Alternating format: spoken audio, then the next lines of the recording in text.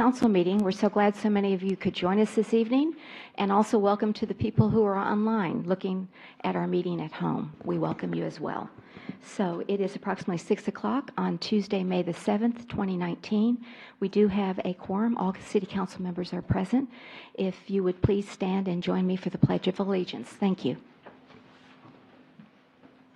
I pledge allegiance to the flag of the United States of America and to the republic for which it stands, one nation, under God, indivisible, with liberty and justice for all.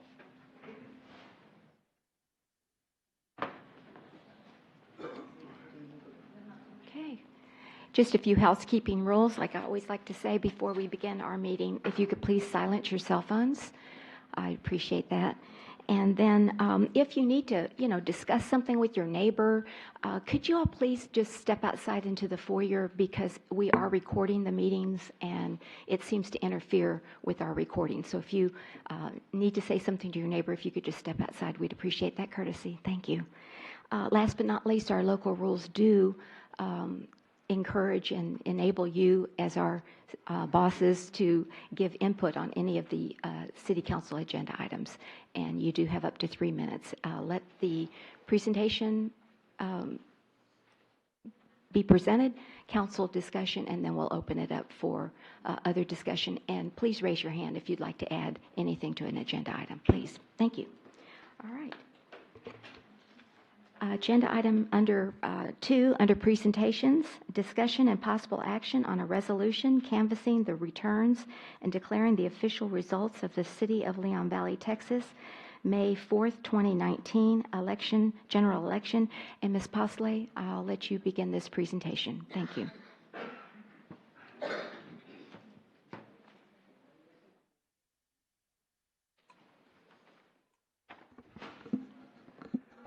Good evening, Mayor and Council. Sorry about that, running around today.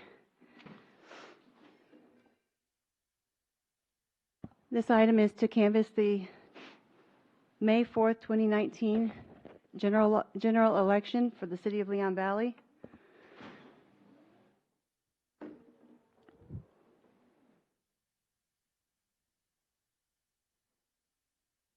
Hello.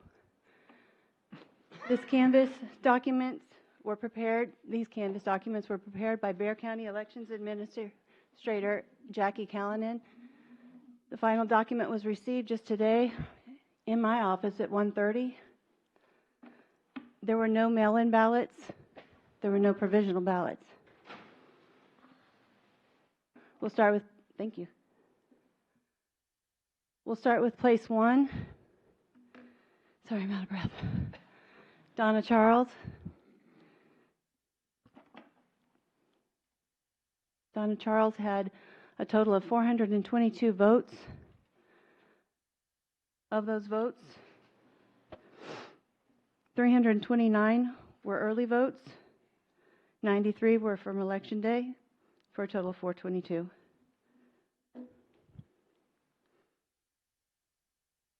Also for place 1, David Edwards. He had a total of 310 early voting votes. Election Day, 111 votes, for a total of 421. I'm sorry, that's wrong. 421. Council place number 3, Monica Alcacer, was unopposed. Council place number 5, David Jordan, 335 early voting votes, 83 Election Day votes, for a total of 418 votes. Council place 5, Will Bradshaw, 436 votes total. Of those, 313 were early voting, 123 were Election Day votes. These records will be kept in my office for 22 months in accordance with state law. Are there any questions? Ms. Alcacer, just go ahead. I have a question. Do I have to be sworn in, or do I just get in, or what's my role? Mayor Riley? Well, due to the 2 recounts petitions that we received today and yesterday by Place 1 and Place 5, I asked Judge Lawrence Morales just to wait to where we could swear in everybody at one time as soon as the recount is complete. Well, I'm not sure whether I need to be sworn in again. That was why I was asking. Well, you think are so. still under oath, but the certificates of election will be done at the next canvass. Okay, but so I don't need to be sworn in again? You'll be sworn in at the next, after we'll do the next, did you already announce the recount? I think I mentioned it, Okay, that we have I'm sorry, I two stepped out. recounts. So we'll do another canvass after the recount, and at that time, we'll do the certificate of election and the swearing in. All right, thank you. Yes, ma'am. Any other questions for Ms. Pasolay? All right. Thank you very much. Really appreciate it. All right, so agenda item number 2, we will pass on that due to the recount process that's just begun. And moving then to... I'm sorry, Mayor, I have a question, because I don't, are you announcing the recount? Am I announcing the recount? The recount freezes the ability to give a certificate of place 1, place 5 because of the recount. Ms. Pasolay, if you'd like to explain that as well. That is correct. It doesn't, the recount doesn't delay the canvass, but it does delay the certificate of the election. Okay, so you're saying the people who were elected on the canvas are not elected? I mean, I think we need a clarification. How does that work?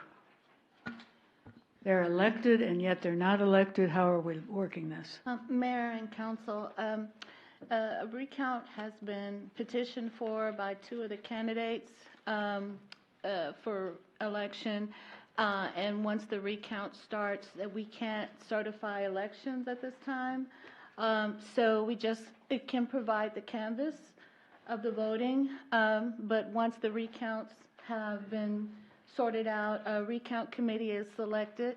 And then once the recount committee gets together and does an official recount of the votes of the 2 candidates who petitioned for a recount, once that's concluded, we'll come back to council to vote on the resolution for the canvassing and the returns and declaring the official results.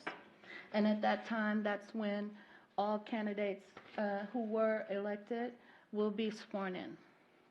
Okay, well, I have a question because we got some information on the recount and I have a serious concern. We were given the information that the mayor has chosen to be both the recount supervisor, which she would normally be, but also the recount coordinator.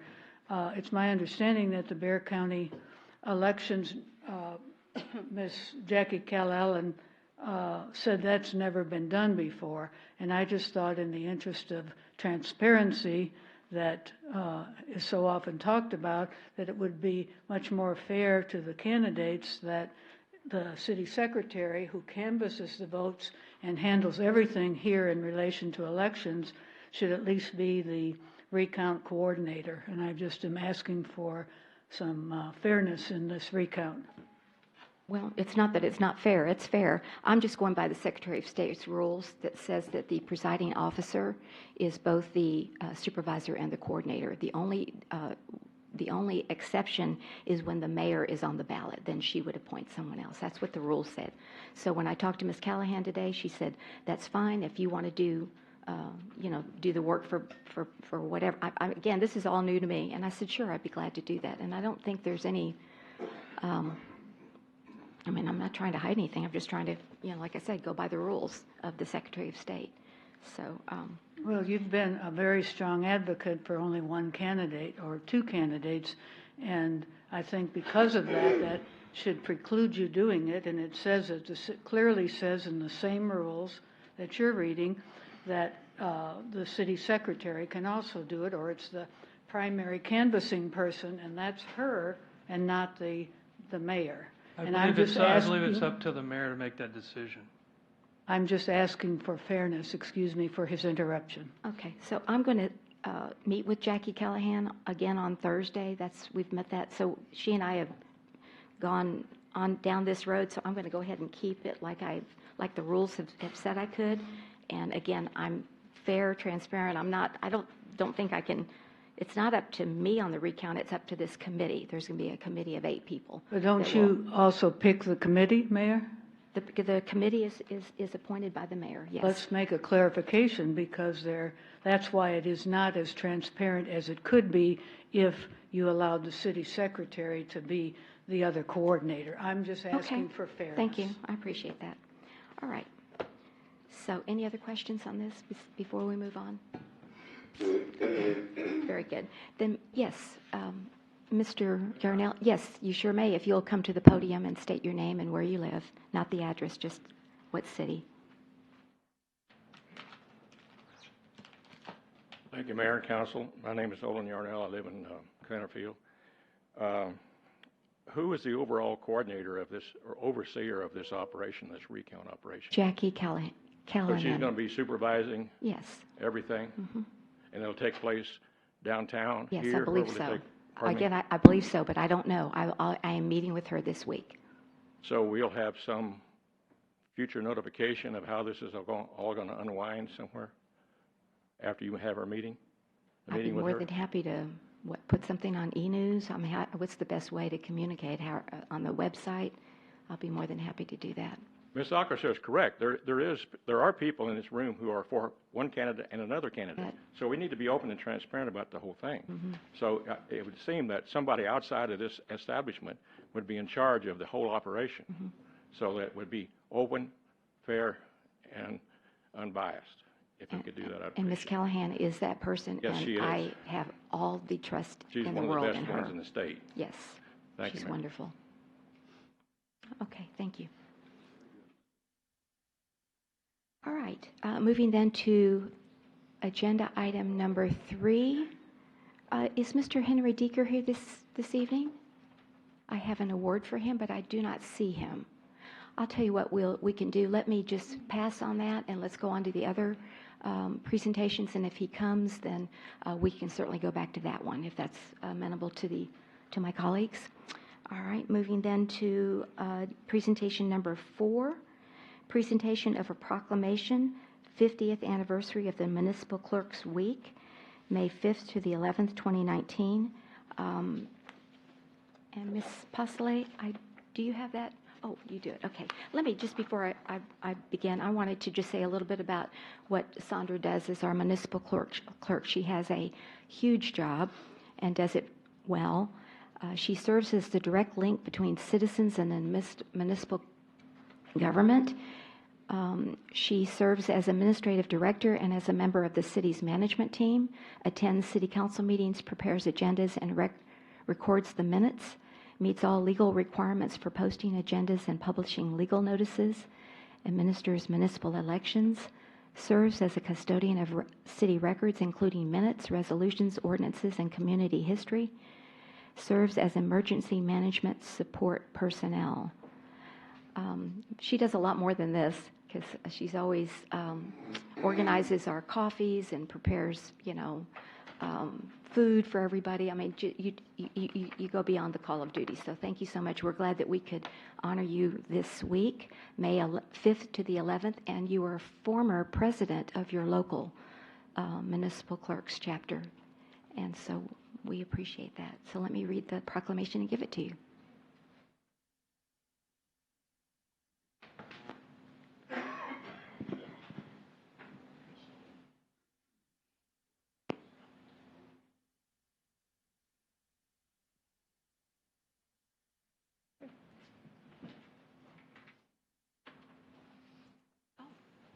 I need that. Proclamation. 50th anniversary of Municipal Clerks Week. I didn't realize it was that. May 5th to the 11th, 2019. Whereas the office of the municipal clerk, a time-honored and vital part of local government, exists throughout the world. And whereas the office of the municipal clerk is the oldest among public servants. And whereas the office of the municipal clerk provides the professional link between the citizens, the local governing bodies and agencies of government at other levels.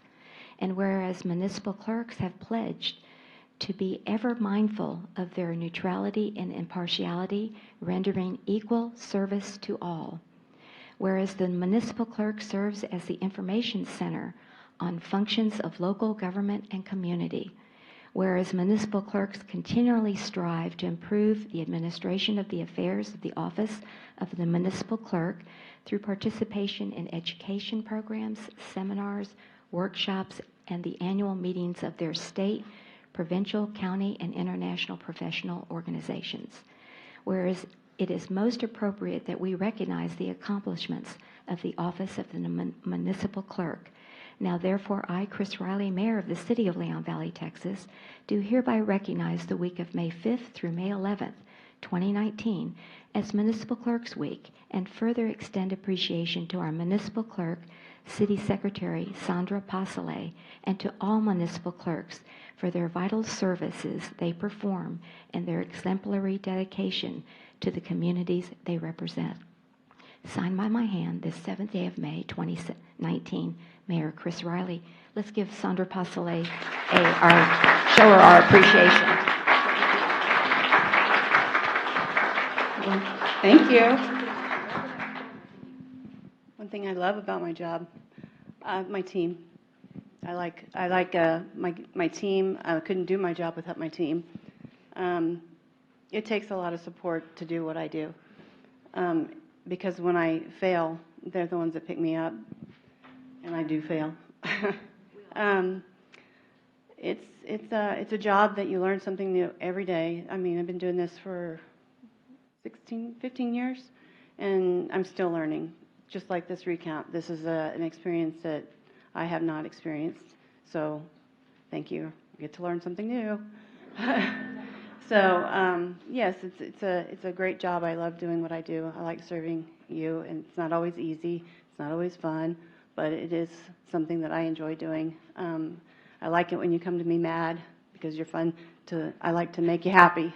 So, anyway, thank you for letting me serve you, and I like working with all these folks. Thank you. Did you want to say anything?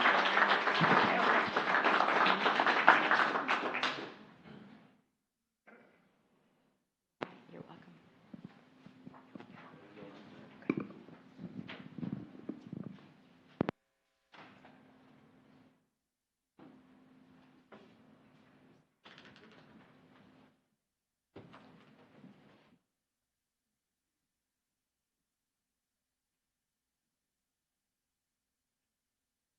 Okay.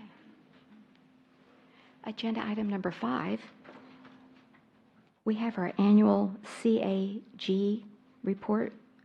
John Hoyt, the chairman, is here this evening to present. Good evening, Mr. Hoyt, and welcome. Would you give the acronym of what CAG stands for? I know you're going to do that in your presentation, but yeah. All righty. Okay. Good afternoon, Mayor and Council. My name is John Hoyt. I'm a Leon Valley resident since 1986. I'm a retired guy. My work life makes me very interested in these groundwater issues. We are the Bandera Road Groundwater Plume Superfund Site Community Advisory Group, or CAG, we call ourselves.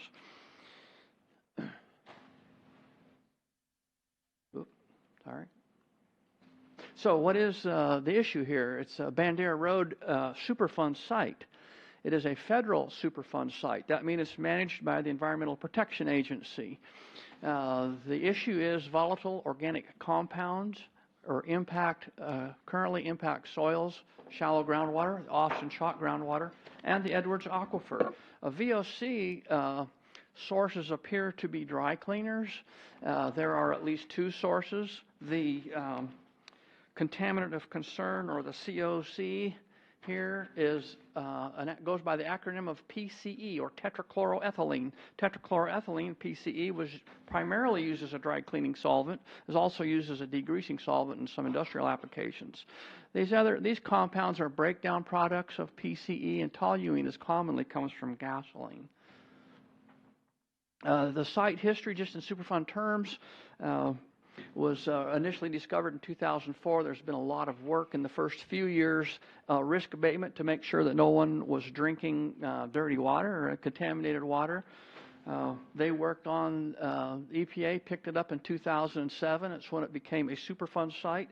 The reason it became a Superfund site is that it impacted the Edwards Aquifer. Edwards Aquifer has a certain federal designation as a sole source aquifer, and when you impact a sole source aquifer, it scores really high on the Superfund scoring process.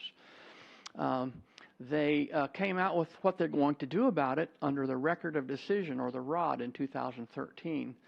That leads into remedial design and remedial action, which is sort of ongoing at this time. This is a little Superfund process cartoon that many of you have seen before. Goes through some of those terms I've used. And right now we're down here in the remedial design and remedial action phase. So zooming in on the areas of concern here, we have Bandera Road, we have Grissom Road, Poss Road. There's Saving Square Shopping Center. Y'all, it's most probably commonly known for the Arby's and the ice cream shop, Baskin Robbins, I believe, is one source area. And the other source area is a former dry cleaner right across the street here, across Del Verdeo's Pilgrim Cleaners. It's no longer active, I understand, but there was one there. And these little text boxes around indicate water wells. Most of them are now monitoring wells that are being used to study the site. So that first one, went too fast. There is zooming into Saving Square a little bit. There is the Arby's is right here. The ice cream shop is right there. The dry cleaner was in that corner of that building right there. There's currently a vape shop, cash advance, and a cell phone repair right in there. And there's the vet shop and the Walgreens. So that's Saving Square. I'll talk about these in more depth. Here's the, let me back up once. The documents refer to Saving Square as Area of Interest 1 or the Northern Plume. Has lots of different names, or a few different names in the document, so I call it the Saving Square site. Second site is the Area of Interest 2 or the Southern Plume, which is Pilgrim Cleaners site. Here's that Pilgrim Cleaners building and City Hall where we're at right here. So this is just a quick bullet list of what that Record of Decision includes, where they ended up with all the studying of the all alternatives and what they should do. So the indoor air, they're going to put membrane sealants on the floors in those buildings and put some vapor vents under the floors. So that building B1, where the dry cleaner was in Saving Squares, is where the vapor problem exists. For the soils, they're going to the soils in both of those areas that I talked about. There's soil vapor extraction equipment where you put a network of wells and a vacuum on that and try to pull those vapors into a system and treat them and get rid of it. The vadose zone bedrock, that's the area, the depths that are not saturated with groundwater from the surface down to the first groundwater horizon, which is in the Austin Chalk. That vadose zone bedrock. They're going to treat that with soil vapor extraction, deeper network of wells that will have a vacuum pulled on that to pull vapors out to treat them. Then the groundwater, Austin Chalk groundwater, is the only one that they're treating. It's the only one they can treat. They're doing what's called in situ bioremediation, or ISB, and that is where you, in your network of Austin Chalk wells, you install these various the word I'm looking for, but basically it's nutrients and some bacteria, naturally occurring bacteria that are put in there that will basically metabolize those contaminants. So that's what soil vapor extraction primarily, in situ bioremediation for the groundwater. The systems are currently being researched and put together to see what the best assortment of equipment is that we can come up with to do that. So one thing that has been ongoing while they're deciding the various alternatives to treat the problem, but one thing that's been going on is well closures. The site model is that a lot of the contaminants got into the Edwards Aquifer through old abandoned Edwards Aquifer wells. So the EPA is funding this, luckily. To date, I know there are 14 Edwards wells, old junky wells that were buried, deteriorated, whatnot, that were found and properly plugged. We're always seeking more. There's at least a couple of more that are on the hit list right now. The Edwards Aquifer Authority, I must say, is assisting in that location of wells and helping EPA evaluate things and get these wells plugged. So now I'm going to zoom back into Saving Square. These are the most recent wells that were plugged. I want to back up one before I say that. Last summer there were 4 wells, Edwards wells, that were plugged over there in off of Grass Hill. Was that Good Samaritan Drive and back in that neighborhood? There were 4 wells that they plugged in there last summer. The others, and there was, all through the years they've been picking up a few here and there, but those were 4 that were done last summer. This diagram is back into Saving Square.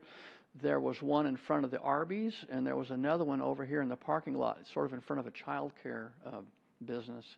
But before Saving Square was there was a propane business and some houses and whatnot along in here that those wells had serviced at one time.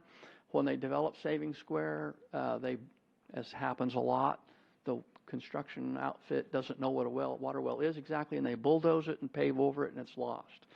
Luckily, they were able to find these wells and properly plug them within the last couple of months. That was done. Let's see, which next figure I have.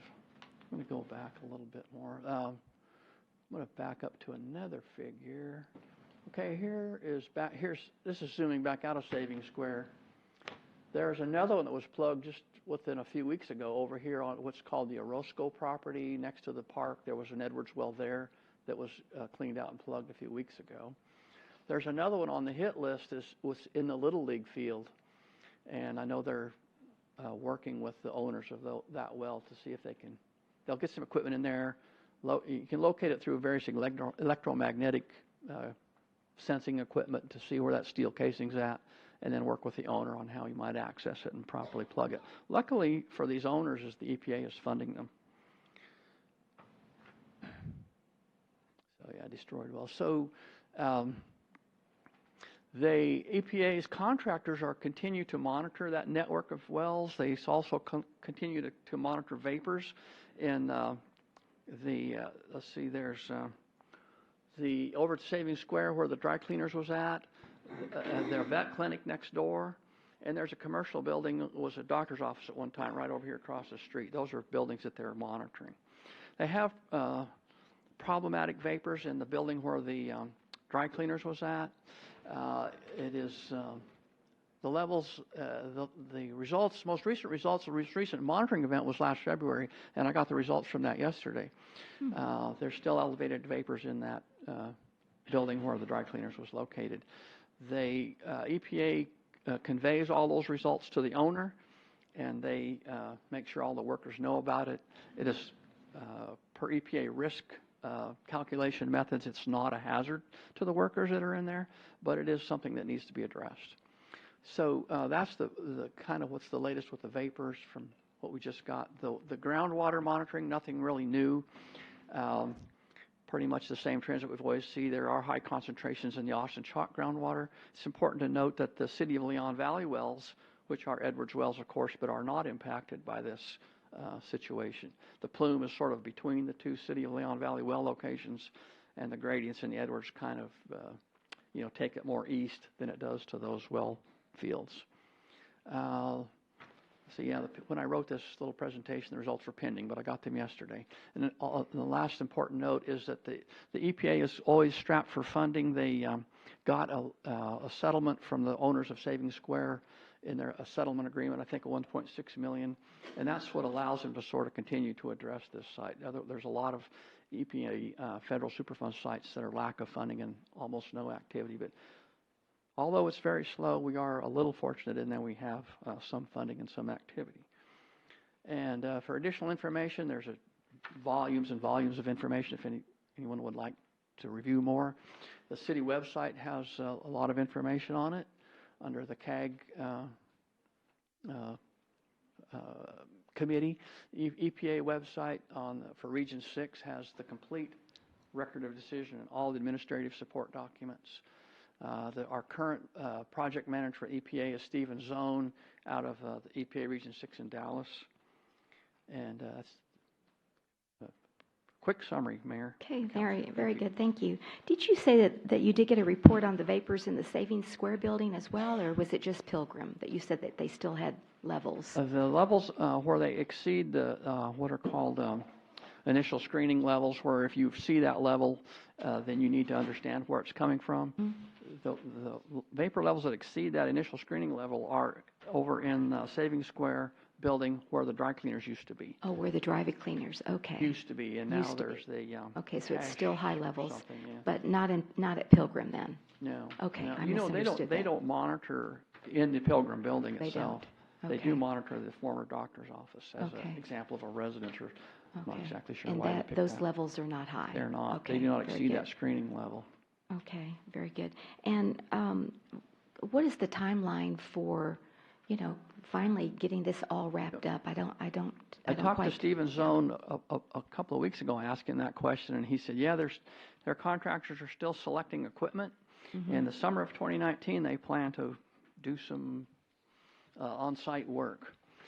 They told me that last spring about the Okay, summer there you of go. So we just 2018. keep, yeah, okay. And But they commonly say, yeah, the government shutdown just threw us completely out. Right, okay. Told me that before. So anyway, Very good. we keep Well, after them and certainly tell them appreciate your leadership at this committee, and thank all of the members of your committee as well for their volunteer service. Are there any questions from the council? Additional questions to Mr. Hoyt on this presentation? Thank you for your attention. Okay, we do have one question from the audience. So, sir, could you please state your name and where you live? William Johnson. Thank you, Mr. Johnson. Welcome. So we're doing vapor extraction from the wells? William Johnson, I live in Canterfield. We're doing vapor extraction from the wells? That's their plan. Sure. Yeah, the plan is to do vapor extraction from a network of soil vapor extraction wells that have not been installed. So we don't need to pump the water and aerate it? They do not plan to do pump and treat. They just plan to do soil vapor extraction. Correct. So the level of contaminants is at what level? Parts per billion? If some of the groundwater, what I have is vapor monitoring from the buildings. I don't know that I would have to go look for the vapor monitoring most recent results from some of the wells that they have. I know some of the groundwater is pretty hot at Savings Square. There's one monitoring well that has 4,000 parts per billion right there beside the old dry cleaners. So what the vapors were, in those monitoring wells that exist, I couldn't. I'd have to research that for you. I don't know. Yeah, it's probably pretty high. Would that be on the US EPA site? It would be, yeah. Okay, I'll go there and look it up. All their monitoring results are on there. Probably in some of those older record of decision support documents is where you would find that. Okay, thank you very much. Sure. You're welcome. Thank you, Mr. Johnson. Appreciate that question. Any other questions from our citizens this evening to Mr. Hoyt on the EPA plume issue? Thank you. Okay, thank you. Really appreciate it. Okay, agenda item number 2.6, Pool Advisory Committee, the annual report from Raymond Diaz, our chairman. Mr. Diaz, good evening and welcome.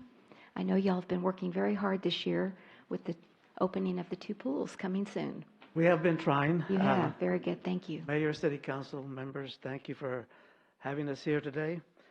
The Pool Advisory Committee is composed of 8 members, including myself and Mr.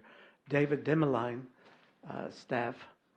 And I would like to take a moment to thank all the members of the committee for their commitment and their constant hard work and their invaluable contributions to making our pool season a successful season. And these are the members that we have up here. The background is that the committee has met 4 times since January. The work to date includes reviewing previous year pool operations and operating costs and providing a list of recommendations for the upcoming 2019 season. The city operates 2 pools, the one at Forest Oaks, which is at 6620 Forest Grove, and the community pool at 6600 Strawflower. And just let me mention that the opening day for our pools is May the 25th, which is the week of Memorial Day.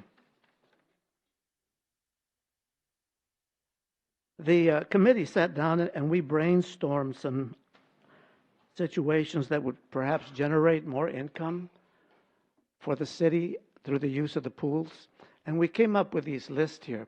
There are 4 major categories in blue. They are the sources of revenue, parties for a fee, fundraisers, and special nights out. We looked at all of these, and what seemed to glare out at us was that the parties produce a good source of revenue for us. The parties and the rental of the facilities for pool parties and for quinceañeras and other family events.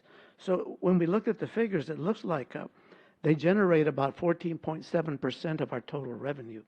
Okay. So based on this data, the committee has prepared a couple of banners that we will place in strategic locations that will advertise the availability of the rental facilities for parties and special events. Pool Advisory Committee actions and recommendations. The members met with San Antonio Pool Management, which is the new company that took over SELA, and we look forward to working with them to manage the pools.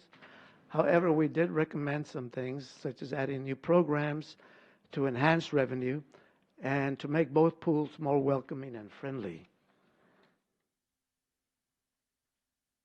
The recommendations by the committee members, we look forward to working with our new company, which is San Antonio Pool Management.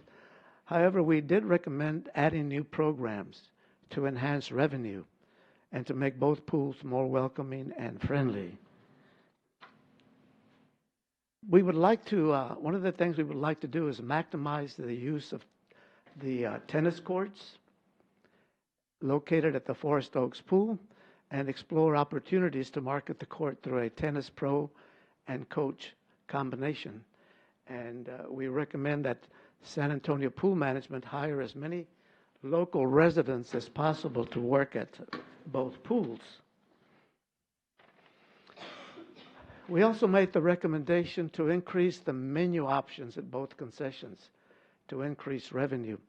And we have provided a list of items to San Antonio Pool Management that includes hot dogs, corn dogs, ice cream, popcorn, chips, nuts, drinks, and candy.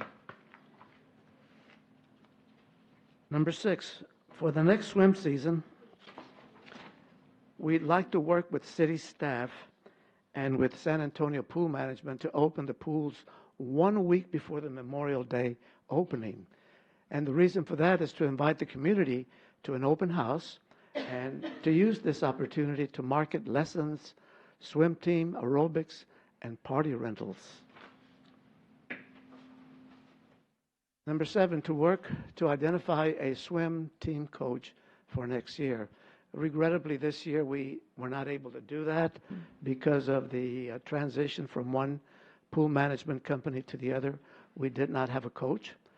And number 8, to continue to work with the city to look into the ability to take online payments for season passes and to continue to monitor the upcoming pool season and provide any additional recommendations as needed.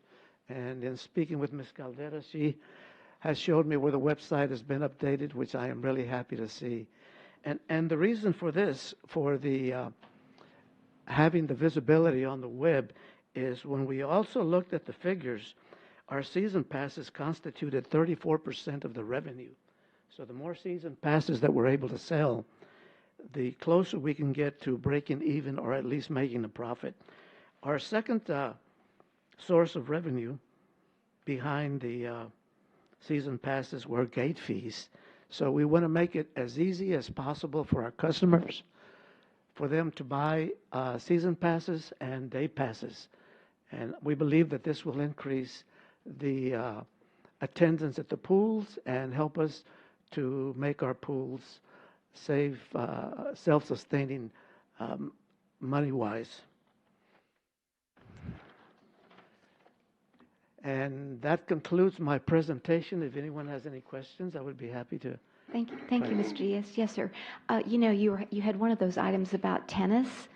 Have y'all contacted Walter Garrity in our community, since he's, a tennis guru, to see if he could maybe help?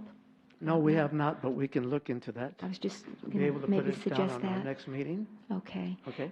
And then the only way you can get your season pass currently is to come to City Hall and pay, because we don't have any online at this time. I just want to clarify that. As far as I understand, that is the only way. Okay, all right. But you will be able to pay cash at the gate for a daily Correct. gate fee. So You will be that's able to do different. that. But we're just looking at especially the younger people. They like to use their phones to make their reservations or buy their tickets. Sure. And I hate to admit, I'm getting there myself, so. Yeah, there you go.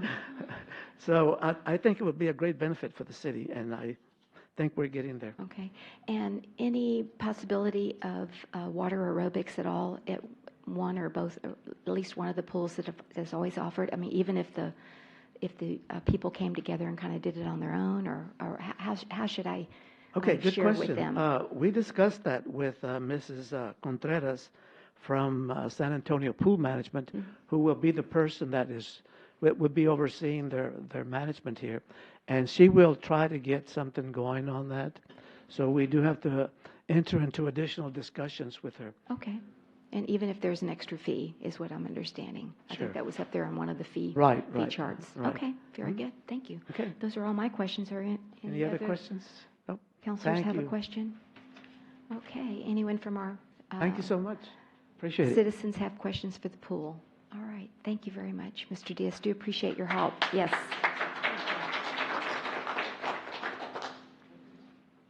Yes, you sure may. Thank you. You bet. Moving then to agenda item number 2.7, presentation and discussion on the expenditures and revenues of the 4th of July Festival. And we have Maribel Mendoza, organizer of this event, special events coordinator, here this evening to present. And welcome. Hello, thank you, Mayor, and thank you, Council. Sorry, I'm 5'2". Okay. So the purpose of this presentation is to discuss the current expenditures and revenues of our 4th of July Festival. Whoa. Okay. So we start off with our history of wristband sales. In 2017, the pre-sale of our wristbands calculated to $318.70. And this was when pre-sale wristbands were $15, and then at the festival, they were $20. The total day of purchase for the wristbands was $3,385. So the total event for 2017 of wristband sales was $3,704 estimated, or actually rounded, I'm sorry. In 2018, the pre-sale for the wristband amounts were still the same, $15 pre-sale and then $20 at the gate. And our pre-sale amount was $105. Obviously, we did not have our festival due to rain, so there wasn't an amount. And if I'm not mistaken, Sandra, I think those were also refunded, correct? The wristbands were refunded. So in this year, we are proposing to eliminate the wristband and adding the entrance fee, $1 entrance fee per person. So 5 years old or younger would be free. Anything above that is $1 entrance fee. So the rides would be free because we wouldn't have a wristband. So as long as you pay that $1, you have access to all of the rides.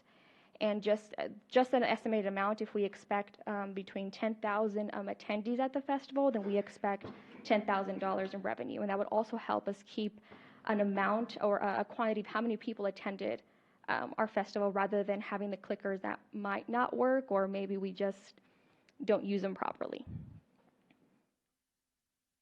We go into our fiscal impact. So City Council approved $46,000 for our 4th of July this year. And these are our revenues. We have $16,250 from our Leon Valley Economic and Community Development Group, and that's still pending City Council approval. We have NCR sponsorship of $10,000. Smash Lemonade, they're also our sponsor. Leon Valley Storage is still pending. I have been in contact with the owner. We're just still communicating on the amount and when they can get the check. So I didn't want to add that there just because we don't have it yet. We have Randolph Brooks, $250. Booth rentals as of today, $2,530, and then estimated beverage sales. Again, I got those numbers from last year just to show an estimate of revenues. And then if we do end up having the $1 entrance fee pending council approval, I added the 10,000, just saying that there was 10,000 attendees for our 4th, just to show an example. And our total estimated revenues would be $41,548 with 0 cents. So when we do the math, we have the approved $46,000. So total spending for our 4th of July, including our revenues and the approved budget, would be $87,548. Our expenditures are as follows. So we have our music and entertainment, our festival rise. So we had a 20% discount because of last year's event. Fireworks, we had a credit from last year, so we don't have to pay anything this year for them. Stage and sound, estimated staff overtime, advertising and signage, shuttles, our misting fans and tents, fencing, restrooms, generators, lighting, our booth setups, and just miscellaneous items like decorations and more printed material if need be. So our total expenditures is $74,731. And when we subtract that from our revenues, we have a total remaining of $12,816 left for our 4th of July. And actually that $12,000, I just got an update, should be updated. I just got news yesterday that Tiger Sanitation and Miracle Body and Paint also donated for our sponsors. So that $12,000 should actually be $16,316 with 37 cents. We had 2 more sponsors come in yesterday to help us with our 4th of July. And then our Grand Marshal options. I know I sent an email sometime last week asking our council to help choose and select our Grand Marshal or any options for our parade. And it does apply with our C statement. Any questions? Okay. Yes. Did the Grand Marshal have to be military since it's military theme, or could it be? It's first responders themed, including military. So all first responders is what our theme is for this year. Okay. Just a question, since I wasn't sure if it could be, like we have a new county commissioner. I thought maybe he'd like to be here, but anyway, that was just kind of a thought that I had. And actually a new state rep too. A lot of politicians like to come out for the 4th of July, as we all know. So anyway, any other questions or comments on the Grand Marshal? I guess we could take that first, and then I do have some comments because I ran this idea of the charge by one of the committees that I'm on, and I wanted to give that. Okay. Yes, Councilor Alcacer. I didn't really have it on that, but I can make one. We have a lot of police officers and fire department people that have gotten commendations, and maybe using our own this year, since the first time like that, might be a good idea. Okay.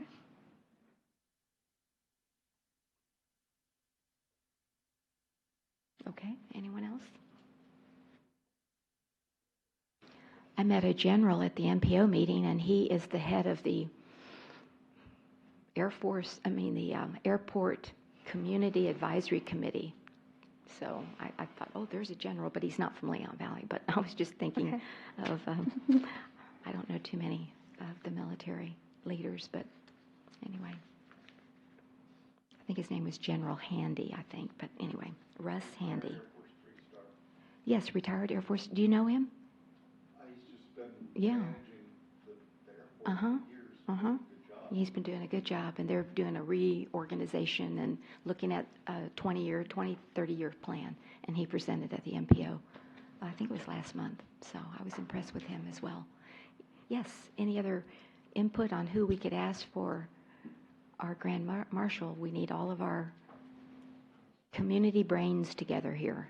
Hello, Mr. Hi. Smith. David Smith for Old Mill. This isn't really about the Grand Marshal. I just want to say I think charging the $1 entrance fee is a terrible idea, especially when there's already a 6,000 K budget surplus in there. I think a better use would be for staff to go out and try and get a ride sponsor specifically to cover that, plaster those rides with their banner logo, and then let whoever come. And I mean, I haven't been to the festival obviously last year or in a couple years, but you know, I don't remember. I mean, what was the attendance at this thing the last couple of years? And surely not everybody who goes is going to want to ride the rides. Exactly. And they're so used to going out there and just for free and seeing the show, especially. And then at what point do we cut it off if everybody's just coming for the fireworks at the end of the night? I mean, are we still charging them for the ability to go in there and ride all these when it's the end of the day and they can't even ride them anyway?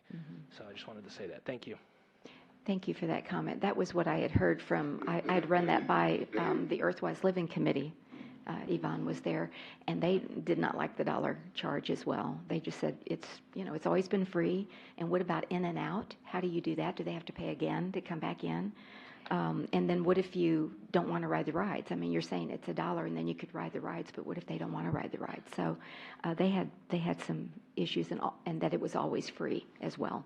We've never had to charge for Add a it. really quick comment. I know there was a concern last year with just hearing from that the $15 was too expensive for some families that have 2 or more kids. So that was a concern why we recommended the $1 entrance because some families weren't able to afford, you know, $60 in wristbands and having all their kids being able to ride the ride. So that was, I guess, just another solution for that, where it's just $1 per person, and having them being able to ride the rides for free after that. I think also to answer Mr. Smith's question, it's 26,000 was the 26,000. attendance Oh, in 2017. oh, in 2017? Oh, wow, I didn't know it was that large. Wow, okay. All right. And then also, taking That's true, credit got rained cards out. and an ATM machine. Are you going to have an ATM machine on the premise? Most of these, like I went to Niosa this year, they have ATM machines all over, and so people were, they were asking about that, and I said I would bring it up. I don't know how much that cost or anything like that. Yeah, go ahead, Sandra. Anyway, I can take that Yes. for her. great. Last year, we could not get them because they stopped doing that in this area. We couldn't get them. I mean, maybe San Antonio can afford it, but we could not get them last year. I don't know if you've tried this year, but No, I have not because we of were that unable reason. to. I even recruited Vicky, like, call your bank people, and couldn't get it. Because it was too costly, or? I was just told that they don't do them for those events because it's too costly, and it's, I guess, a risk for them. All right. I don't know. All right. Well, okay. I liked what Mr. Smith said about, you know, getting a sponsor for that, and support you on the no entrance fee. That's what I would like to see. Just, I think it's encourages our citizens to come and not have to worry. And what about the handling of the money at the gate? All these dollar bills. I mean, I was wondering how you would handle that. Ashley So- is also part of the coordination for 4th of July, and we were going to discuss that logistics with her and Yeah. seeing how we handle it. And also to mention how we handle people coming in and out was with a stamp. We were going to provide a stamp at each gate, so when they pay, they have a stamp on them and they're able to come in and out. Okay, very good. Yes, let me go ahead. Mr. Martinez and then Ms. Alcacer, just to hear from a variety of people. The best way to kill a fantastic event is to charge $1 admission fee. That is a terrible, terrible idea. 26,000 people came. That's something we use to attract and show off our city to people. We don't want to discourage them from coming to Leon Valley. Oh, no, I don't want to go there. They charge now. Because you can go to Woodlawn and watch fireworks show for free. There's a lot of places in town you can watch it for free. So why would we want to charge? Okay, thank you. Ms. Alcacer? I would like to see some way, I mean, the best thing at the festival is the music and the fireworks. And look at the music cost versus the rides. I'm not sure the rides are worth the money, and they're really mainly for children. The most, I don't know what percentage of children we get a lot of children, but just reduce the rides, maybe make them $1 a ride. And that means that somebody can ride for 5 rides with children and, you know, something like that. But I tend to agree the dollar entrance fee looks like we're just trying to collect money. Mm-hmm. And if we only have to pay $4,800 for music, I'd much rather have a music festival than rides that take up a lot of space and interfere with things that people might want to do otherwise. It could be free things to do. But anyway, I'd just like you to think alternatively. Thank you. Anyone else? Yes. Councilor Edwards. I think it'd be good to try to seek some sort of sponsorship, maybe to subsidize it, and see where that goes. And if that's successful, then it could eliminate the amount paid to get at the gate. So just a suggestion. So I just wanted to make a comment because me and her had a discussion about the dollar entry fee, and I just wanted y'all to understand that the cost of the 4th of July is continuously going up. And so if you look at the expenditures, the expenditures are $74,000 in order for us to host the 4th of July. And our sponsorships, if you go back and look, if you remember the first year we had Miracle Body and Paint that donated like $15,000. His sponsorship went down drastically. So some of these businesses aren't continuously sponsoring at the level that they initially started sponsoring at. And then if you look at your expenditures, the fireworks isn't even included in that. So next year, that's going to be an additional $10,000.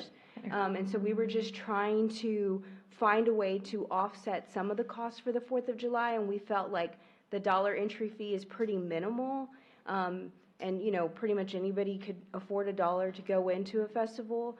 But we could get rid of the rides altogether. It's just when we didn't have any rides, people complained that there was nothing else to do. They were waiting for the entertainment to take place.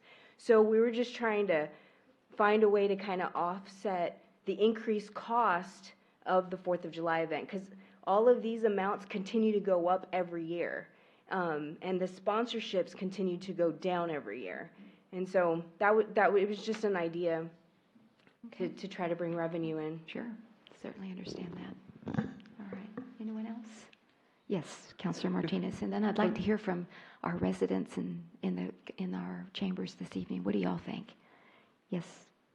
What about just leaving the ride sponsor to collect their own money and they just benefit and, we're completely out of the picture? They could possibly pay us to be there, a small amount, but leave it up to them to collect the money and charge whatever they want and how they want, and we're out of the picture. We tried that one year when Christy Flores was here, and it didn't work because they didn't collect enough money. That's their problem, not ours. Okay. All right. It's a challenge, isn't it? All right. Anyone else? Yes, Councilor Edwards. Just like from the perspective of having grandkids, they love to have the rides. So if there's some way to have it, I think it'd be nice to keep it. Okay, yes. If there's no other comments from my colleagues, Ms. Joseph, if you'd like to weigh in on this.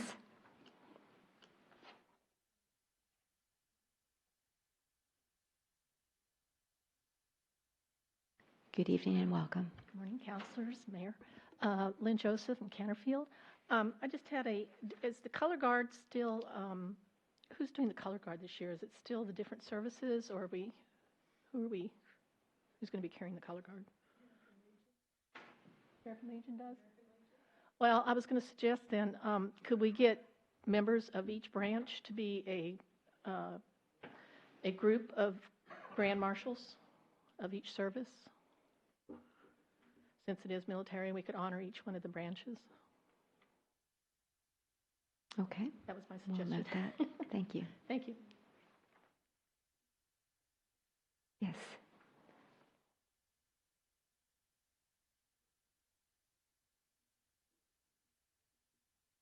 Mr. Bradshaw, good evening and welcome. Thank you. Will Bradshaw, Monte Robles. What was the reason on the ATMs that we couldn't get ATMs? Mind you, I've slept since then, but it was, they didn't do that. We went through Frost Bank, which is the city's bank, I believe, still, right? But, oh, sorry, but you couldn't get a private company to come in and do it. I just did a quick search online, and a company came up, Emerald ATM. They said for activities of more than 10,000 people, they will set them up for free, and they'll do profit sharing with the event per transaction from 30 cents to $1. So that's another option for getting back some of the money. It also said that 75% of the money pulled from ATM events like this are spent at those events. So just something to consider. Great. Okay, very good. Thank you for that. Yes. Good evening and welcome. And yeah, Bobby Anderson, Yes, Bobby. represent the West Loop 2 Business Park. Yes, sir.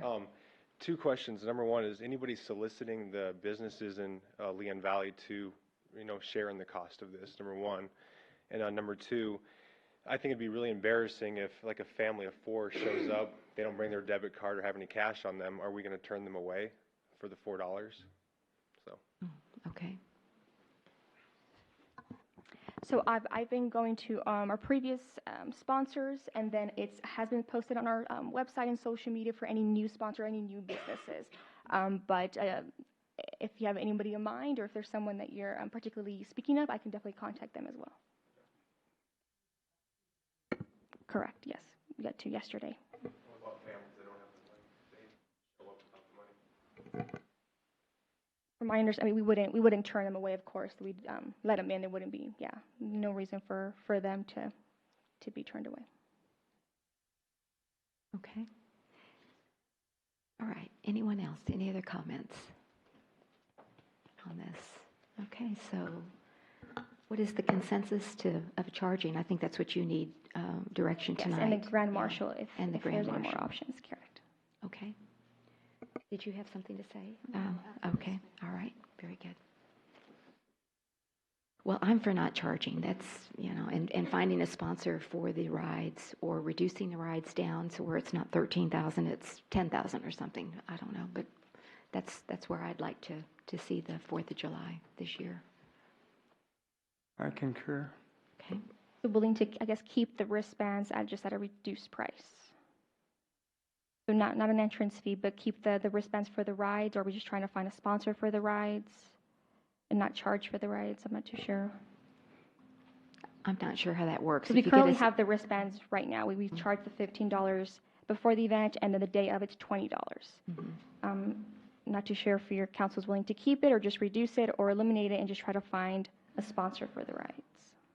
I would do like the rodeo does.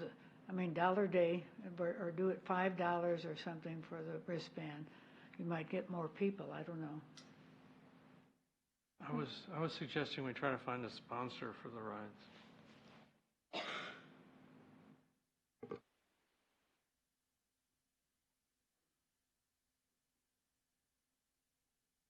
Okay, anything else?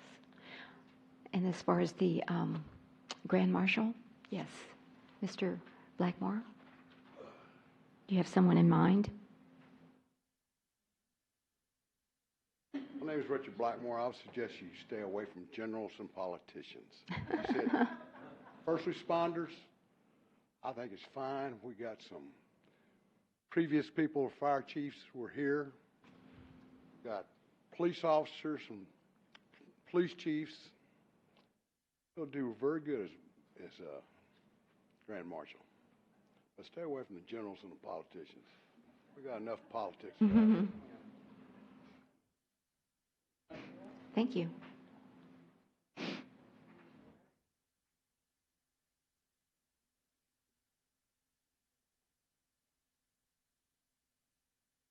Okay.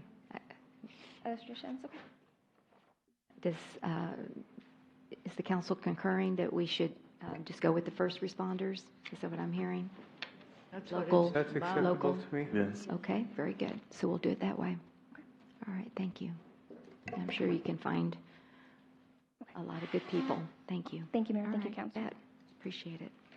All right, we will then move to the, Pardon me, did Mayor? you have something? Yes, ma'am. I just had a point of clarification.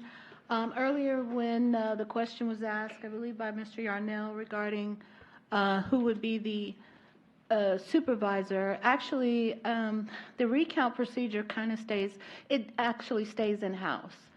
Section 213.012 of the Election Code states that when the recount is completed, the committee chair prepares a report and provides the vote count, and the votes will be reported separately by precinct. The chair delivers a copy of the report to the recount supervisor, which would be you, Mayor, and the other copy would go to the general custodian of election records, which would be the city secretary. So Ms. Callanan is the Bexar County administrator of elections, but she really does not have anything to do with the recount in the city. So with regard to this, so I mean, if y'all have any questions, I'm here. The people who are allowed to attend the recount, the only people by statute under Section 213 would be the recount chair and committee members, the candidates and their representatives, the custodian of the voted ballots, which would be the city secretary, the recount supervisor, which would be you, Mayor, and any state or federal inspectors. If you're going to have a state inspector or a federal inspector, they have to be you have to petition the Secretary of State before the election. So there won't be that person there, because we didn't do that, as far as I understand. So I just want to make that point of clarification so that people don't get the wrong impression that Ms. Callanan will be supervising this recount, which she will not. Okay, thank you. All right. I have a question. Yes. So you're saying the recount happens here? Is that what you're saying? Well, I don't know the location of where it's going to be. I'll have to check the statutes to see if there's a particular place where it's supposed to be, but it's done in-house because the committee is selected by the recount supervisor and the recount coordinator. And well, the mayor is going to be both of those. Excuse me. I think maybe just point of clarification, I believe that Ms. Callanan was just going to be kind of consulted for advice or information, not to be an official supervisor. Well, yeah, I was just trying to make that clear because I believe Mr. Yarnell did ask that question specifically, whether she was going to be over it, and she will not. She's just over the elections in Bexar County. But the specific recount is done in-house. Okay, thank you. All right, so we'll move then to the city manager's report. Ms. Kinsler, if you'll begin, please. Yes, thank you, Mayor. Thank you, Council. Kind of a long report today. Of course, I put the city manager's report prior to the council meeting. We put it on our website and we pass it out to city council, usually the Thursday before the council meetings. And we also have printed copies out there for the public. But during this meeting, I also do a supplemental report. I'm really proud of some of the staff, all of the team, but we strive to train staff here. And you all do too, by policy or by budget support that you give and pushing further education. Many have taken advantage of that, including for the first time ever in Leon Valley's history, getting our municipal court clerks certified. So that's happened over the last couple of years, and you all have given us budget to do that. You were the only city that didn't have that done, so we're really proud of that. We just got 8 of our directors certified to respond to emergency by their completion of the CERT class, which is the Certified Emergency Responders Team. And we've got 1, 2, 3 council members that also have taken the CERT course. It's 20 hours of instruction plus an exercise. And we're the only city, according to the Bexar County Emergency Management Department, that has done this. So very proud of our staff and the continuing ed and the training that they're doing. But in addition to this, we also push our staff to continue to college and grad school if that's what they decide. With that said, I would like Chief Salvaggio and Ashley Wayman. Would you please come up here for a minute?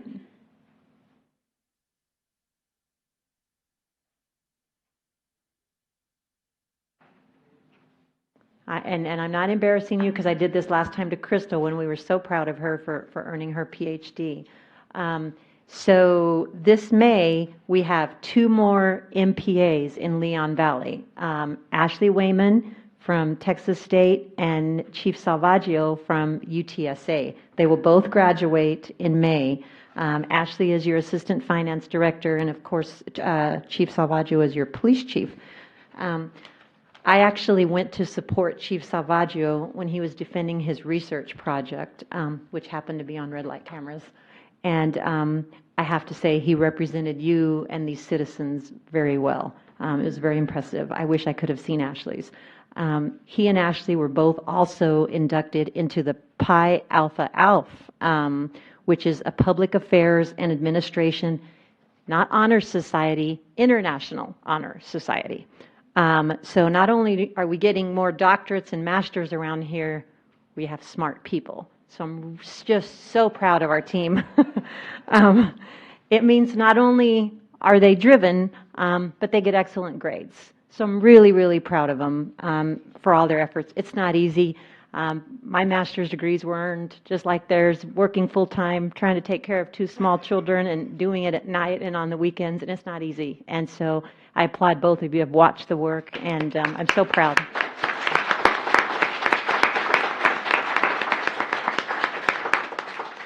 Thank you. I've had a couple questions about the pink flags that you see in front of City Hall. Literally, if you'll drive down 410 all the way to 1604, you're going to see a lot of those flags. What you're seeing is a utility assessment that's being done by Half and Associates for the Bandera Road project that Mayor Riley and I are both very involved with. We're going to have to just mow around them for a while because they're probably going to be there about 30 days, and we're okay with that because it's just going to move that Bandera Road project, on faster. The Leon Valley Police Department participated in the Special Olympics 50th anniversary of the statewide games this past weekend. Chief Salvaggio was the keynote speaker. We're very proud of that, and our officers participated by the many. I participated last year, and I also was a judge in their beauty pageant, and it was precious. It's really an honor to be associated with this group. We all appreciate the civic involvement and the giving back that our team does. Speaking of keynote speakers, I actually will be the featured speaker at Texas City Managers Association Annual Conference regarding the support that was given to the police department during our trying times with the First Amendment auditors. And I'm also going to be leading UTSA's team for the first ever Intercollegiate Public Administration Bowl. They're going to be competing against 8 or 9 other colleges. So that's going to be a first this summer. And the students are going to have to play academic games, such as like in the format of Jeopardy. They do a research project, which they've been running by me. They're actually doing theirs on the homeless population in San Antonio, which is really near and dear to a lot of their hearts. And then they have interviews with city managers from all around the state to prepare them for the world after grad school. Not all of them are already professionals like Ms. Wayman and Chief Salvaggio that you saw. Scores are tallied up, and then the winning school actually gets scholarship money provided by the Texas City Managers for these students. So if any of the council or any of you that are on boards want to help get UTSA's team ready, let me know, and I will invite you to come with me. We'd love to have as many people question them as we can, get them ready. We're competing against UT Austin, A&M, UT, what's the northern, the one in? North Texas State. Yeah, North Texas State, so St. Mary's, so it's going to be fun. The Texas legislature is in full swing, and I sent you all an email earlier today to the council asking that you email our senators and representatives to let them know of TML's opposition to House Bill 3535 by Representative Felon. It's on the calendar for you today. It's on the calendar for the legislature today, I'm sorry. And I don't even, it could be being heard right now because, they go late into the night at this time. But what it does, it allows companies that allow telephone and video services to stop paying the lesser of its statewide telephone access line fees or franchise fees. So I had Vicki look it up to see what the lesser was for Leon Valley. The lesser is $36,000 revenue loss to Leon Valley. So I don't know how many of you got that. As soon as, when I get them, I try to send them to you, but we don't have a lot of time when they email us. I also was able to get to TML to use in their report to the legislature the loss to Leon Valley. So our numbers are included in there and our name's going to be mentioned today. House Bill 2, or what you know as the budget bill, is still very much alive. It's been amended. It lowers the rollback rate to 2.5% from the current 8% for all taxing units except independent school districts, community colleges, emergency service districts, and hospital districts. So basically everybody but city and county. And we've shown you the pie before to show you the small amount that city and counties actually take up of the whole piece. It allows certain districts, including cities and counties, to bank unused revenue growth as long as they average below 2.5% over 5 years. There are two key provisions in this bill that I think probably most people will like. One is expanding opportunities for property owners to protest or appeal their appraised values through after-hours protests, and requiring notices from appraisal districts to be issued electronically now. So those are, House Bill 2 is huge because that's the state's budget bill. So I just tried to extract things that would be really relevant to us right now. It's on the table. It's subject to call. It's going to be called because you can't end the session without having a budget bill. So anyway, anything you can do to call your senators and representatives and support TML's position, this is going to hurt a lot of cities. So it's at 2.5% because I talked to Representative Lopez last week and he said it was 3.5. It's been come up. Today's emails from TML was 2.5. So, but it fluctuates. That number changes a lot. There'll be another amendment thrown out there. So I don't know how many more amendments will get thrown out there. But we've seen a 6, we've seen a 3, 3.5, right? Or was it a 3? 3.5 is what he told me last okay, and Monday. then today we're back at a 2.5 again. So I don't know what's going to happen. I don't know what amendment will eventually end up sticking. The last bill I want to discuss with you is the latest version of the red light camera bill. I received a call about 3 hours ago with Donovan from Representative Lopez's office, and I'm really appreciative, and I'm sure that, Mayor, you have something to do with this, but he is paying attention to that bill for us. And I've talked to Donovan repeatedly, asking him, to keep me updated. He said that there is one that's got a lot of momentum and it's pushing through right now, but that it's got a grandfather clause, that Representative Lopez will not support it without the grandfather clause, but how we would feel about him supporting it with the grandfather clause. And I said, if we're being selfish and it's about Leon Valley, then, we would rather have that than not. But we don't support it at all because it's working in Leon Valley. And that's TML's position. They wanted to know how long our contract was for and whether or not we have extended it. I told them that we had a second reading today. I told them we were proposing an extension to 20 years and then automatically extend for 5-year terms. And then, of course, you've seen the contract. We can also terminate it under the non-appropriation clause, or if we're not generating enough revenue to pay for the cameras, which is actually, I guess, all of our hope eventually for that to happen because it means the program's working. I looked back on my emails to TxDOT, and I'm really, really happy with this. We have been asking for sidewalks from TxDOT by the Walgreens for 3.5 years now. Finally got them to tack it onto another big project is what they did. And you see the construction out there right now. I know it's a bit of an inconvenience right now for people traversing Bandera, but once the sidewalk is complete, it's going to be a huge win for mobility in Leon Valley. And The second it's complete, I plan on starting to work all over again and trying to get another strip of sidewalk done, tacked onto another project, just like we did this one. And I really wish Mr. Deeker would have made it tonight, because a month or two after I got here, I walked this thing with him, and that's when we started the advocacy for that piece of the sidewalk. And so his advocacy and constant reminder have been great. He's been a true advocate for the community and for pedestrians. The next regular city council meeting is Tuesday, May 21st at 6:00 p.m. We have public awareness class. Get familiar with the AEDs, which you see one sitting right out there. It's going to be hosted by the Leon Valley Fire Department Saturday, May 18th at 9:00 in the morning. The City of Leon Valley Ethics Training, the first one, Fostering Integrity at the City of Leon Valley. The first session is Monday, May 20th from 2 to 5, which will be held in the Conference Center. The second session is Tuesday, May 21st from 9 to 12, which will be held right here in the council chambers.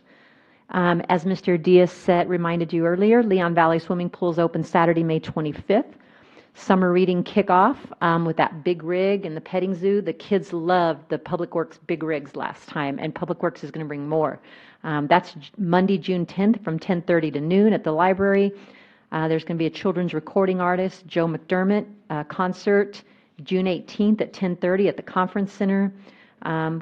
Then the next two coffees with the mayor and council, the next one is July 27th from 9 to 11 at the Conference Center, and the fall one is scheduled for October 26th from 9 to 11 at the Conference Center. And with that, I stand for questions. Okay, thank you very much. Yes, ma'am, I had a question. Will the ethics training seminar be videotaped for those volunteers who cannot attend either one of those sessions? Mayor, City, Okay, Mayor, sorry, I was looking Council. at the manager. Yes, we are preparing for whoever cannot attend. We're making preparations for that. But I'm not quite sure at this point what we're going to do with regard to that, whether we'll have whether we'll have a videotape or whether we'll just hold another session. Well, if we're going to have it in this room, which I think I heard you just say, One of the we could days. just Videotape videotape it and put it Mhm. on for people to Yeah, look at their I didn't want to own give home. people that opportunity before they signed up for the sessions. I want them to try to make every effort to come out to the sessions, the live presentation, and then for those who can't make it, we will make accommodations for those. Okay, because I'm hearing from some people who can't make it, not that they don't want to, but it's just they've got conflicts and they Mayor, they wanted can an just- option. Right, so. they can just email me, contact me and let me know. I'm going to send out another notice for everybody to respond to which day they can come and whether or not they can come. And that's when they can let me know who's not going to be able to come, and then I can respond to those people. Okay, thank you. And then also, just to follow up from the coffee, will we be including a survey of the questions that we polled at the coffee in the Lion's Roar? Mayor, we have actually some confusion on that, Okay. because staff heard that we were supposed to ask the animal questions in a survey and that they were supposed to be sent out to everybody. But your note said questions from all things.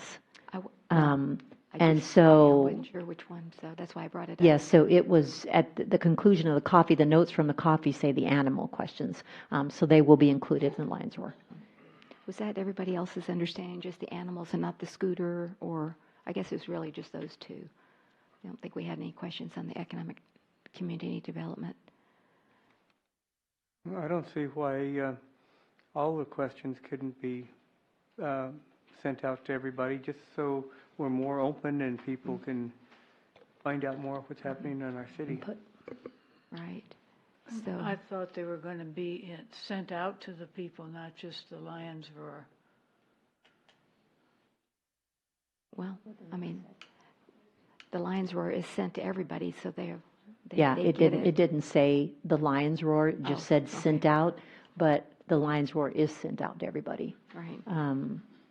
So we could do it separate, or we could do it with the Lion's Roar. And I don't think we didn't do enough on the scooters to even work with that. It's the animal thing that we need to work on.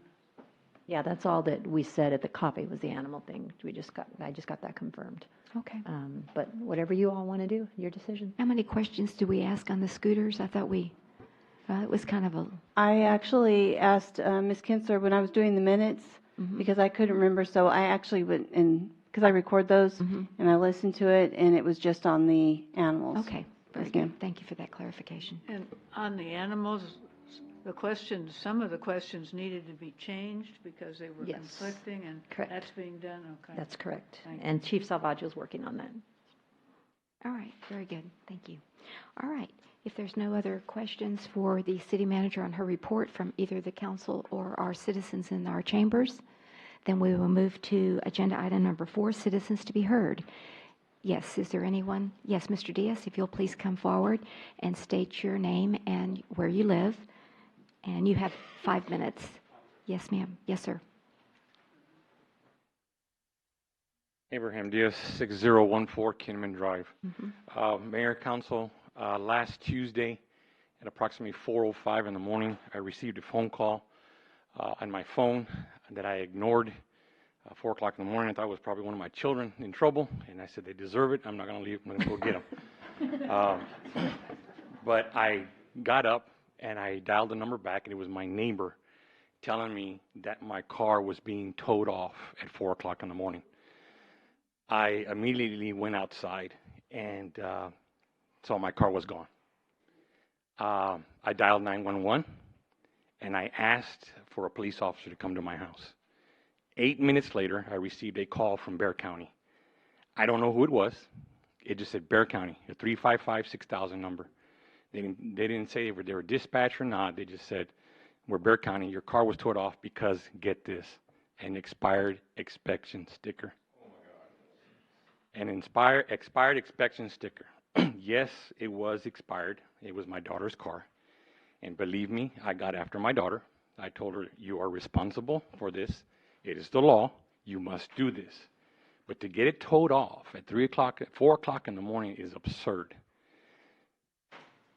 If I would have answered the call and my neighbor saying, there's somebody taking your car, I am a believer in the right to bear arms. I would have walked outside.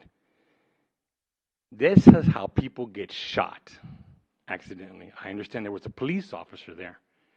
Now think about it. Me walking outside with my phone in my hand, it's 4 o'clock in the morning, there's no lights, and he sees this. There's an accidental shooting happening. Now, I spoke with the chief. He said the car was on, and the lights were on. Yes, from what my neighbor told me, the lights were on. The police lights weren't flashing. That police car that's sitting out there is all black. It's blacked out. Black on black at 4 o'clock in the morning, you can't see. You walk outside my house, I have a huge Arizona ash tree that it was parked behind. I can't see it. One of these days, somebody's going to get accidentally shot because somebody's picking up these cars at 4 o'clock in the morning. There is an ordinance that says that they have the right to pick the cars up. I understand that. Because it is considered a junk vehicle. I can guarantee everybody in this place here has had an expired inspection sticker go for a month, 2 months. I've even had one for 3 months. I got ticketed by Leon Valley. I paid the fine. I told the chief, why didn't you just leave a ticket on the car? I have my daughter pay it. It's her fault. Chief responded back by saying, we don't ticket because we can't collect the money. We take the car because we know we can get the money. Is the police that desperate for money? That's what I want to know. And who's taking this money and where is it going to? Is it going to the general fund? Is it going to, who has the right to spend this money? I am asking council to bring this ordinance up at the next meeting. I know it could have been brought up at this meeting, but I decided, okay, next meeting. The definition of a junk vehicle needs to be changed. I'm asking council to bring this up at the next council meeting for a resolution. We don't need to have a citizens advisory committee look at this for 6 months, 8 months. This is a simple fix. Change the definition of a junk vehicle. An expired inspection sticker does not mean it's a junk vehicle. We all know what a junk vehicle looks like. We all do. That car was a 2016. it gets used every day. What I also want to let you know is that I called the Leon Valley PD, and I dialed 911. Do you know an officer never responded to my home? That's scary. That when I dial 911, I am not going to get a response. Now, I did get a call from a sergeant so-and-so at 7:30 in the morning. My call was done at 4:06. I never got a response. And to this day, the police has still not come to my house yet. There's got to be an open call somewhere. Nobody responded to my house. That is scary.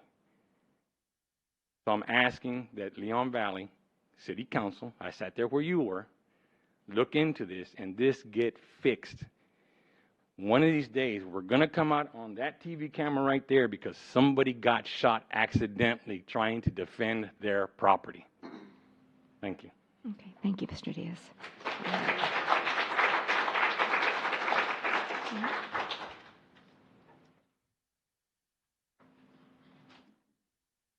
Good evening and welcome, Ms. Joseph. I just wanted to kind of support what he said. With the campaign this year, I was helping with the campaign. There were more citizens that made comments to me about what is going on with the police. They're coming and towing my car away at 2, 3 o'clock in the morning. And my question to them was, did you get a notice? No. I feel that they should be given a 15, 30-day notice that your car is not falling within the law, needs to be I know when I first moved to Leon Valley, I had an expired, and that's just where I was going, was to get my inspection, but he gave me a warning. And I think we got to be giving people at least some kind of notice to hurry up and get it done, take care of it. Anyway, thank you. Okay, thank you. Yes, sir? Because I think Mr. Diaz will agree that his daughter received a notice and scraped it off and ignored it. And it wasn't 2 or 3 weeks expired, it was 4 months expired. And so she did receive notice. Had she abated that and dealt with that like it should have been dealt with, then this wouldn't be an issue. But she ignored it. And so they did give notice. She had 24 hours. The state law has been in effect for vehicles in the street. Nothing's different in our ordinance from state law and the law that it's always been. So 24 hours in the street, if you do not have if you have expired registration or anything that's wrong with that vehicle, it has been law for many, many years that it would be towed. And so if you guys want to change that, awesome, not a problem. But I'll tell you, think of all the vehicles that have been on y'all streets that have been set there for years upon years. And all of those things have been cleaned up. It's not about the money, Mr. Diaz, and I told you that before. We're not getting anything for that. I don't care whether or not the city receives money or not. What matters is that we abide by the law. And if the law is there, and instead of ignoring that warning that we gave, Ms. Joseph, we shouldn't ignore those warnings. That's your opportunity to fix that problem. In the past, people might not have gone back and checked that problem. We do. That officer will set 24 hours or 30 days if it's in the driveway, when we give those notices, and we will go back on those dates and check to make sure they're abiding by it. I think the problem is, like Mr. Diaz said, during his time on council, he would tell the chief not to do anything with those, and they didn't. I think that's the difference. We are following up, and we will follow up. If I give you a notice, please don't ignore the notice. It's that simple. Do what's right. Abide by it instead of removing it. All that time it took her to scrape that thing off. It's not hard. It's not easy to get off. Could have gone down there and got it fixed. So that's why the vehicle was towed, and we did give notice. Okay. Chief, I have a question for you. Yes, ma'am. I just don't clarify this in my mind. I just want to make sure I'm correct. You told me that, because I was concerned about the 4 o'clock in the morning as well, but you said that unless the vehicle was on a street, it would not be towed at 4 o'clock in the morning. Like if it was up in somebody's yard or Correct. Somebody's driveway, Correct. You wouldn't go onto their property No, at we 4 haven't been o'clock in doing the that. morning. We're telling the guys not to do that. But in the street. Just the street. And the lights were on. We have video of both times that we were there. And so there was nothing trying to hide anything. That big truck came and picked it up. It was noisy. Everybody knew we were there. We're not trying to hide it. But I do want to say, and I should have started with this, is nobody should even give the excuses like you did today, Mr. Diaz, that tells people that it's okay to shoot at police officers in the middle of the night. That right there, giving that excuse for people to watch, That's wrong. So that officer has a right to do that. The law is the law that y'all put in place and the state of Texas put in place. And regardless of anything else, when you come out of that house, if there's a policeman doing his job, he needs to be let to do his job, period. Making you. excuses Thank for you, shooting a Chief. policeman is inappropriate. I have one more question. Chief, one more question, please.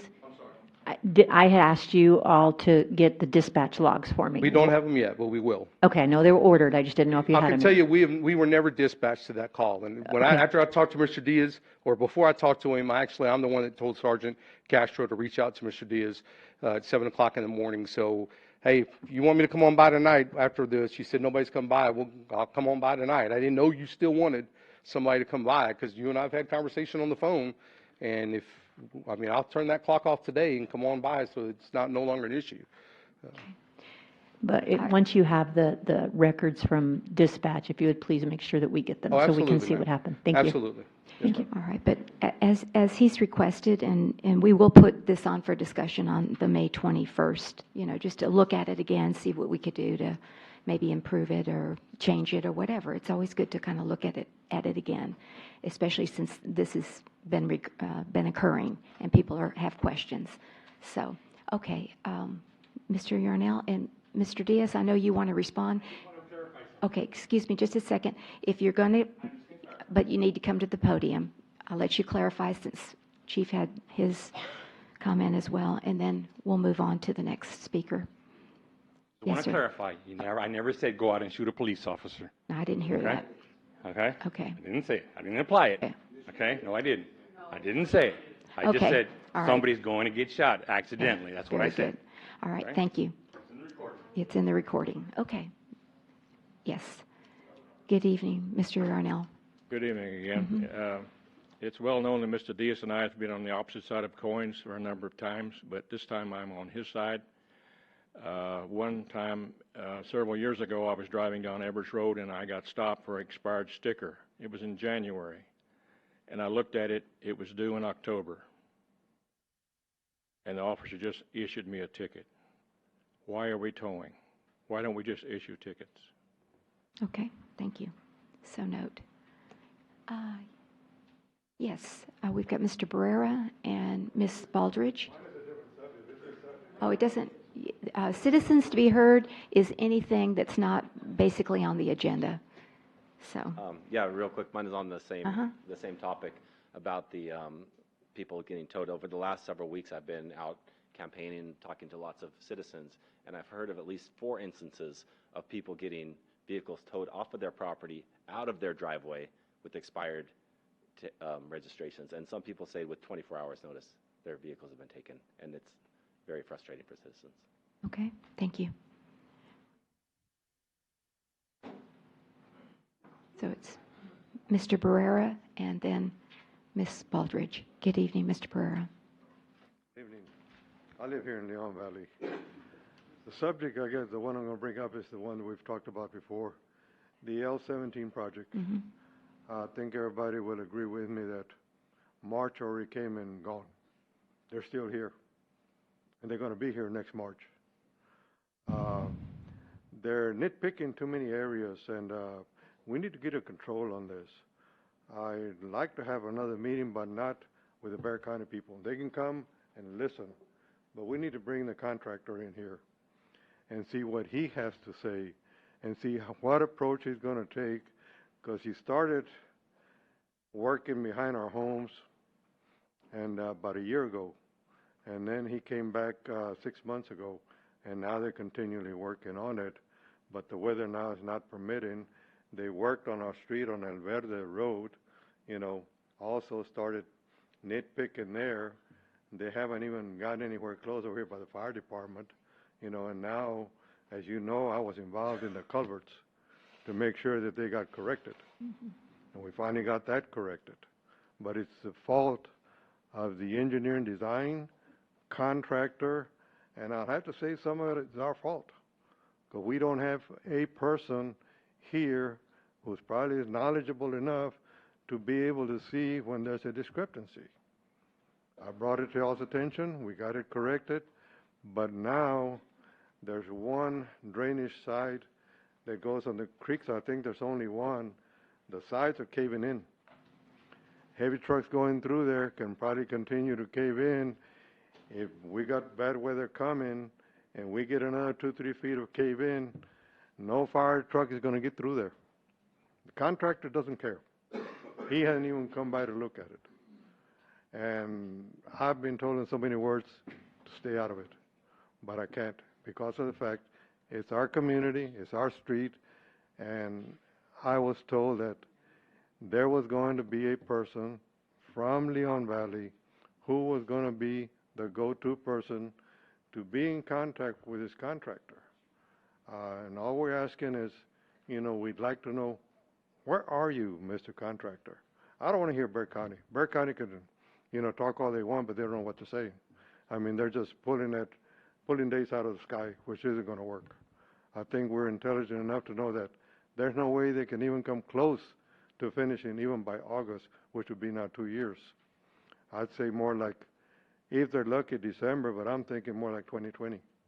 But an update, but from the contractor. Bexar County, San Antonio River Authority, FEMA can come in and listen, but I'd rather have the contractor speak. Let him defend what is going on. Right now, there's a big pile of dirt, as you can see back there by the end of Alverde Road. If we were to get about 18 inches of rain here, I guarantee you 60% of these homes are going to flood because there's not enough waterway for the water to go through. And, we need your support. That's all we need. I can't go to the contractor and tell him, you need to come over here and bring us up to date. Because the first thing they're going to tell me, you don't work for Leon Valley. Okay. But I do live on Alverde Road. And so do the rest of the people. So we'd like your support. All right. Support us on that, and, let's bring him in, whether it be, let all this weather go by and towards the end of May and have him come in and say, we'd like an update, but we'd like to hear from the contractor. Okay, And see very what he has good. to say. Appreciate y'all's help. Yes, I've so noted it, Mr. Barrera. Thank you. Thank you very much. Mayor? Yes. Can we have this subject brought up at the next council meeting and have see about getting the contractor here? Okay, I'll put it on my list. to Mayor, discuss. Councilor Martinez, we can do that, but Melinda does go to the contractors' meetings on Thursdays. So we are there with them. And I thought they were almost done. Wasn't that the They last update that you gave us? They've had rain delay after rain delay Okay. after rain delay. And so this week is not helping either. They're not going to get hardly anything done this week. But they have gotten the sewer portion of the project that's on the other side of the bridge is just about complete there. Okay. And then they're still working behind the homes on El Verde Road. And he gives us an update, which I send out to the city manager about once a week. So we're in contact with him, and he's progressing as quickly as he can. He's now expecting the first part of August if we don't have any more rain delays. Okay, very good. That sounds like the Evers Road Bridge project. Remember that, y'all? We finally got it done, though. Okay. Mrs. Baldridge, good evening and welcome. My subject is more pleasant. Oh, good. All right. My subject is, and maybe some of you have noted it, but I wanted to tell everyone that the Forest Oaks Garden Club is hosting their 45th year operating in Leon Valley. And there's going to be a special sort of community party on May the 14th at the library. Right. And there'll be refreshments and just everyone getting together and enjoying the efforts of the club. It's not so attractive in being noticed now, but years ago, the city didn't do any beautification. The club members dug the flower beds, planted the plants, and some of those plants are still there. So I just thought I'd bring Great. that up. Thank you So for that. Please try to stop by and celebrate. Do appreciate it. Thank you. Yes. Ms. Baldridge, what time is that? So we can. It's at 5. At 5:30 p.m. 5:30. Okay, thank you. There'll be refreshments and conversation. All right. Yes, Ms. Macias, welcome. We haven't. Glad to see Good you evening, this evening. Mayor Riley and council here. I just want to bring to your attention, and I know I get you all tired of hearing this. There's a house at 6622 Hebner Road that's been empty since we moved here in 1983. I don't know what's going to take, but if you folks could just take just a drive over there and look at the house. It's falling down. It's making our neighborhood at Old Mill Place look bad, and that concerns me. We try to keep our houses and our grass, everything nice, but I don't know what it takes for you folks to really look into it, or have they paid their tax? How come the house been empty that long? We passed by there. It's an eyesore, and I know you've seen it, but it's worse now. So I just wanted to bring it to your attention. 6622 Hebner. Go over there. There's even possums this big. I thought it was rats. I didn't know. Two. And it's just getting worse. You go there, the front porch, the ceiling right there on top of you, it's falling down. It's bad. So please, just take a second or whatever. We'll do Just that. drive over there. Thank you for your time. Okay, thank you. A question, Ms. Macias? May I ask you a question? I just put it in the on-it system in case it's fallen out, because I don't remember that address. I feel like it fell off the system. But is that the one that we cleaned up for the neighborhood renewal when we volunteered on that Saturday? No. Which one is it? I'm confused because I felt like I knew which one it was. It's to the left of that house, 6622. Okay, I just put it in the system. Okay, thank you. Thank you. Yes, sir. Yes. John, good evening and welcome. Good to see you. Mayor, Council? Yes. I just wanted to And publicly thank if you'll state your name for the record. Paul Yes. Canterfield, resident and homeowner in Leon Valley since the last millennium, I guess. It's been a while. It's been a while. So I just wanted to publicly thank Mr. Diaz and the Pool Advisory Committee. Back in the 70s, I was a pool rat at the Four Strokes Pool, and many memories have been made at the Leon Valley pools. And I just wanted to suggest to council, as we approach the summer season, that if y'all and the citizens involved, if we could all do what we can to keep our Leon Valley pools a safe haven for our students, as the students, as they finish their schooling, they're looking for things to do. And oftentimes they look for a safe and healthy place to be. And the pools here in Leon Valley have been that safe haven for many, many decades. And I just hope that y'all could consider keeping those afloat, as it were, and being able to keep that a good place for many memories and many generations to come. So, Thank you. Really appreciate that compliment to Mr. Diaz and the pool committee. All right. Anyone else for citizens to be heard? Yes, Mr. Anderson. Bobby Anderson, represent the landlord at 5407 through 5419 Bandera Road. I just wanted some guidance or comments on the certificate of occupancy process when it's involving multiple businesses within a space. We have Express Care ambulance that, Express Care paramedics that moved in, and they put up 2 other stickers, I guess, of their other LLCs they have. It's Wounded Care Solutions and Express Logistics. And I talked to Odie, the tenant, and he said, yeah, these are just a couple other LLCs that I have that we office 1 or 2 people in the space for these 2 other businesses. But because they put these stickers on the door, I guess the code enforcement stopped by and said, hey, you have other businesses on the door, so we're going to put a stop work order for these 2 other businesses, which all they're doing is just having 1 or 2 people in the office for these other LLCs.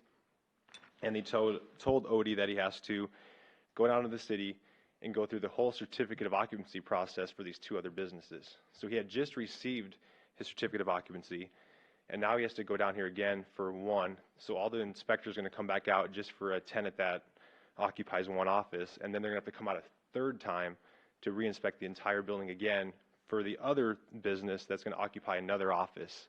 So I was just curious if there's any way we can expedite this process in the future, because it's costing him money, it's costing the city time to inspect a space 3 times in a row with the same inspectors, all because we have two other LLCs in the space that are operating out of one or two more offices. It just doesn't make any logical sense to me. So if I can get some guidance on that, and also maybe next time if we have multiple businesses. Oops. Okay. Oh, from the last person, Maybe yeah. if we, next time have multiple businesses, we can do the certificate of occupancy all at one time, so that the inspectors don't, I mean, they're literally just doing a walkthrough. Like, they'll walk at the space, they'll approve one certificate, they'll literally have to come back the next day and do the whole thing again, just going through the motions, and we have to pay an extra $65 for that one, $65 again. They're literally walking through the motions because of this tenant having, you know, one or two more LLCs that are just occupying one or two offices within the building, within the space. So just want some guidance on that. Okay, thank you. Would you like to give the guidance, Brandon, or would you like me? Because the first piece of advice would be when you apply for a certificate of occupancy, you need to put all the businesses there. You can't just put one, because this is exactly what's going to happen. But it doesn't matter. Every business has to have a certificate of occupancy. Yeah, that's absolutely right. And I think it's important to keep in perspective that, you know, you have to look at things over a certain amount of time. You know, it's, you know, if say 2 years go by and somebody's added to it, it's always important that we're investigating and going and looking at every single space to ensure that it's being used properly. And if somebody wants to add more people to a new space, yeah, it's always important to use those opportunities to go make sure that our building codes and our fire codes are being observed. Okay, but is there a time frame? It sounded like you all just moved in and then you added, excuse me, I mean, I just was curious if it, I can see over years, but was this like a 30? Oh, Mr.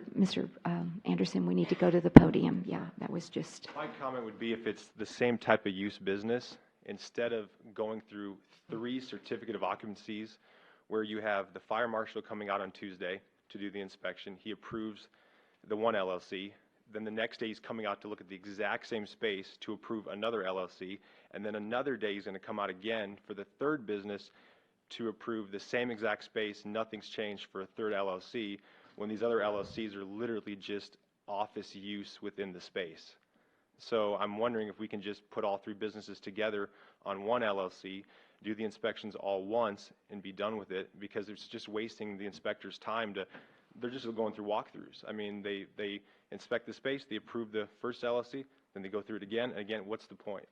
You know? Okay, all right, Mr. Brent. Absolutely. I mean, we take every single case on a case-by-case basis. So I haven't had this conversation with Mr. Anderson yet. This is the first I'm hearing of any interest that he has in, you know, potentially certifying multiple businesses at once. So definitely when these things come up, I definitely encourage you to reach out to us and ask us the question to see how we could possibly streamline the process.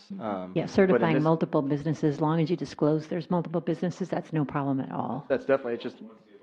No, not one C of O, but we can do 3 C of Os in one inspection all at the same time. You just have to tell us that there's 3 business there. You just can't add them. Yeah, but if you tell us, we can do one inspection for all 3. Yeah, in this case, it's something we just, you know, we're doing our jobs, going out there looking, and we observe, okay, we have 3 businesses, only 1 CO for 1 business.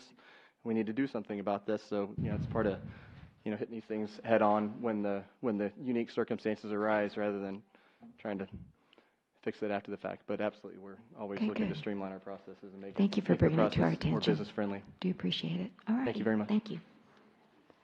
All right. Did you have anything, Chief? Okay. Anyone else? All right. Then we'll move then to the announcements by the mayor and council members. Let's see. Councilor Edwards, do you have any announcements this evening? Yes, just thanks to everyone for coming out this evening, and I've enjoyed being a city councilman in Leon Valley. I'm involved in a recount. I'm down by 1 vote, so who knows how it'll go. I hope to continue to provide service to the community, but if not, thank you for the opportunity to serve this wonderful city. Thank you. Thank you. Councilor Rodriguez? Just thank you for everyone coming out tonight, and we get some good rain coming in. Okay, very good. Thank you. Councilor Alcacer? Yeah, a couple of things. I hope that people have taken the time to get out in nature, because fireflies are flourishing, and it's really nice in the evenings. Just go to most grassy or wooded areas anyway. Just take a walk if they're not in your yard, and you'll see them in someone else's yard. And just request to the people who make comments on things like next door. It's really unfair when you have never talked to the person and you're making comments about them. It's not a fact site, it's an opinion site, and the people are putting out things as fact without ever consulting the source or the person. It would be nice if you would keep it to check with the source, or refrain from being so accusatory and ugly toward other people.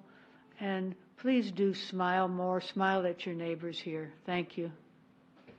Thank you. Councilor Martinez. Just want to thank everybody that came out either during early voting or Saturday to vote. This election proved how important everyone's vote is. One vote can make a difference, and we just proved it again this year. So when anybody says, why should I vote, or how, I don't, just 100 excuses, you can tell them your vote does count. Thank you. Thank you. Councilor Jordan. Yes, I'd like to thank everyone for coming out tonight, and have a good evening. Thank you. All right, very good.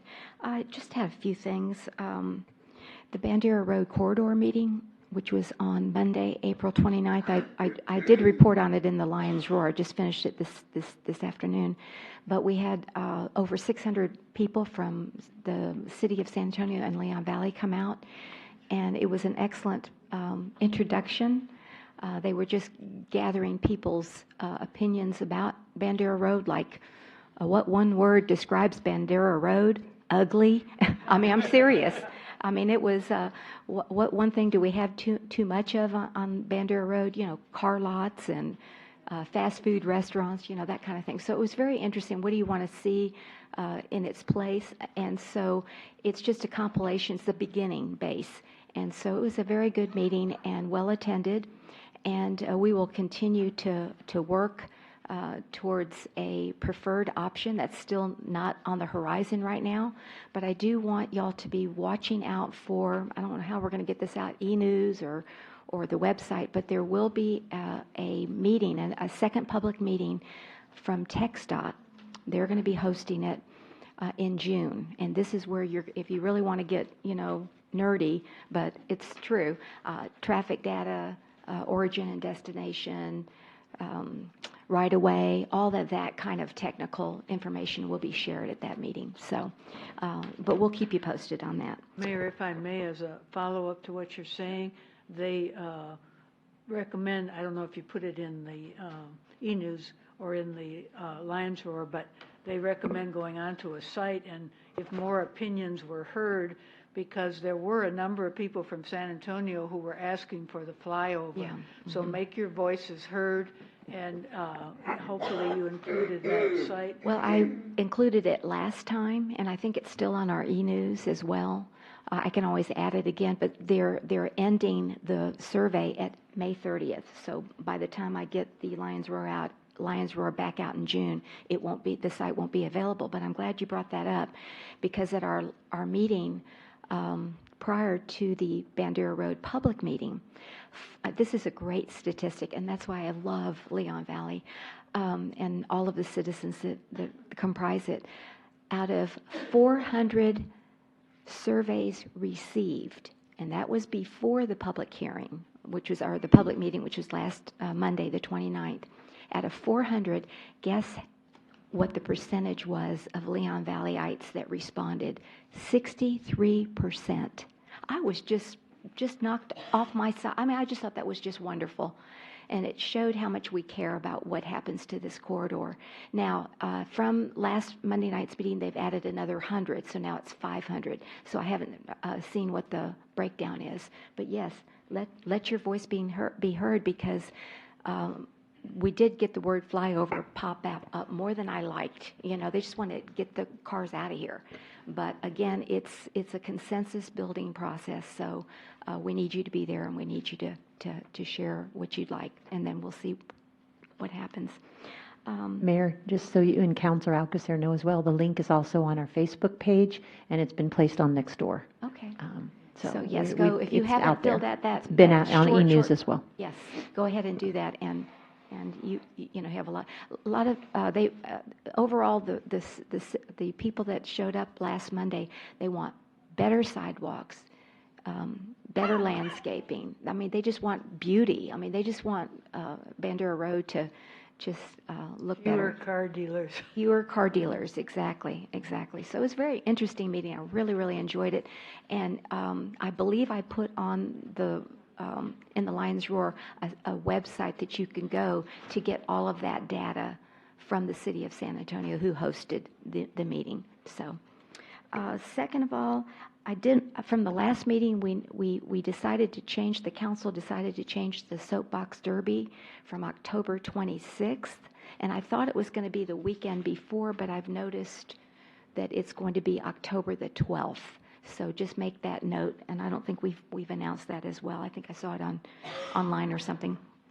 And then lastly, I received a letter from the Texas Commission on Environmental Quality, and I hadn't had a chance to share it with the manager or with Melinda, but Melinda, we got a superior public water system rating for our city. So congratulations to our enterprise. So thank you, and I will give this to the manager, so that's great. Great news. Okay, very good. So if there's no other questions or comments, we'll move to consent agenda item number 6. We have actually 3 items, 6.1, 6.2, and 6.3. Is there anyone on the council that would like to remove any of those consent agenda items for discussion?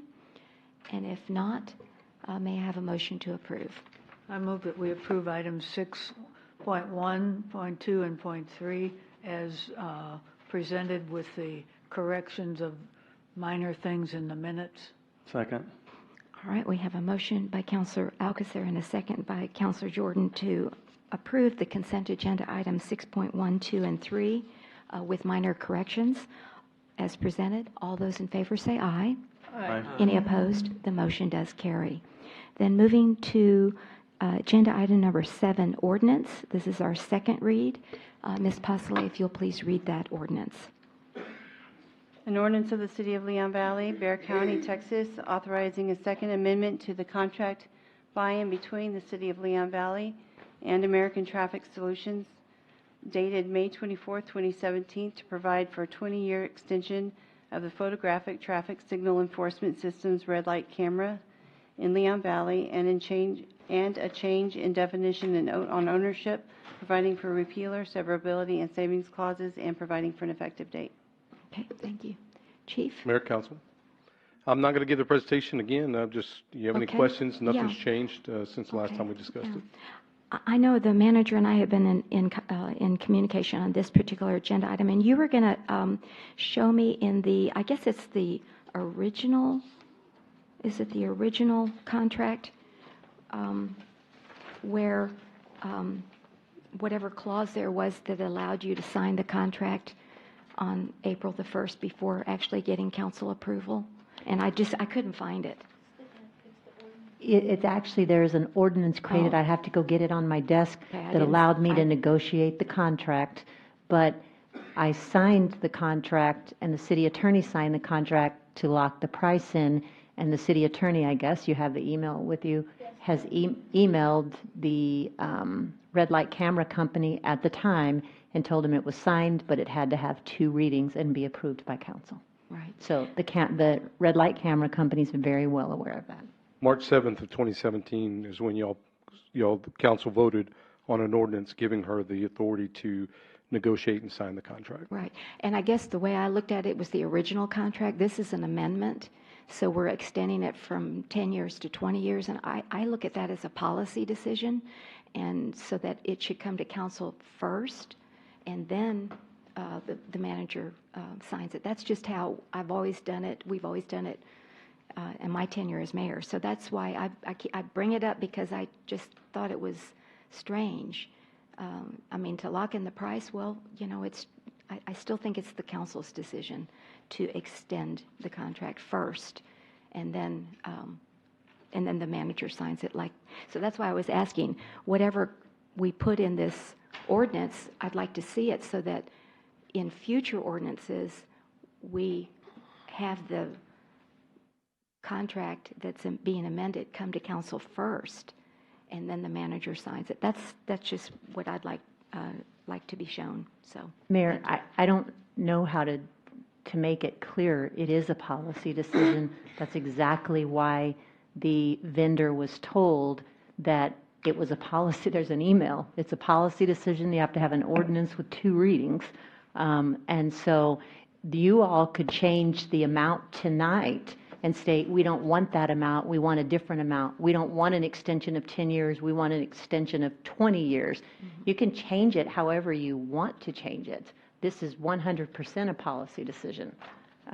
Please have that email read so it's more clear. But nobody was from the council or the mayor was copied on that, though. That's what I'm saying. That's correct, and that's why we're having 2 ordinance readings, because it's your decision, not ours, in my opinion. I sent an email to Justin McDowell with Vera Mobility. I said, and I quote, "Hi, Justin. Attached is a fully executed amendment. We need council approval on the amendment. Therefore, we will be placing it on the next city council agenda on April 16th, 2019.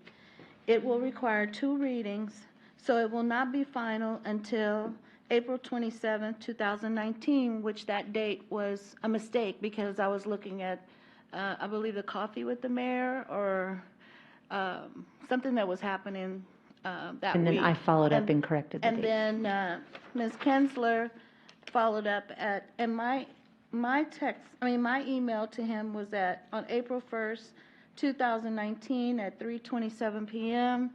Ms. Kinsler followed up on the same day at 3:31 p.m.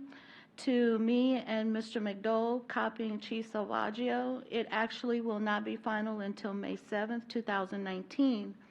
And Mr. McDowell responded with thanks.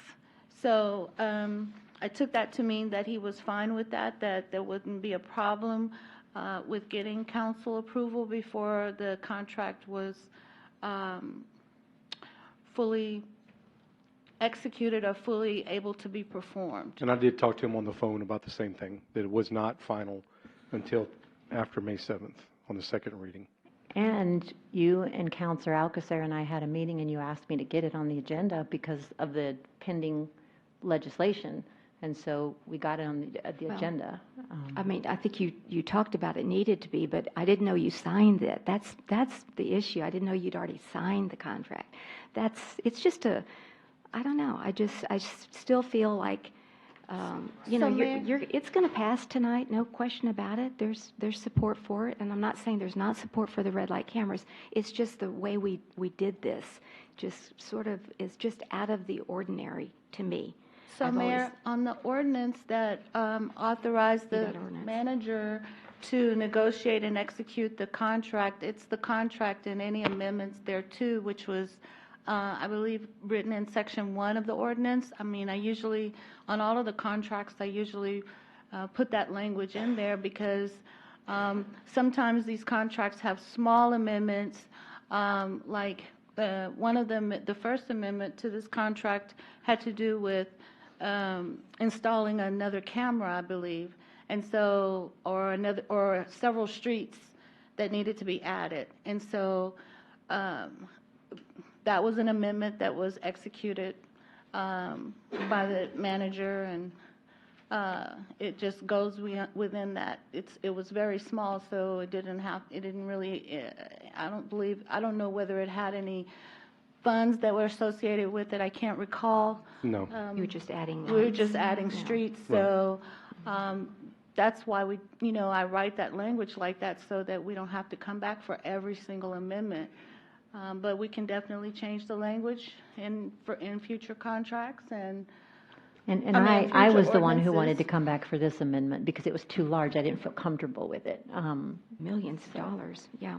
Okay, now we also had a discussion about termination, and so is it the Second Amendment that governs now right? I guess it does because it's the 20-year. So it says, this agreement will automatically extend for consecutive 5-year terms. So every 5 years, we extend it 5 years out to total 20 years? Is that what that means? No, it's going to be, it's going to be it's going to go 20 years, and then there's options for 2 5-years on top of that. Oh, so this is 30 years. Could be 30 years. That's up to y'all.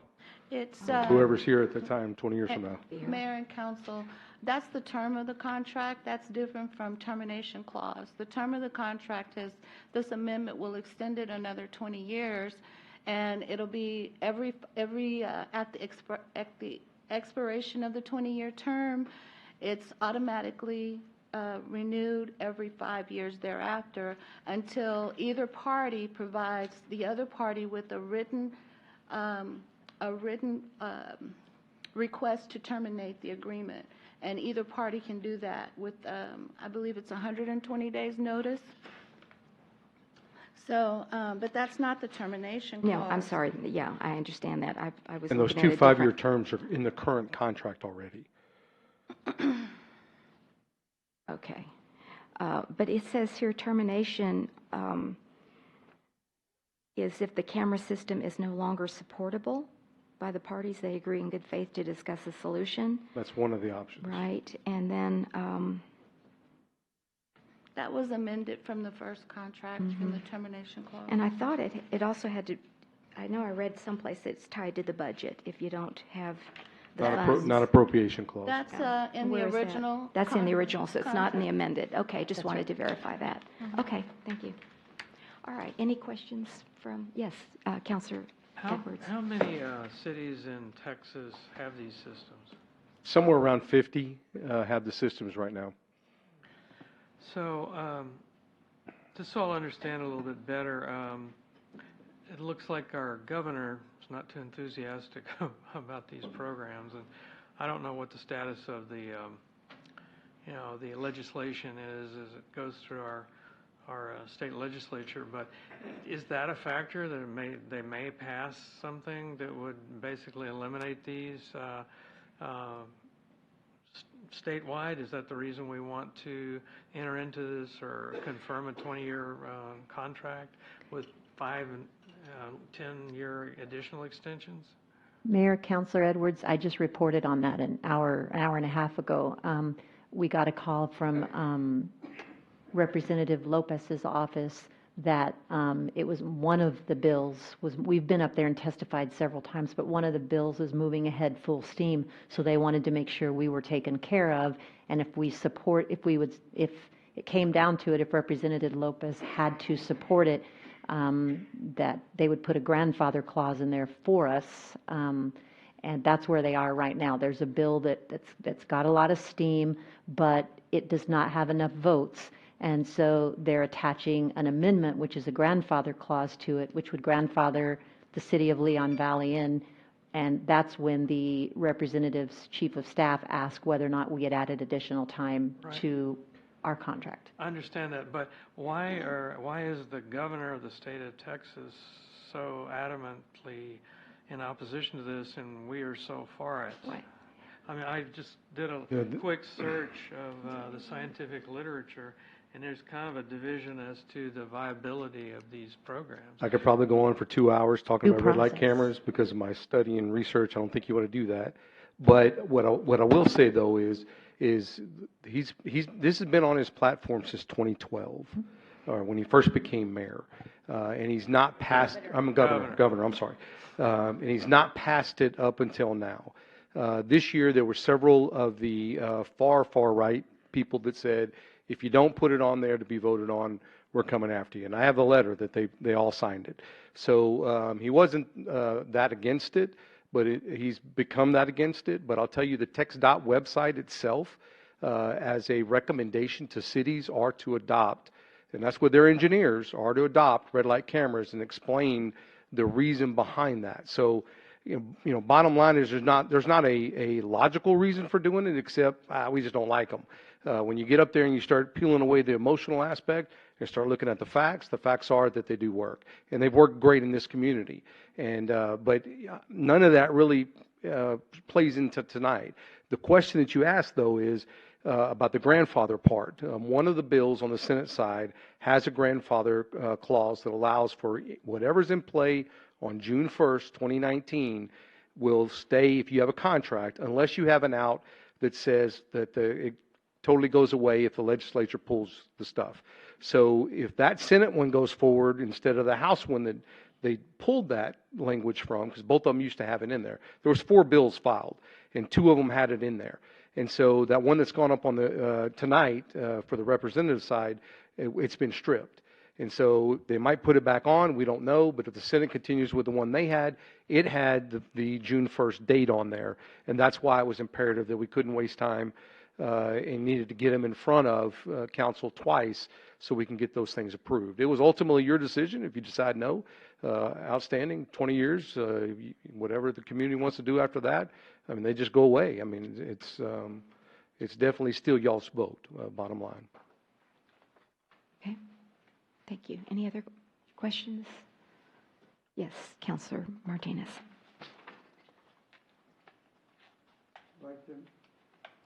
Like the mayor, I really do not like the way this whole matter has progressed.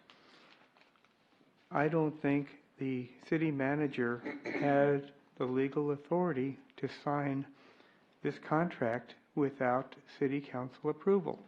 She has authority to sign up to $50,000, not $15 million. And I just think this sets up a very, very dangerous precedent if we let this continue. And by the way, the other cameras, 3 other cameras that were just put in, they did come before city council and we approved them.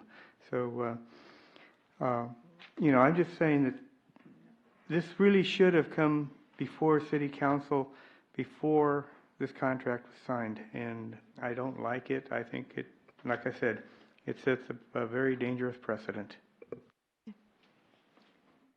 Anybody else? Yes, Councilor It would Alcocer. only set a dangerous precedent if it went into effect. The signing of it was equivalent to your signing an earnest money contract or another contract to lock in a price or a special feature or something to that effect, and that's exactly what happened here. It's not approved. It doesn't matter that it was signed. It was not approved. If it gets approved tonight, then it will be in effect.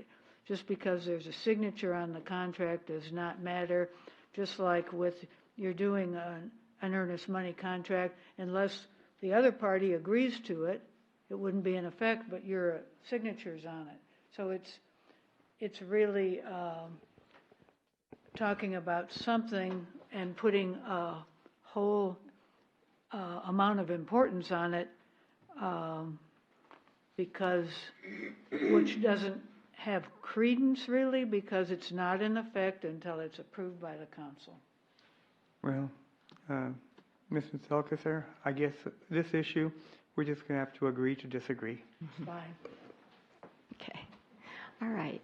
Any other questions or comments from anyone in our chambers this evening? If not, I will ask the council what is their pleasure. Oh, I do. Okay, I didn't see that. Thank you. Appreciate that. I looked back down. Good evening and welcome. Bradshaw, Monte Robles. Thank you. I do have a question. I believe on the 16th of April, the last council meeting, Ms. Fredericks said that we have the option of terminating the contract at any time for any reason, for any cause. Is that the case? Is that, or where does it say that in the contract? We can terminate by mutual agreement at any time for any reason. Mutual agreement. Yes. That's okay. That's Yes. not the way I understood it last time when you said it. You said that Yes, the city could. I know, and I didn't have the original in front of me, so I don't remember every single word in the contract, but usually the contracts that we do have termination for no cause. This one did not, but it's by mutual agreement. They agreed to wait for council approval, and if we decide that we don't want to move forward, council doesn't want to move forward, we can give them notice. They'll agree to that, and we can have a mutual agreement to terminate the contract. Okay. And then the other thing that tonight that I heard is that there's 2 5-year extensions possible on this contract.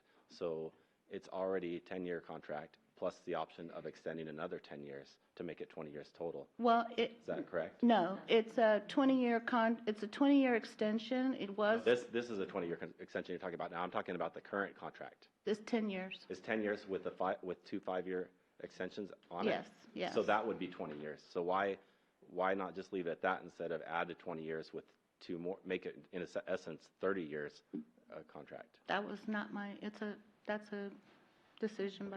I just don't Okay. think it's a good idea to extend a contract that long. And let me help you out one thing on that, Ms. Frederick. There's a lot of ways more than just the non-appropriation clause that we can get out of the contract. Basically, if we have an issue and they don't agree to deal with the issue, which would be the only reason we're trying to get out of the contract, then we can get out of the contract. So it's not just they're allowed to keep us in the contract forever and ever. It's not. There's multiple ways of getting out of the contract. But I will tell you that that's really the last thing we're trying to vote here. We're trying to stay in the contract for as long as we can for the people of this community and for the safety of this community. So focusing on getting out of the contract has really got nothing to do with what the presentation was. Presentation is about extending the contract. So I'd hope that that's what our concerns are, is more than who signed what and everything else, and keeping this thing for the citizens who have given you a 94% thumbs up at Town Hall in how things have gone. So that's ultimately what we're here to do. Yeah. I think that Mr. Bradshaw's question was, why did we extend it when we already had 20 years? And there's a reason for that, because of the legislature saying that if we, as long as we're in the contract, we can do the contract even if the law changes. So the longer we have the contract, the longer we can have the program. As soon as the contract is up, expires, then we no longer can be in the program. So. And I can tell you the studies show that when you remove them, when you remove those camera systems, that the accidents quadruple within 1 year. Quadruple, times 4 within 1 year. We've got a 43% reduction in accidents at this point. So for y'all's sake and for the citizens' sake and everybody else who drives down Barandera Road, we'd like to keep the systems. But if you don't want them, I mean, that's definitely, or you don't want the extension, by all means, that's fine. But we were asked to put it up here, and we're here. And with regard, just one more thing, and with regard to the 5-year automatic renewals, that doesn't count with regard to the legislation. So it's really would only be a 10-year contract, because once the contract expires, we're out of the program if the law changes. Okay. Councilor Edwards. I'm sure you're probably familiar with this article. Scientific American 2018, P.L. Fisher examined several large cities, and they basically have a totally different view from the one you're presenting. So that, to me, I just want to say I don't think there's uniformity of belief in these systems in the scientific community. So I'll tell you that for every one of those you find, you'll find 25 that say opposite. And what I can tell you is none of that matters to me. What matters to me is what's going on in this community and the difference that's changed. 65% reduction in angled crashes, which are the most deadliest. 38% reduction in the amount of rear-end crashes. So you can't tell me that it's not working when we're seeing a reduction of 55% in the amount of incidents of red light running from last March to this March. 55% less people are running those lights. That's huge. And a 66% reduction in the amount of citations that our officers have given. So 94% of the people do not get a second red light camera ticket, meaning that we're changing their behavior. All of those are facts in my community, in your community. I don't care what Scientific America says or anybody else. I don't. I absolutely do not. What I care about is what's going on in this community and the safety that is given for these citizens, and the less resources we're spending having to respond to those accidents. 43% reduction. That's your fire department, that's your police department, and that's everybody that has to respond. That's y'all's money no longer having to be wasted on the 94% of the accidents not involving City of Leon Valley residents. So this is a great way for the city of wherever they're from, who are causing the havoc in our community, to pay for the damages they're causing. I think the difference in the study is you're looking at 1 year's data, and this is like for 15 years. Sure, I've looked at data from studies that were over a 20-year period, 5 different places, 5 different countries, Singapore, Australia, and the U.S. So we can go on and on with studies. It's not relevant to what I'm trying to explain here. It's not. You don't see me talking about studies except the what's going on in this community. And it's exactly what I said at the state legislature. Anybody can pull something up on the internet, right? The internet, everything's always true on the internet, right? So I don't care about those facts, and that's what you think the Scientific American prints bogus research? I don't know. I've never read their bogus research. I don't know. I just tell you that right here in Leon Valley is what I'm talking about. That's what's matters, and that's what should matter to you in this community, in this council. What's going on in this community, and how has it made us a safer community? I don't care about Scientific America, not at all. And actually, Scientific America is not a journal that anybody would really use for their studies. It's not. It's not a proper research study that we would utilize in today's world. I don't know when you went to school, but Scientific American's not a top-notch absolutely journal? not. It's not a peer-reviewed journal. think- And it's I think not most wouldn't even be utilized. That's why it wouldn't come up on my research. Thank you. Mr. Blackmore had said he wanted to say something. Richard Blackmore, Forest Haven. I sit on a police advisory commission as one of the members. When I first heard about this from the chief, I was highly against these cameras. I mean, highly. I talked loudly and strongly against them. But I've seen the stats on this. In the short time that we have had them in, they have done a wonder of good. And talking about scientific community, I don't believe half the stuff that half the scientists come out with. But like I said, I was convinced, I was with the governor, pull these darn things out of here, we don't need them. But I'm convinced now they're a good thing, especially for this community. If we can pull out of it later out down the road because of something that comes up, so be it. We'll pull out of it then. But keep them in now because they're doing a world of good. Thank you. Thank you. Yes. Ms. Callahan and then Mr. Johnson. Ms. Conrad, excuse me. I knew that. Jackie Conrad, and we live in Monte Robles Park. I am totally in agreement with the red light cameras. If you drive safely, you're not going to have a problem.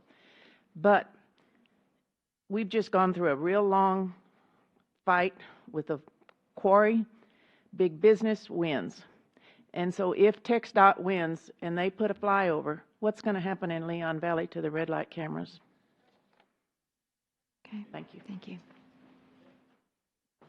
We'll have the ability to remove the ones that are no longer in play because of the construction.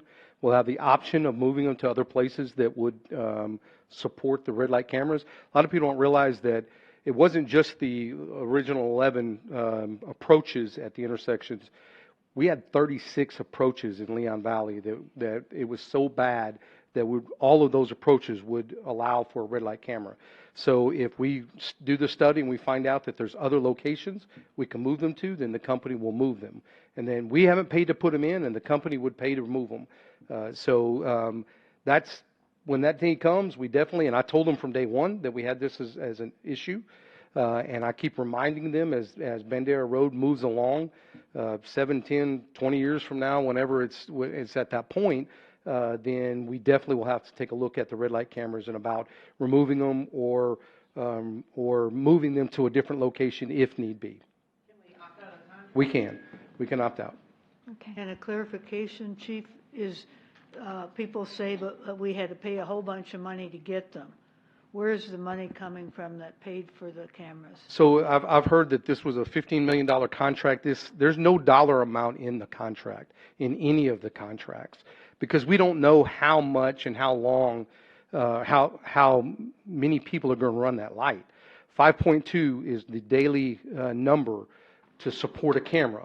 Ours are actually running at well over, I think it was 26 is the number on average, that we're still running after a year. It was higher than that. It was in the 40 range for a long time. So the dollar amount only comes from the people paying their citations. And not everybody pays the citations. Right now we're running 65 to 69% a month of people without any kind of collection that are actually paying the citation. So there is no dollar amount set. There is no minimum number. We know that the minimum we want is to keep the camera up is that it be at 5.2 per day over the year. And ours are trending at, I think our last number was amongst our 11 cameras was 171 citations a day. And we didn't pay any out of pocket, is what I'm saying. Absolutely. All of it comes from, it pays for itself and always Right. has. We are renting the cameras, and that's the payment that the company gets to come in and put in the infrastructure and to do the cameras and to do all the back end, the computer work and all that other stuff. So we do pay for that. Out of what Out is of, received. exactly. So we don't, the city's not coming out of pocket for that. They give us a big check. We turn around and pay them back for the amount of the cameras. So there's not a dollar amount written in any of these contracts. It comes down to how many people run the lights. And we've seen a great reduction, not a reduction that makes me concerned that it's going to go away. That's not what we're seeing. I think Mr. Hall. Mr. Johnson is next.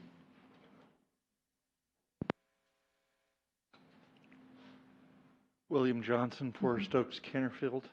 I'll say that when the red light cameras first came out, my wife and I were kind of ambivalent towards it. And then she ran one and swore she didn't.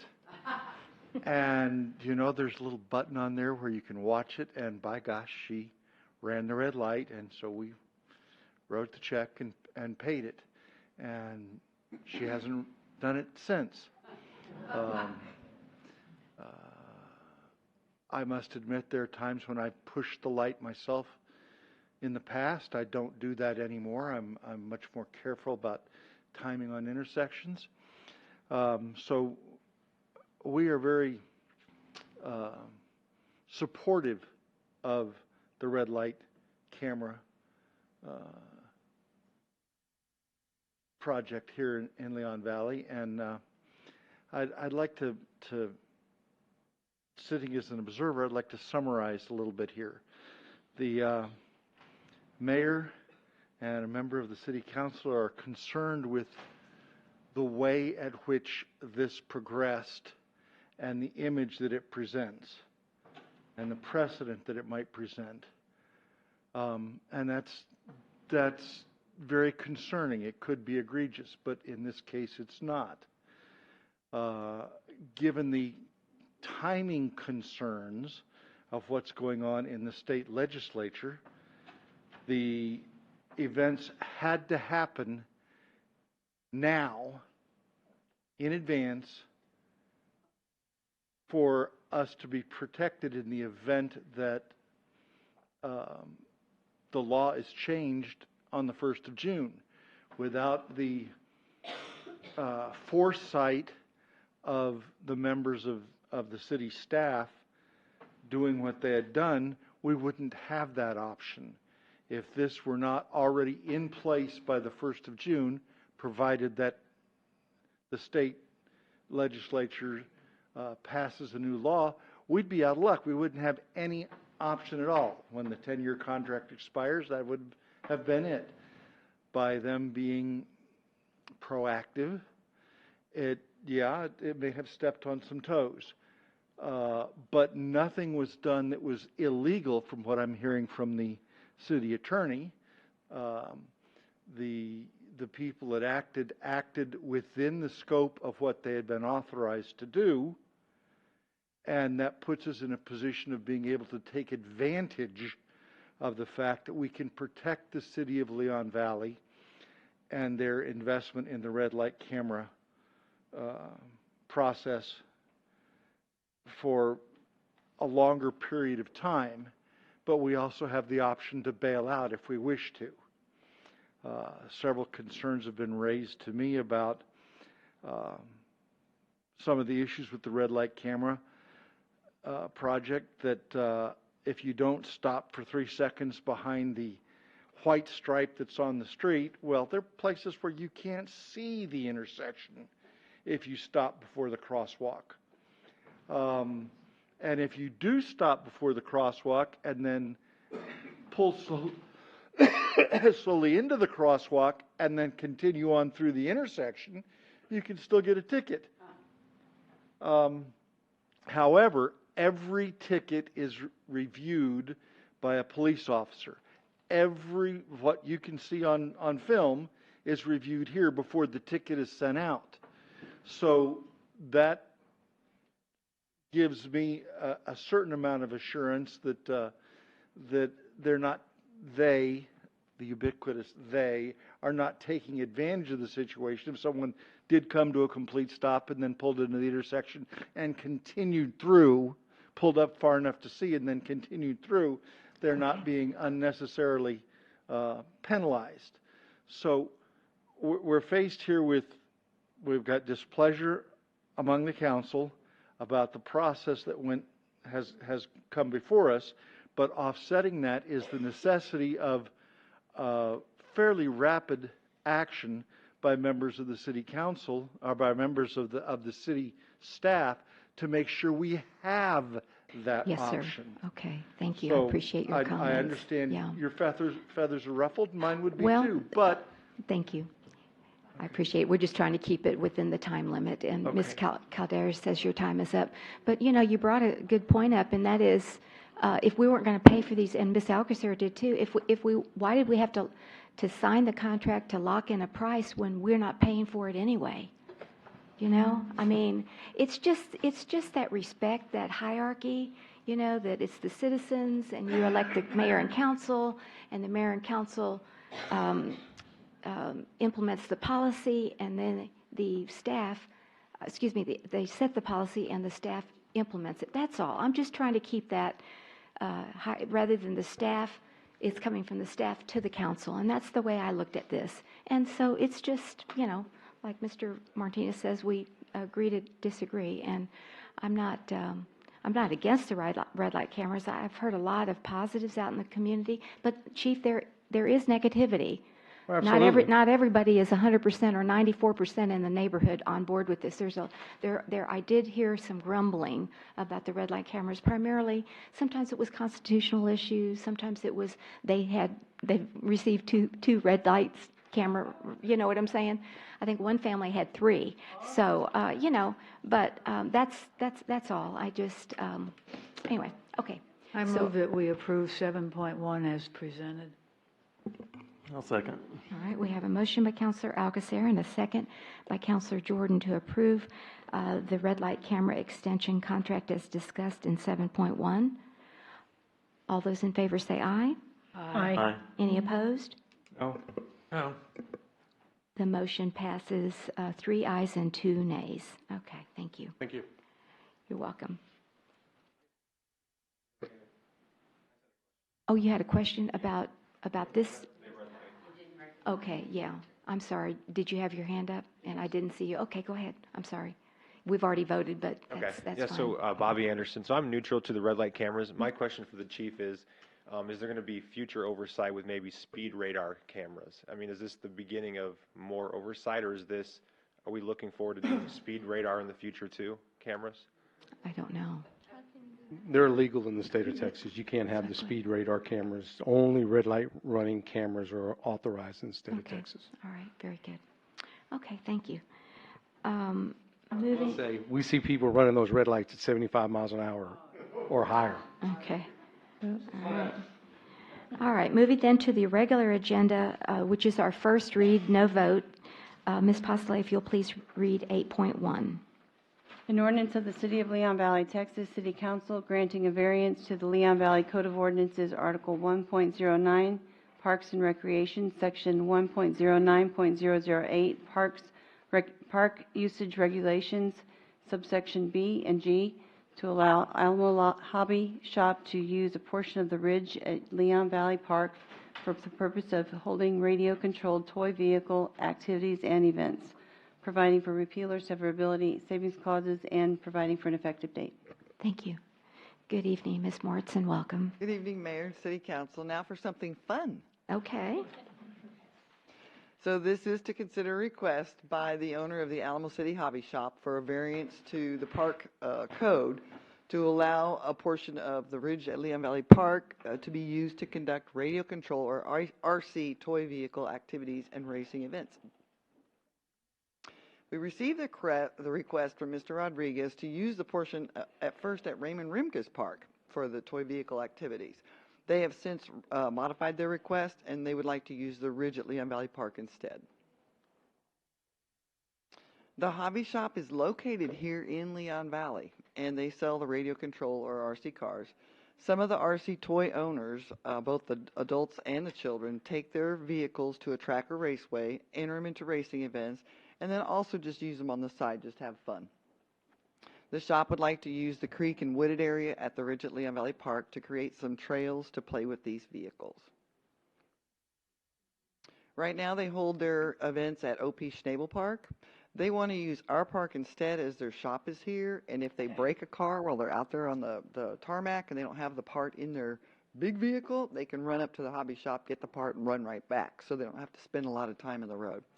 They intend to use the park daily in the late afternoons and then once a month for a heat or what they call a race.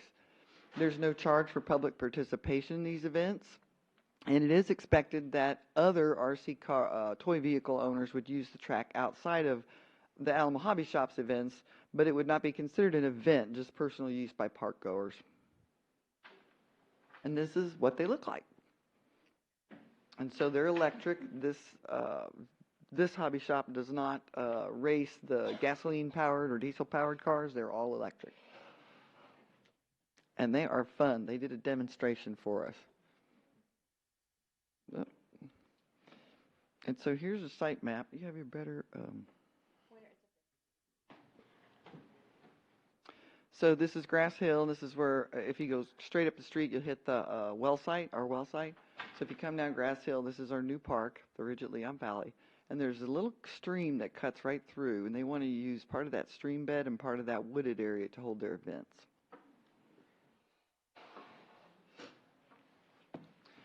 Fiscal impact, it's offered free to the public, and they would be responsible for the removal of any trash, and there are no fees associated with the use for this type of event. In order to grant a variance, there are certain requirements that have to be followed. The request has to be consistent with the goals of the park ordinance.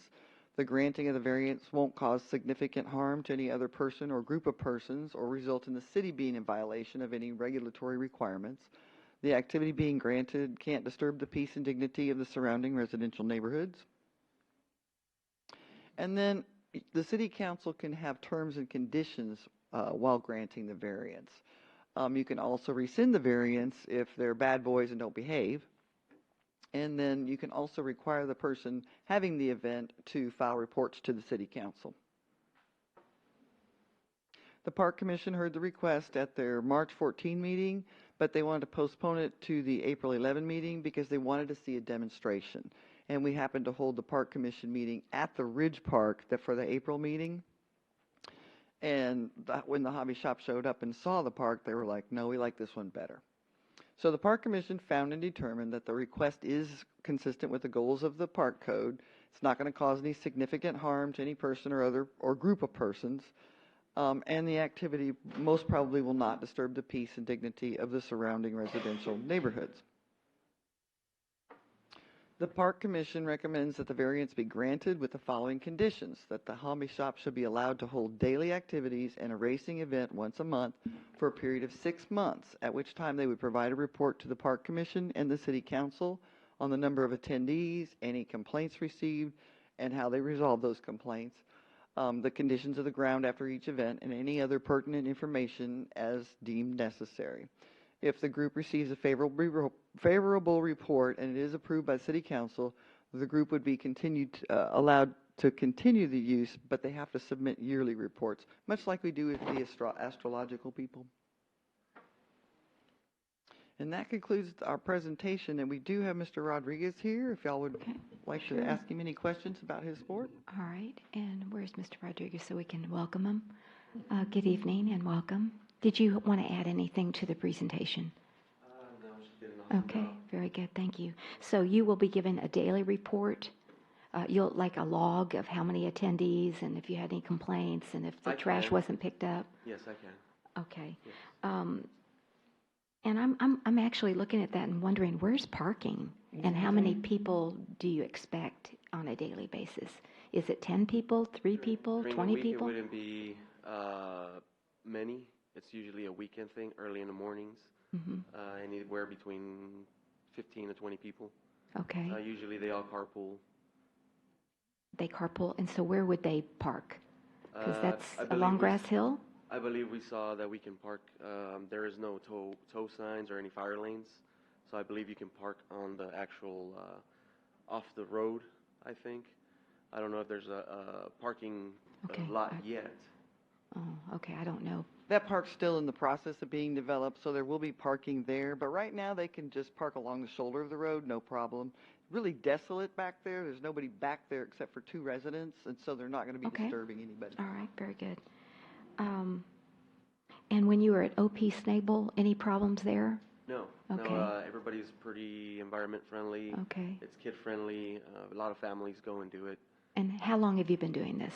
I've been doing this for 18 years. 18 years. I've been here at the hobby shop in in Leon Valley for going on 3 years. Okay, and where is that located? Right behind Chacho's on Post Road, 1612 Bandera Road. Very good. 108. Okay, excellent. Those were my questions. And I guess if it's electric, I think you said very little noise. It's no louder than an electric drill. Okay, excellent. All right. Thank you. That's excluding the shouts from them. Oh, okay. All right, very good. All right, any other questions from the council? No, my question was the parking also. Okay, Where were they gonna- yes. Yes, Councilor I just have a Alcazar. couple of comments because I attended both of their presentations, and I encouraged them to switch to the Ridge Park, and they took up the bait. So there are so many kids in both the Ridge and in Seneca too, and it's exciting that we'll have something like that. The thing is, though, I think there were about 10 vehicles that they were demonstrating with. 9 of them were adults, and 1 was a child about 10 or 12. So to be honest, I think it's more of an adult thing. And I do think my grandkids will love it, but I think I'm going to get one myself first and be prepared when they come. And it's just a neat thing, and we have the possibility of getting extra people and things because it's set up for a permanent location instead of going, he had said most of the people are much closer here than going out to OP Snable Park. So, thank you for making that offer. All right. Anyone else? Any questions from our citizens in our chambers this evening on this particular agenda item? Okay. Yes, Ms. Charles. I want lunch. No, I was just going to ask about parking and noise and how much it would disturb the neighborhoods, but it sounds like that's all been looked at and researched, and they're ready to go. So, good job. All right, thank you. This is our first read, so we will have a second read at the next City Council meeting on May 21st. Okay, thank you very much, Mr. Rodriguez. Appreciate you being here. All right, moving then to Agenda 8.2. Ms. Posley, if you'll please read that ordinance. An ordinance of the City of Leon Valley, Texas City Council accepting the lowest responsive bid and awarding a contract in the amount of $45,302.50 to the Pavestone Company for the purpose of purchasing pavers for the Shadow Mist Park parking lot project, providing for repealer, severability, and savings clause, and providing for an effective date. Thank you. Welcome back. And this is to consider approval of an ordinance accepting the lowest responsible bid in the amount of $45,302.50 from the Pavestone Company for the purchase of the eco-locking pavers. And the pavers are going to be used in the construction of the parking lot at the Shadow Mist Park, 5487 Shadow Mist Drive. The city entered into an agreement with Oscar Renda Construction, and that's the LC-17 contractor, to use the park property to store their soils while they were doing the project. The contractor agreed that in exchange for that storage, he would construct the parking lot if we bought the materials. We advertised bids for the pavers and received a total of 4. And as you can see, there's a lot of difference between the last 3 and the Pavestone Company, and that's because the Pavestone Company makes them. The other people have to purchase them from the Pavestone Company. And of course, here's your site. Shadow Mist Park is at the bottom. That's Shadow Mist subdivision here. And that's the soccer field, and that's the end of El Verde Road. And here's the City of San Antonio's new trail, and here's our park area.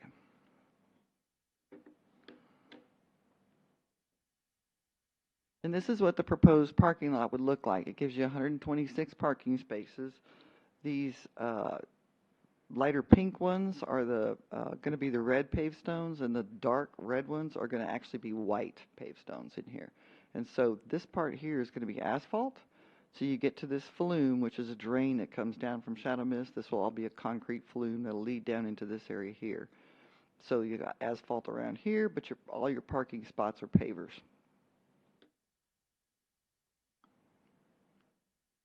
And this is what they will look like. And you can see this picture, it's really hard to see, but there's gravel in between each one of these. These pavers lock, but they leave space for the water and other effluents to get down in the soil. The City Council budgeted $100,000 for all the materials for this parking area. We had estimated that they were going to cost us about $72,000, and of course our lowest paver bid came in at $45,302. We still have to purchase the asphalt and the concrete, but they're not going to be anywhere near this cost.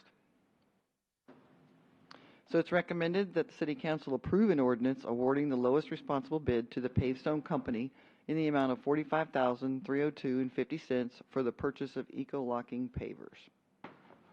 Anybody have any questions? Yeah, I do. Thank you, Melinda, for that presentation. What is the size of the parking lot? It's 1.5 acres. 1.5 acres. Okay. I believe the park itself in total is right around 3 acres, maybe 3.5. I can't remember off the top of my head. So the other part, we have plenty of room for the skate bowl that Yes, we're ma'am. planning. Okay, very good. I just was wondering about that. And actually, I have one of our water crew members designing the park, the skate park. Oh, he is really? a skater. He loves to do it, and he heard about this, and he goes, "Do you mind if I design it?" And I said, "Heck no, go for it." Huh, okay. Excellent. Okay, and you were just saying that the estimate for the concrete and the asphalt is nominal, so we'll have... So we should see some savings on this Right, project. and that money will go back into which fund? I can't remember where we took it out of. Did we take it? I think we took it out of stormwater, actually. Stormwater? Okay, I wasn't sure. Yes, because it was Stormwater. the lid parking lot. Okay, all right. So it would that- go right back into the okay, stormwater. very good. All right, thank you. Any other questions from the council on this paver issue? I just have a comment, because I thought we were going after permeable pavers, but I was trying to do some of that in part of our yard, and discovered that people have no clue what a permeable paver is anywhere. And so in the internet, I found a place in California that sounded pretty reasonable and looked like very interesting. Anyway, I contacted them, and there was some mom and pop out there, and he explained a lot of differences and said that most people do not have truly permeable pavers, that the water can actually go through the pavers, and he said it's made with broken ceramics and things, but that it wasn't cost effective to ship them to San Antonio, so he recommended I find another source. So I did find a person here, and he also a mom and pop, and he said, yes, they learned that the pavers permeable do not work unless they're really permeable, because they build up. And he said, you said they were going to put gravel in between. He said special sand should be done. So My question is it going to be gravel or is it going to be gravel You start out with a sand? larger rock, you dig deep. Beneath, Yeah. right, it has And then you put a layers. landscape fabric down. You start out with a larger rock, and then when you go up, you get smaller and smaller, till when you get to the top, it's really pea gravel, and then it filters through. All right, thank you. Okay, because it is right by the creek. Yes. And you're going to have runoff, so. All right, anyone else? Anyone in our chambers have a question? Yes. All right. I'm Donna Charles from Shadow Mist. And so I'm really pleased to see this at the end of our subdivision where you've been used to looking at a pile of dirt now for about 3 years. And I like the way that looks. We're probably going to go out there and do something with it ourselves, but it looks really nice, and I'm happy for the neighborhood to be having that go there. Ms. Charles, I made that agreement, and I'm so happy that the dirt is gone because the neighborhood been a huge inconvenience for the neighborhood, but it saved the taxpayers hundreds of thousands of dollars. So Well, actually, just recently. thank everybody for us. We were talking about it, and we thought maybe we'd like to leave the dirt pile and have the kids do dirt bikes on it. Oh. You know, get some trails and things going. Please thank everybody from Shadow Mist for their patience. Okay, thank you. All right, this is our first read, so if there's no other questions, we'll move then to regular agenda item 8.3. Ms. Posley, if you'll please read that ordinance. An ordinance of the City of Leon Valley, Texas, City Council amending enterprise fund budget of the City of Leon Valley, Texas municipal budget for fiscal year 2018-2019 in the amount of $2,500 to provide funding for water conservation, rain barrel, and zero-scape rebate programs, providing for repealer, severability, and savings clauses, and for providing for an effective date. All right, Good thank you. evening, Mayor and Good Council. evening, Yvonne, and welcome. So, oops, went a little too fast there. Okay, so the purpose is to consider approving an ordinance authorizing a budget adjustment in the amount of $2,500 from the enterprise fund for the purpose of adding rain barrels and zero-scape rebates to our current conservation program. Currently, we offer rebates for replacement of regular toilets with low-flow toilets and replacement of older washing machines with high-efficiency washing machines. Our toilet rebates are $50 per toilet with a 2-toilet maximum and $100 rebate towards the washing machine per household. Staff proposes adding 2 new incentive programs to further the Council's El Verde 2020 goals and to encourage further water conservation. The Rain Barrel Program rebate offers a $40 credit to the water bill. We allow 1 rain barrel per household, and you can purchase the rain barrel at any store, but it must be installed and inspected prior to the rebate being applied to their account. For a zero-scape rebate, it's $100 credit to their water bill, and the customer has to install 200 square feet of zero-scape or hardscape plantings and can take advantage of the rebate twice a year. And of course, we're going to require an application and take some before and after pictures, and staff will inspect the site after zero-scaping is installed. Funds to come from the enterprise balance. This is the fiscal impact. The current balance of the enterprise fund as of 9/30/18 is the $2,212,095.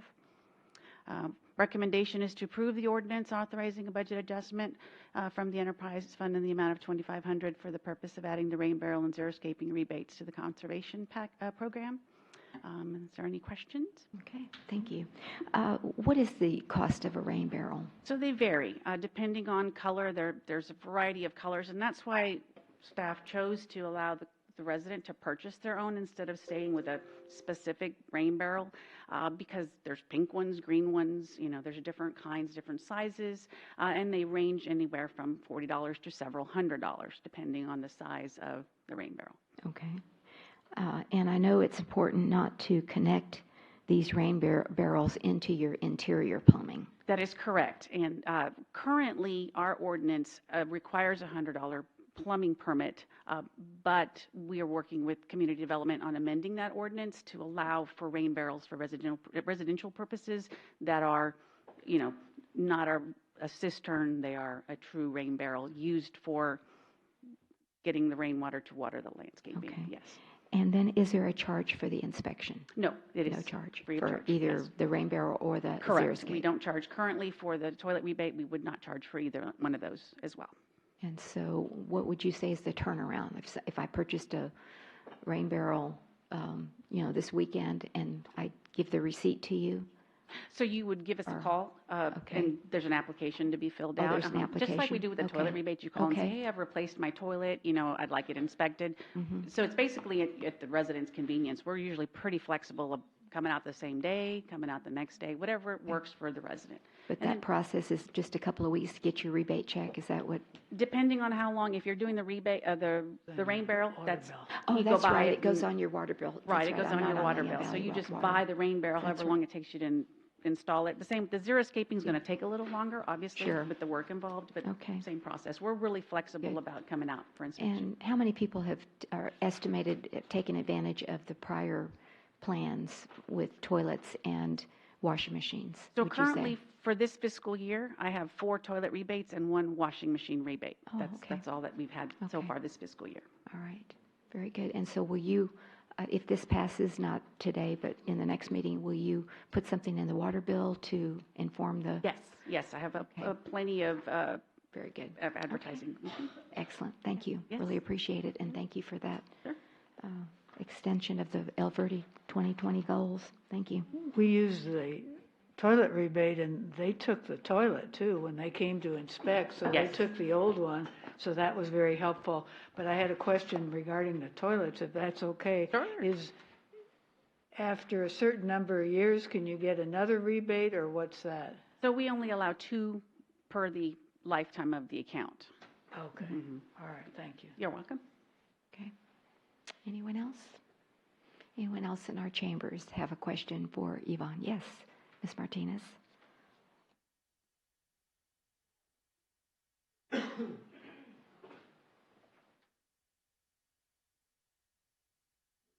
Pat Martinez, Seneca.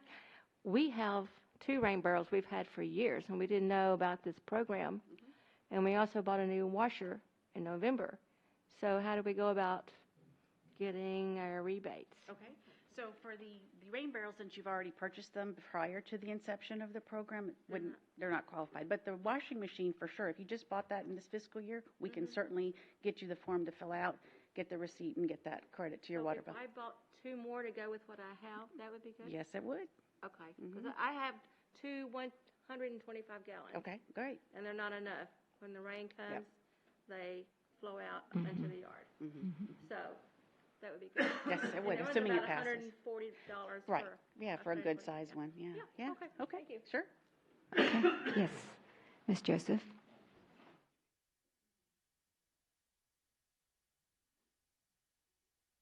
And Joseph, I have a question about where you purchased them, and then could you please repeat, we were discussing back here about the $100 charge that you had mentioned. I'm sorry, I didn't catch her question on the mic.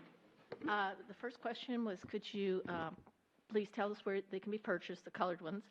And then the second one is, we were kind of discussing back here about the, excuse me, the $100 charge. So they can be pretty much purchased in any, local hardware store or online. Amazon even has them. I looked I looked at Home Depot, and they had all kinds of different colors and sizes. So they're pretty much anywhere that you can think of that you could buy. As far as the $100 charge, currently our ordinance has a $100 permit plumbing fee. Correct, but we're going to be working with community development to amend that ordinance, which could take this process a little longer to make sure that we can differentiate between the barrels, and currently that's not in the ordinance. Okay. Very good.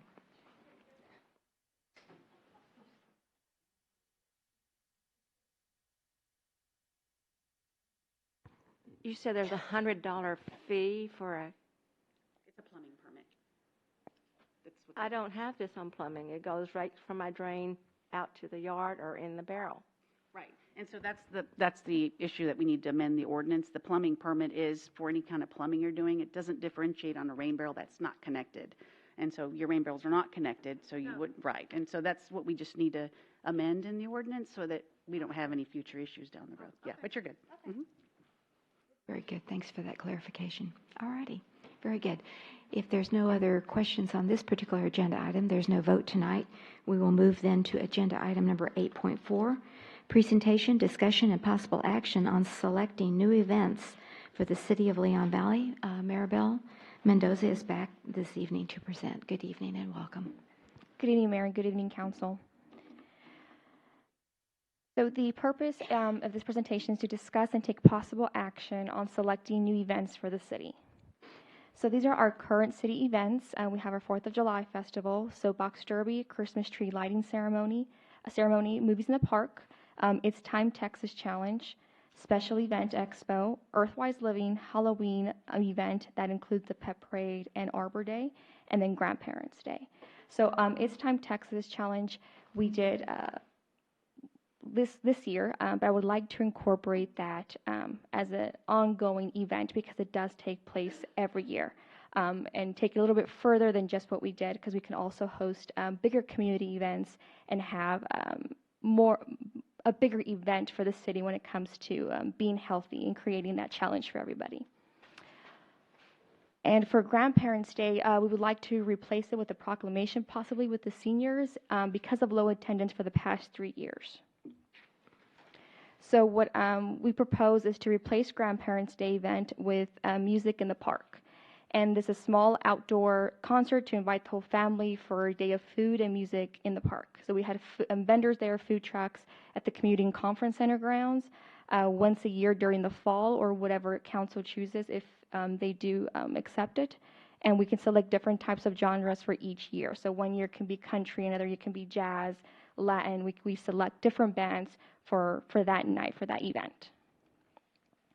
The fiscal impact, so for the amount for our current events, what we currently have is $103,000, and music in the park estimated at $15,000 with our stage, sound, performers, entertainment, and decor miscellaneous items. And again, adding It's Time Texas as a yearly event to host this with the city.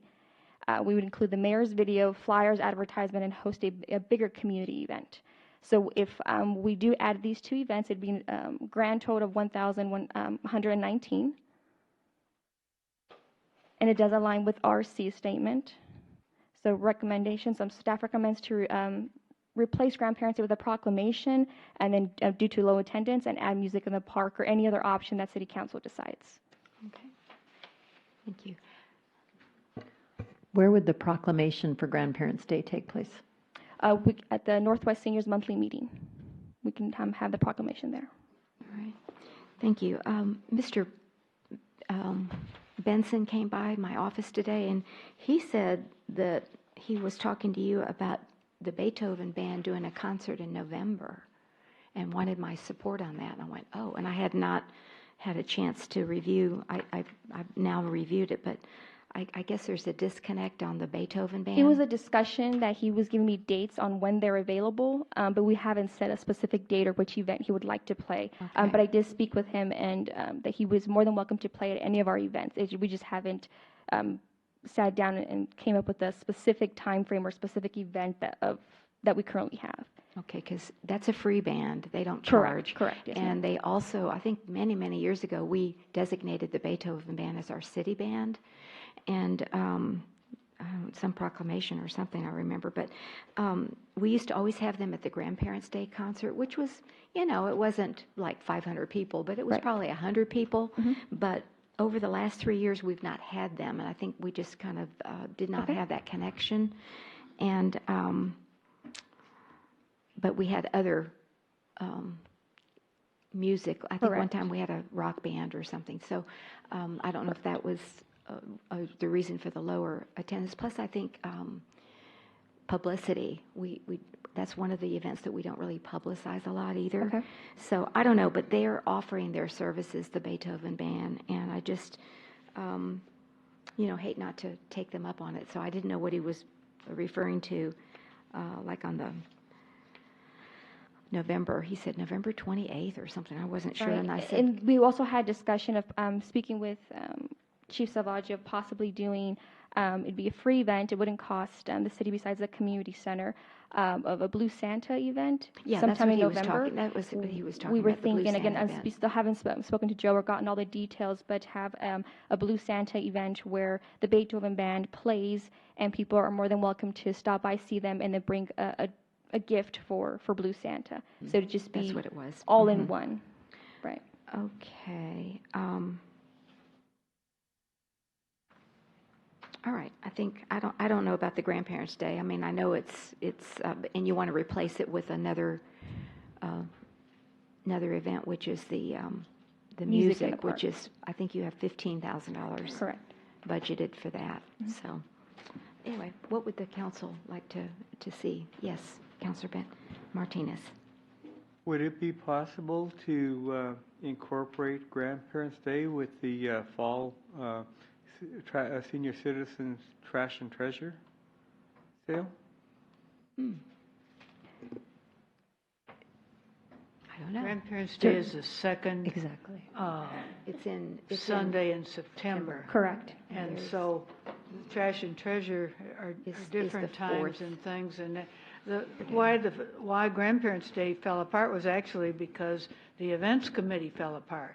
They were the only ones working on it. They used to make the things for it, and they were taking everything out of their own pocket and making things, and we got some funding for them to, at least pay for the things that they were making, and they would get the music and the stuff. But without them, it kind of fell apart. Okay. And That's right, I forgot they were a big part of the Grandparents' Day. And they would get door prizes and right. And flowers so and stuff like that. It was fun, and there were incentives and things, but, and it is very different from the seniors. I don't know, the seniors come for a purpose of playing bingo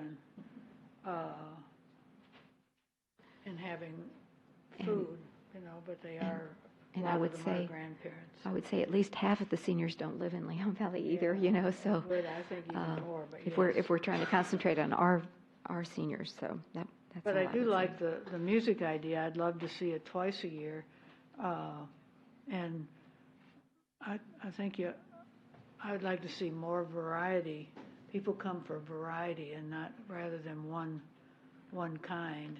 And showing the July thing for the amount for the music is so much less than some of the other costs that it's really affordable, and the food trucks can come pay for themselves.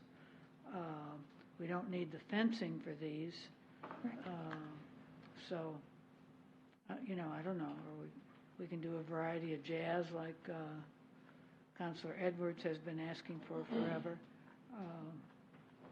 I think I like all the musics, so. I think last year at Grandparents' Day, that it was a high school band, and then I know the Folklorico girls danced as well, so we had two. The mariachi. The mariachi Correct. band, the high school mariachi band. Rock band. That's pretty when loud. the one that Christy got from the, Amber Anthony got. Couldn't remember who got that one. After that, or the year before that, we did have debates. Ms. Caldera, can you use your mic? Thanks.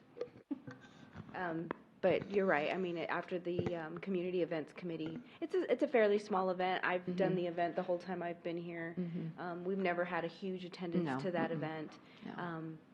It's a pretty minimal cost event, but I mean, it's completely up to the council on what y'all want to do. This is getting ready for us to get prepared for the budget. We're getting the budget prepared, and so that's really all this is just to get an idea of how much to put in the budget for next year, and listening to the council wanting an extra event. We were looking at a music festival, and with the 4th of July entertainment was $4,800. We don't have really like huge headliners, but if you would like huge headliners to come, they're a little bit more costly. And so I just told Maryville to be, give a good estimate, conservative estimate on how much that would cost. So for an example, since we're on that topic, something for like the Spasmatics, they're charging between $15,000 to $20,000, and that's for an hour. Oh. And they're actually already booked 2 years in advance.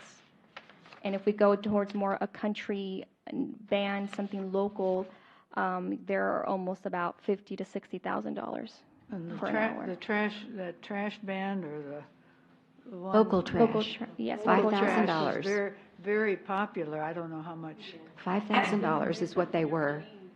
Yeah. Yeah. But those that bring bring people to the event, I mean, you'll get some people come for the trash, but you're going to get a couple hundred people. I don't know how many people you want at the event. Well, just a starting event, I mean, so you see what attracts people, but a good band, they don't have to be a name band, or they could be an up and coming. There's a lot of local bands that are really good. Okay. Anyone else on the council have a comment on this? All right. Ms. Joseph? Hello. I just have, if you contact Green Hall, they have a lot of free bands that come in on Sundays that are just there to get their name out. Same with Flora's. A really good conjunto band would be very good. You get everybody dancing and going. There's a couple of really good, I don't know if anybody's into Irish music, but there's some really good Irish music in San Antonio too that, really gets you moving and stuff. But those are some of the places where you can check that maybe they can, or at least get onto that service, not service, but their list of people to contact. Well, I like the September because we have the thing in October now, we have it November, and we have December stuff. Yeah. So We're just looking for budget direction, really. So if y'all want to give us, if you only want us to spend 10,000 or 5,000 for this event and hold it only one time a year or twice a year, so that way we get an idea of what to put in the budget for y'all guys. Well, you have 15,000. Yeah, we put in 15, Yeah, but since so- y'all were And was that dropping just the for one number. event? Correct, Right. one Okay. event. All right. And dropping the Grandparents' Day. Yes, Counselor Martinez. Several years ago, we had the jazz festival, and we had Anthony Tobias that ran it. Maybe we should consider hiring him for an X number of dollars and let him worry about getting the talent and the food trucks and everything else like we did on that. And it's up to him to make the profit. We just give him, hire him to put on the performance. I thought that was about 25,000 though. I is think what we I'm- paid 25. Yeah, it's a little bit more than what is. But, he proposed. might, well, that was for a 2-day event too. 2-day event, that's right. So, we might offer him, 12,000 or 15,000 to put on a 1-day event. And it's up to him to get the talent. It's up to him to do everything. And if he makes a profit, he makes a profit. Okay. Doesn't that have to be shared out throughout the community to other event planners that does that, and not just recommend one person to do the event? You mean So- like do an RFP or something?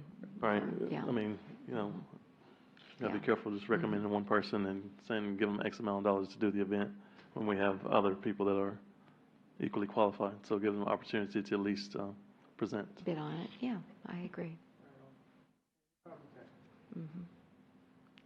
Okay, anyone else? All right, so we haven't said how much in the budget. Want to just keep it to 15?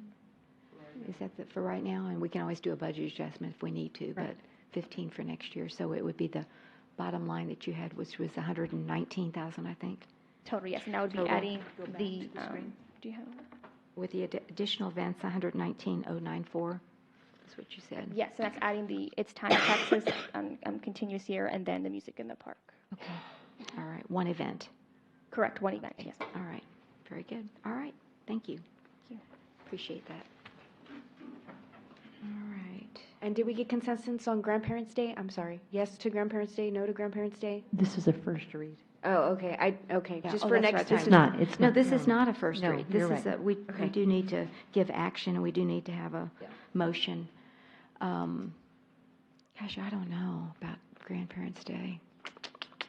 Let's try it one more year. Let's try it one more year, and let's try to advertise it a little more. I mean, the Beethoven Band just said, give me the date, and they we don't can definitely do charge that. us. But who would actually organize that, since we don't have a community events? I do. You I will do. organize it. You would do it then. You'd get the door prizes and stuff. Correct. I don't know. What do y'all think? If we advertise it, it might work. It's never been really heavily advertised. I saw this brochure one time when I went to Kyle. This is many, many years ago, but I don't know where I was. But in Kyle, Texas, they had like a, what do you call it? Just like one of those The trifolds? Yeah, trifold, there we go. And they had all of their events listed for the entire year. And, where it was and if there was cost or if there was free. That could be something we could possibly do to advertise all of our events, at the library or, all of the, anyway, just a thought. I thought that was a really good way of kind of succinctly saying what this town represents and stands for. So they had a lot of different things. So Fredericksburg does that too. Yeah. Okay. So there is action on this item. So is there a motion on this particular agenda? I move that we take action. I'll second. Okay, so along the lines, there's nothing specific, so it's hard to move on it, but along the lines of what you said, and maybe consider, like if the Beethoven Band is available the second Sunday in September, that we do what Councilor Martinez suggested and include that. But I think we need more input, and I think we need to see what an RFP would come through with, and so the actual concert, right. The music in For the the music in the park. Yeah. Okay. Mayor and council, if I can just give you a point. Yeah, hold on, that was a motion. Do you want to rescind it? Because, well, till after she says what to do. okay. So my suggestion would be to go ahead and make a move to pass the things that you've already agreed on, like the $15,000. What was it, Grandparents' Day? Did y'all all agree on that? And what was it? Something Actually, else? I don't mind rescinding, but I would like to not even put, until we get an RFP, not even put a cost, just maybe postpone this You can with table the this too? guidance, yes. So you can make that motion, or you can, Okay. did have she, to take you that didn't really Yeah, make she a has to take motion. that And there years. wasn't a second. No, my motion was a Wasn't a joke. second. But she seconded like, it. I'm going So with I it. rescind Wasn't my second, that's motion right. to Oh. take action, and she You can rescinded her. rescind your second. Okay, I rescind my second. Okay, and I would like to make a motion that we table this to a date certain as soon as you have the information available, whether it's the 21st or the beginning of June, to come back with more information about the Grandparents' Day and with an RFP about cost and have more details so that we aren't just talking generally. And for Grandparents' Day, what exactly? Well, exactly if is needed? something comes up, if Beethoven Band is available for Grandparents' Day, that would be really good. He said just call him. Correct. Okay. Counselor Alcazar, you said you wanted it a date certain. Can you give us the date? Well, I said either the 21st of this month or the first meeting in June, whichever that they have the information available. Thank you. So an RFP, if they want us to go out for an RFP, will not be available May No, 21st? that's correct. Would you be amenable to having it the second meeting in June so we have time for the RFP?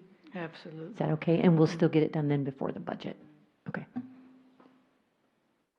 And so just for our clarification, you want us to do the RFP for the music in the park, and then determine whether or not the Beethoven Band is available for Grandparents' Day.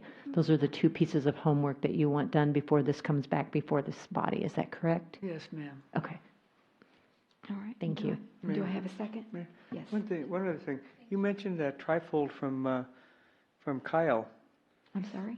You mentioned that trifold Yeah, from trifold. Kyle. Mhm. That's a really good idea, and if we can even take it one step further and just get the little tiny display, cardboard display things, and maybe see if Whataburger, Raising Cane's, and some of the restaurants or businesses in Leon Valley can put them up.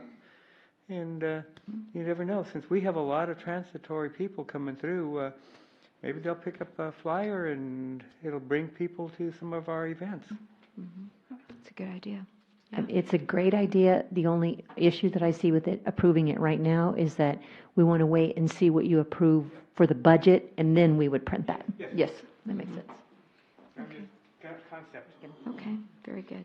All right, so we have a motion by Counselor Alcacer and a second by Counselor Rodriguez to ask the staff to prepare an,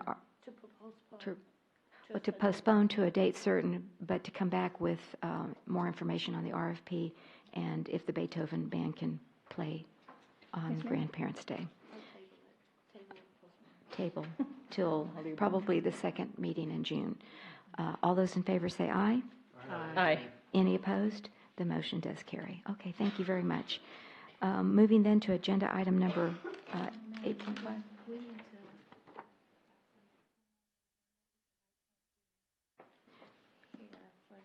Well, they don't get up. This is for a general. This is a general discussion on the, On what? on the, yeah, is the attorney here? Or Mr. Henry, is he here? Is he going to be here for this one? No, Mr. Henry said he is available by phone he thought he was just needed for executive session, but if he's needed No, here, I mean, then he's available by I phone. just was asking. Okay, so agenda item number 5 is a general discussion that I understood that all council members could participate and all citizens on developing these protocols that are related to a 312 hearing. So let me read the agenda item. 8.5. Yes, I think so. Mayor, it's an ordinance. Oh, that's right. It's an ordinance. First read. I had Mayor here. Doggone it. It's you. Very good. Thank you. For some reason, I put my name there. Thank you. Go ahead, please. An ordinance of the City of Leon Valley, Texas, adopting Section 1.04.006 of the Code of Ordinances imposing procedures pursuant to Section 3.12 of the City Charter when conducting a council investigation and hearing. Okay, so this was requested by Councilors Alcacer and Jordan, so I'll let y'all begin the discussion. I think there's a PowerPoint, isn't there? Well, there was something in our, The only thing in, the only thing in the packet is the email requesting that it be put on the agenda. That's correct. well, there's an outline of things in there of what to do. There is the protocol that was submitted. Right, that's what I mean. Yes, ma'am, but no PowerPoint. Can we project it on the screen so that our Sure. citizens can see it? You have it, Crystal? Okay, thank you.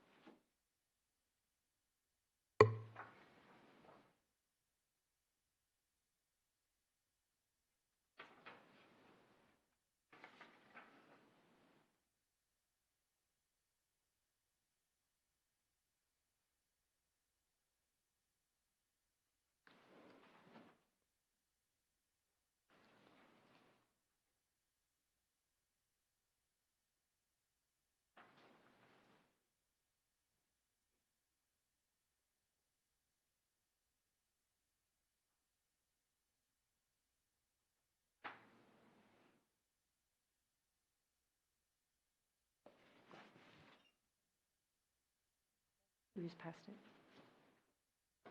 Go down.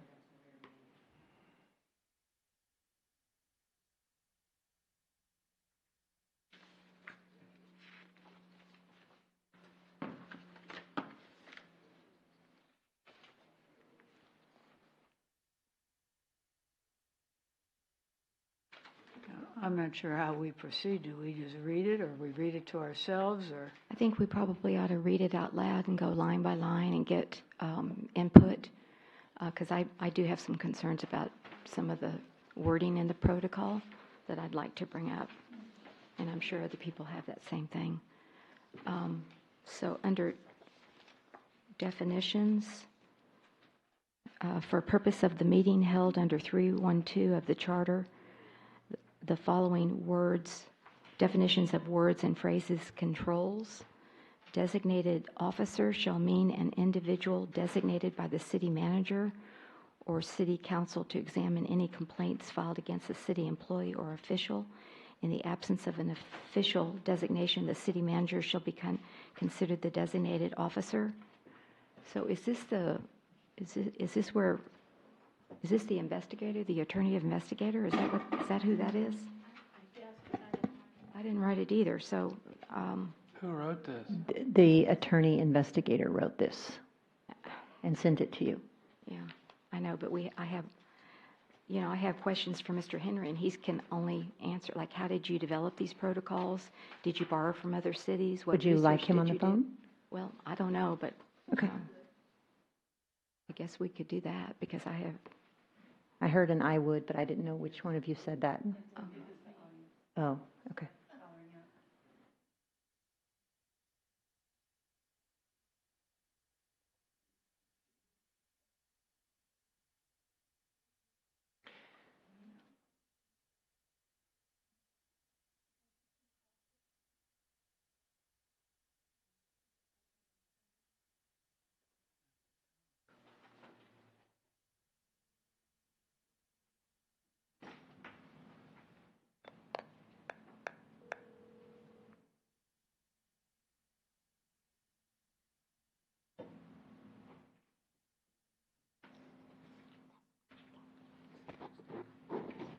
Okay, you go ahead and leave. I'm just saying.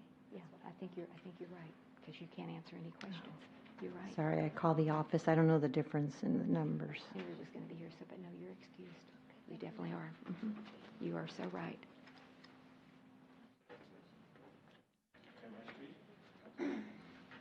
No, we're not ready Well, yet. hang on just a second.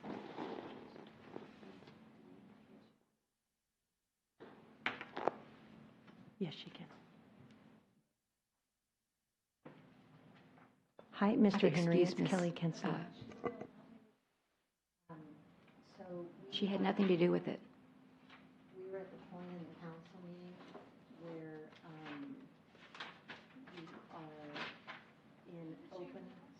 we're on the regular agenda right now, and we are doing a presentation and discussion of the ordinance imposing procedures pursuant to the city charter when conducting a council investigation. And Councilor Alcacer has requested that you be on the phone for this. So, okay, thank you. Okay, Mr. Henry, I have you on speaker. And what was the question? Mayor had the first question. I had the first question of who is the designated officer? Is that the investigative attorney? The mayor's question was, who is the designated officer? Would that be the investigative attorney? The designated officer that puts it together under that to bring it to the council? The section, do you have Is that the what ordinance Point in one. front of you? Yes, hold on. Okay, that way we can refer by section. It'd be easier. See, that's completely different than the presiding officer that comes a lot later. Yeah, that's why. Mayor, what section are you referring to? 104? It's Beginning. Actually, page I'm watching 231. you stream, but it's actually delayed, so let me Oh, pause okay. that. All right. Page 222, So,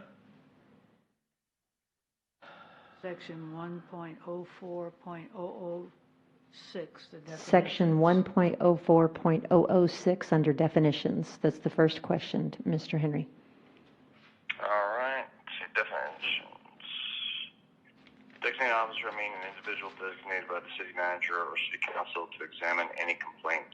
Oh, yes. Under this ordinance operates for both, for any 312 hearing, which technically can be council members or employees And so under the policies, right now the city manager has to designate an investigator if a complaint filed by employees or against employees are submitted to her.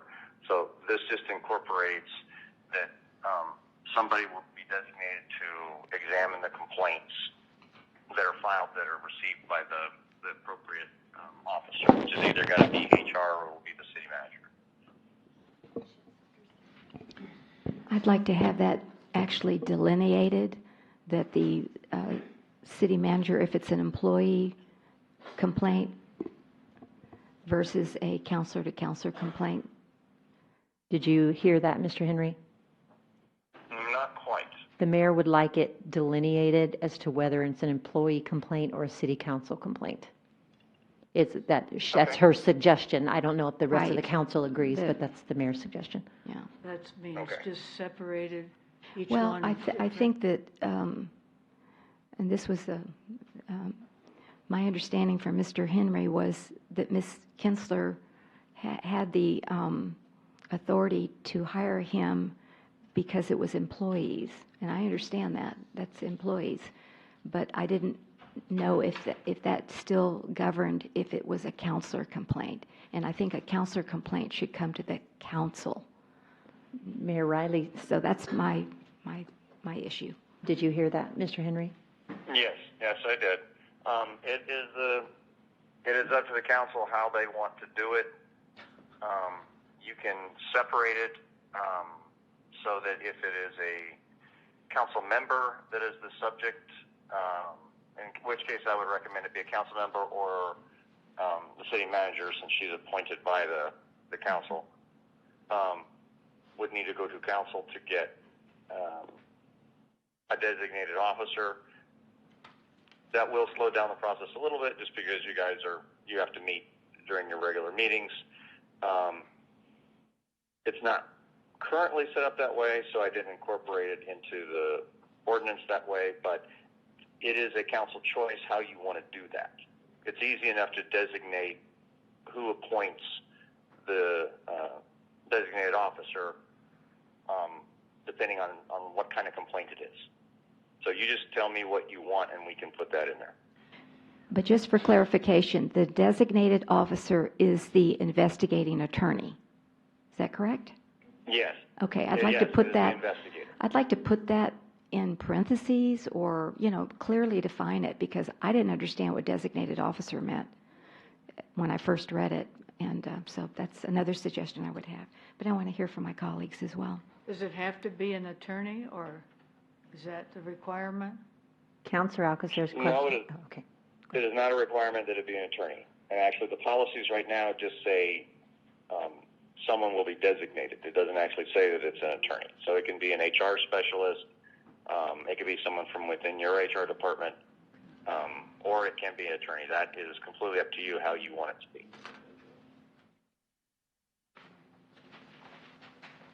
So does it have to be delineated that, like if it's for staff member, it seems like maybe we need a lot of delineations, staff member against a staff member against council, council against council, council against a staff member. Do we need 4 designations? I'm not sure. No, I mean, you can do that, but I think you can do it in a slightly simpler way. Just say if the complaint is either generated by a council member or is against the council member, the designated officer has to be appointed by the council. In any other situation, it's designated by the city manager. Isn't there any more efficient way to do this? This is really awkward talking to you on the phone and going through all these different definitions. I mean, can we meet in person? This is just a first read? This is a first read, yes. Can you be here for the second read, Mr. Henry? Yes, I can be there for the second read. Well, but I think we need to kind of hash out some bases tonight. Because again, this is for anything current and in the future, so it has to be, like global is what I would say. It has to be all in, we have to try to think as broadly as possible, Well, this I is think. global if you reread it. On the fourth read, I'm doing better. So I mean, an individual designated by the city manager or the city council to examine any complaints filed against a city employee or official. So in the absence of an official designation, which is what we have presently, but we're changing that, the city manager shall be considered the designated officer. So when would that one kick in, Mr. Henry, in the absence of an official designation? Do we have to do it, we would have to do this on each complaint filed, or?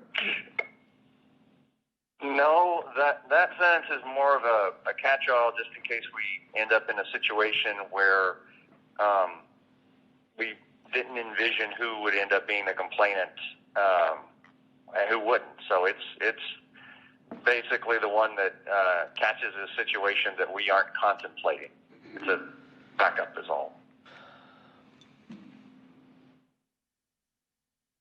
But let's say it's we get a complaint from one vendor against a designated official. Let's say in the future you guys actually recreate an EDC, separate entity. So if you create something new or you do something new in the future, this ordinance is really designed to kind of adapt around it. So that's why that last sentence is in there, to just be a catch-all.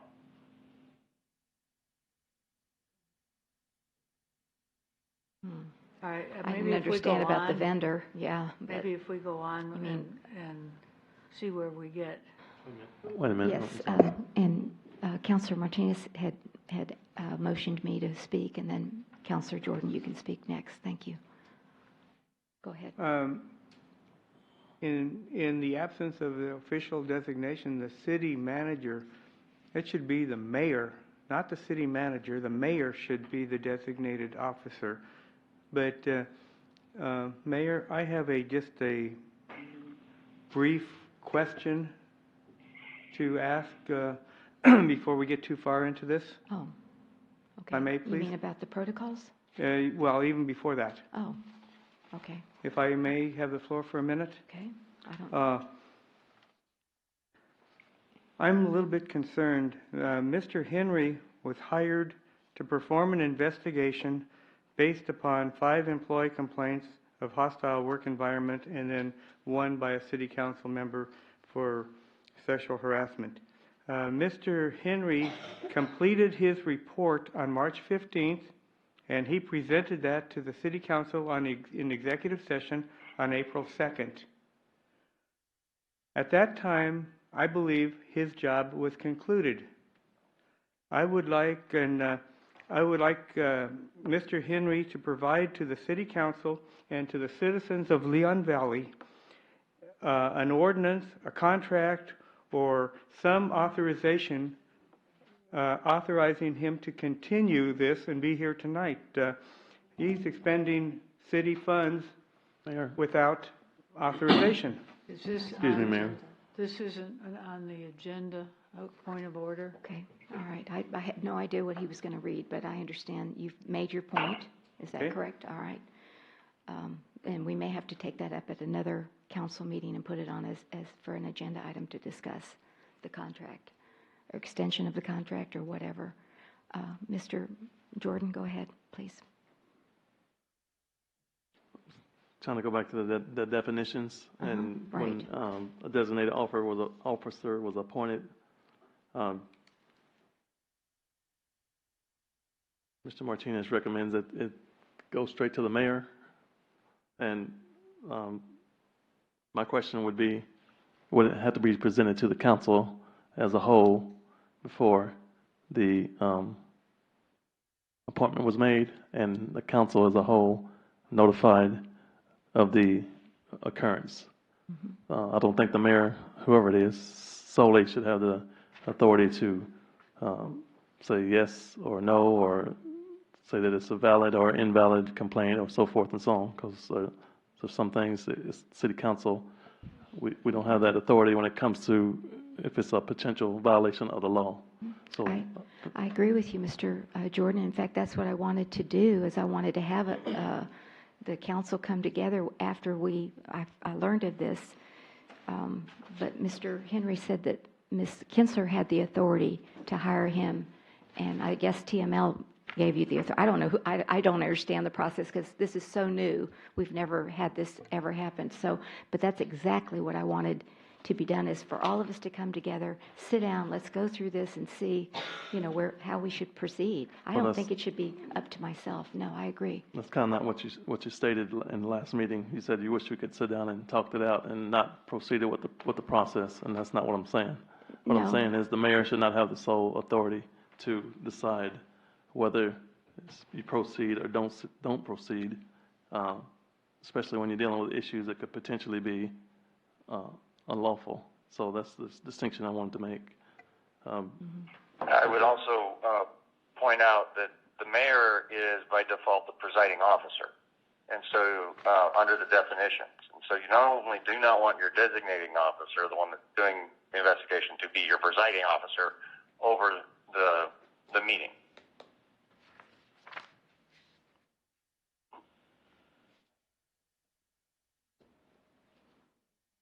Okay. So what changes, if any, to A.1? Are there going to be suggestions? I still think we need to delineate it a little bit more. Designated officer meaning, is it the investigative attorney or what? I guess it is.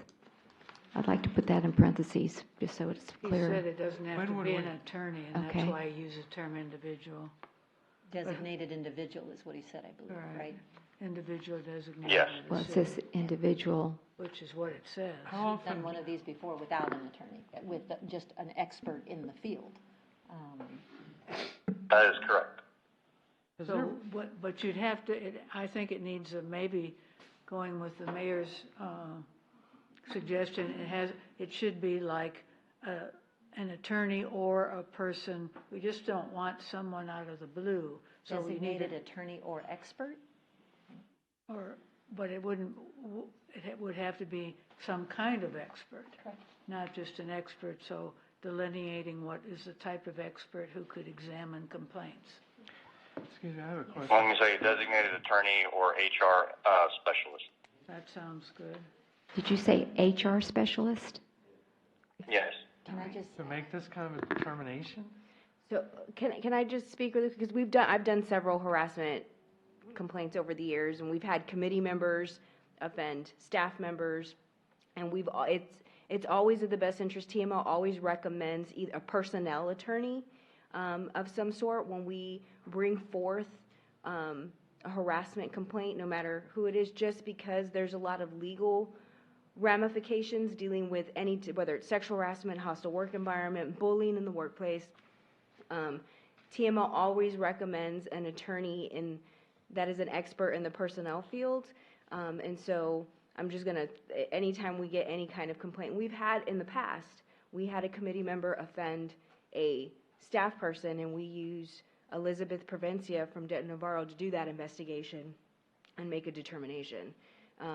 And then y'all decided what the result was. So this process isn't much different. Mr. Counselor Edwards, you had a comment? Well, yeah, I have questions about Mr. Henry's authority to do this. And I was wondering if there had been a request from the Attorney General of the state of Texas to rule on the validity of this process. Isn't that just the same statement Mr. Martinez made? No, it's not. It's not the same. It's the same question, right? So it's not on the agenda. Well, I have a question as to whether this process is, if there was ever any authority to conduct this process. And the way to determine that would be to ask the Attorney General of the state of Texas to rule on that. The authority that I was sent, and I think all the other counselors were sent, was a legal opinion that was already pretty well spelled out on the authority of the. It's not, the process of selecting Mr. Henry, I'm not sure that it's valid or there's any basis for it. I think we need to ask the Attorney General of the state of Texas to say if what happened when Ms. Kinsler selected this man to do this investigation, if that was valid. I think we need to ask the Attorney General of the state of Texas that question. And first of all, I think this is out of order. Second of all, I did not select Mr. Henry. Well, you were given a list of people. No, incorrect. Texas Municipal League asked me about Denton Navarro. I told them they were representing us in another case, but that was fine, and they said no. They went to the next attorney, who was Mick McCamey, and I told them he was representing us. And then they said, what about Ryan Henry? And I said, I don't know. We went through 3 attorneys. Okay, then Frank Garza, I said, no, he's representing us. Then they said, what about Ryan Henry? And I said, I don't know who Ryan Henry is. And they said, perfect. Here's his number. Try to call him. So Okay, the referral came from our insured, which is the risk pool at Texas Municipal League. My question is if that whole process is valid. I think we need to ask the Attorney General of the state of Texas, is this a valid process? I think we need our other city attorney back in here because she can participate. She didn't go home, did she? She left. She said she had nothing to do with this, so she asked to be excused. Can we check in case she's still here? So, Mr. Henry, how did you develop these protocols? Did you borrow from other cities, and what research did you do? For the protocols themselves, really, I looked in about 3 different ethics ordinances that are created by some different cities, and I pulled out pieces that seem to fit more for Leon Valley. Some of them are larger, and so the processes don't really work. You only have 5 members. A few of them had like 7. And pieced it together based on what the law actually allows you to do, looking at your charter, figuring out which protocols fall right in line with your charter, and then kind of put together the point for points for the protocols of conducting the hearing. That's where most of this came from. And if you'll note, a lot of the sections, like in the general process section, and even some of the ones in Section C, come straight out of your charter, because we have to make sure that any protocol that you adopt is consistent with your charter. So taking the appropriate sections out of the charter is usually advisable, and the rest of this just kind of morphed around it. okay. And just to follow up with what Councilor Edwards said, have these protocols been tested through, like either the AG or have they been challenged in other? Have you in your research to? Most of these have survived challenges from different places, but they would survive the challenge inside whatever ordinance they existed at the time. So this is not a cut and paste job form from someplace else or a model ordinance. That's not what this is. It's taken from model ordinances. It's taken from ordinances, specifically ethics ordinances, that have been tested for due process, for notice requirements, for procedural aspects, for I can't even remember the list of the different ones that I saw that had been tested for in different types of suits. Now, some of the suits have nothing to do with why you guys are creating this. You're creating this because the charter envisions this process, and so you want to make sure you have your ordinance that adopts for the process. I'm trying not to make it too complicated. If you want more complicated ones, you certainly can do it, but it's usually a waste of effort. But you do have to have certain protocols in place to make sure due process is protected. But the aspects in here about whether each and every sentence has been tested somewhere in a case, I can't tell you that it has. I can just tell you that I took them from sections, like full ordinance sections, that have been tested. Okay. All right. Which cities did you use? There's Laredo, there's Windcrest, there's Bryan. I think part of it came from Lubbock, if I remember, or Amarillo. I'd have to go back and check my notes, but and there were some sentences that didn't appear in any of those. They're just necessary because they come from your charter. So those are the places that I pulled from.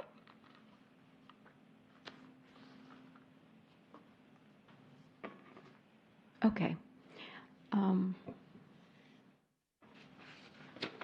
we proceed with? Yeah, I was going to say, do we have, were we going to do something to the designated officer? I thought we. Right, he was going to clarify more the individual, who the individual would be, an attorney or a personnel attorney. Okay, so we're going to put that in parentheses or expound upon it in that sentence. So for the second read, you want that in print. And in the absence of official designation, the city manager shall be considered the designated officer? Well, with all I the don't- city complaints, the city manager has to be. City employee complaints, that doesn't come to the council. Yeah. And maybe we should say city manager shall be considered the designated officer in employee matters only, or something like that, because I think the council should weigh in if it's a council-to-council issue.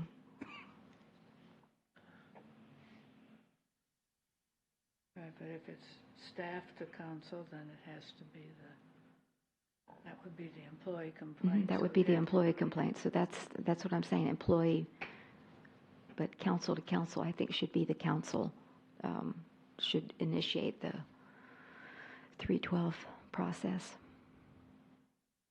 Is that normally done, Ryan? I didn't quite hear that. You're talking about separating it out based on whether it's against a council member or an employee?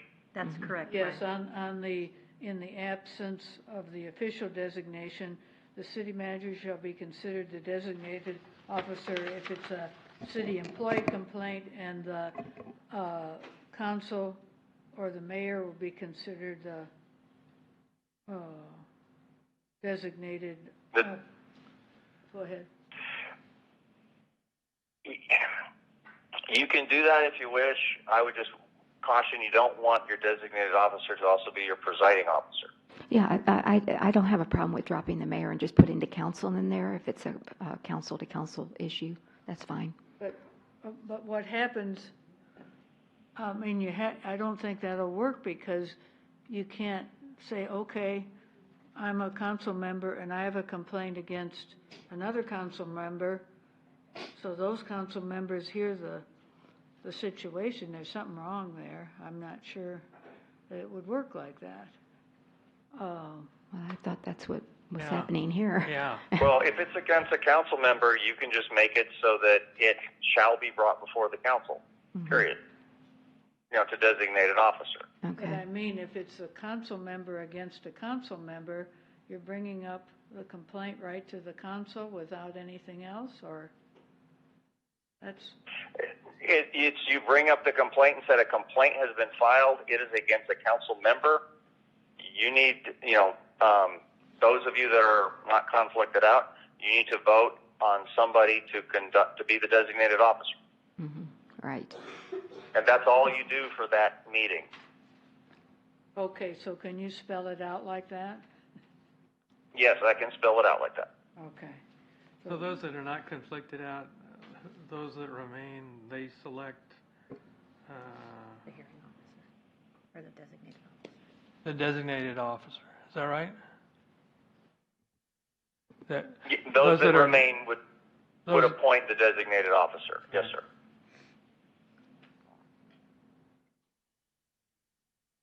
Now, the recommendation would be you get someone outside to do that, from outside the city. But that doesn't necessarily have to be in the ordinance. The council is just the one that needs to appoint who would do that investigation or be the designated officer. So the designated officer in council-to-council complaints should be somebody from outside the city, like a personnel lawyer or... yes, that would be the conservative advice.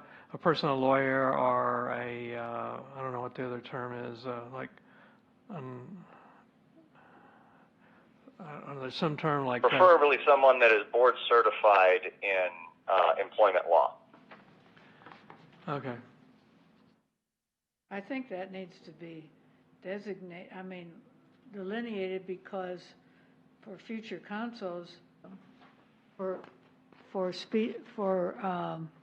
future councils, they need some guidance too, and what we're talking about is they won't know, so I would like to see that added. It should be an outside person, and specifically the type of person, so. Okay. The term that just came back to me was a disinterested person. I mean, that could be that could be an attorney, right? Or okay. Absolutely. Mm-hmm.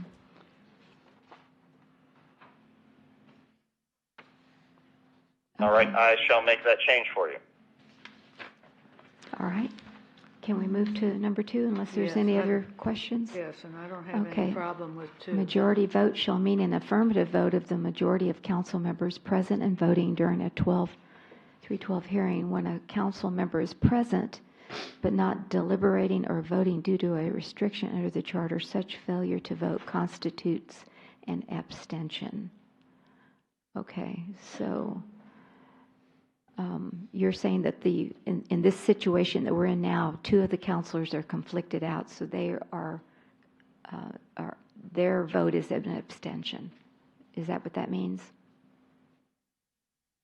I didn't hear that last part. You said later on. I said if 2 counselors are not able, or that are conflicted out, then their failure to vote, in other words, it would show an abstention. If there's a vote, it would be aye, and abstention. Is that what you're saying? Yes, How that's it would correct. be recorded? Okay, just wanted to clarify that. It's not really their choice to abstain, right? It's just a technical way to describe it, or? Well, your charter says that if it is either by or for, or by or against a council member, that you cannot sit at the dais, deliberate, or vote. But the charter doesn't prevent you from doing anything else in your role as a council member. And so what the case law says on that is treated as an abstention instead of an absence. Now, if you don't show up to the whole meeting, that's an absence. But if you're there, it's counted as an abstention. So can you add that in, please? Yes, I can. Okay. Anything? Does using the term abstention, does that connote anything specifically except you just didn't vote, or because of this situation? It's a term of art. I'm sorry, I kind of ran over the top. I was just wondering if you have like a vote two versus 1 and then 2 abstentions, does that connote anything besides the fact that because of these conflicts they couldn't vote?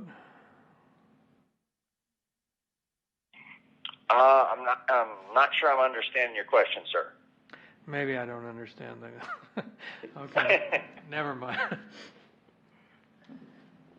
Okay. Ready for quorum? Number 3, the quorum, and I got an issue with the quorum. Quorum shall mean at least 3 city council members convene in the same place at the same time pursuant to the Texas Open Meetings Act. And I know, Mr. Henry, you and I have gone on, because I thought it needed to be at the dais and not like the last meeting. So I'd like to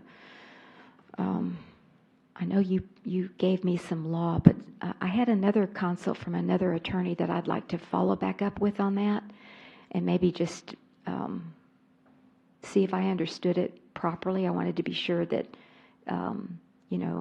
I understood it to be on the dais. You're telling me that it's just in the room.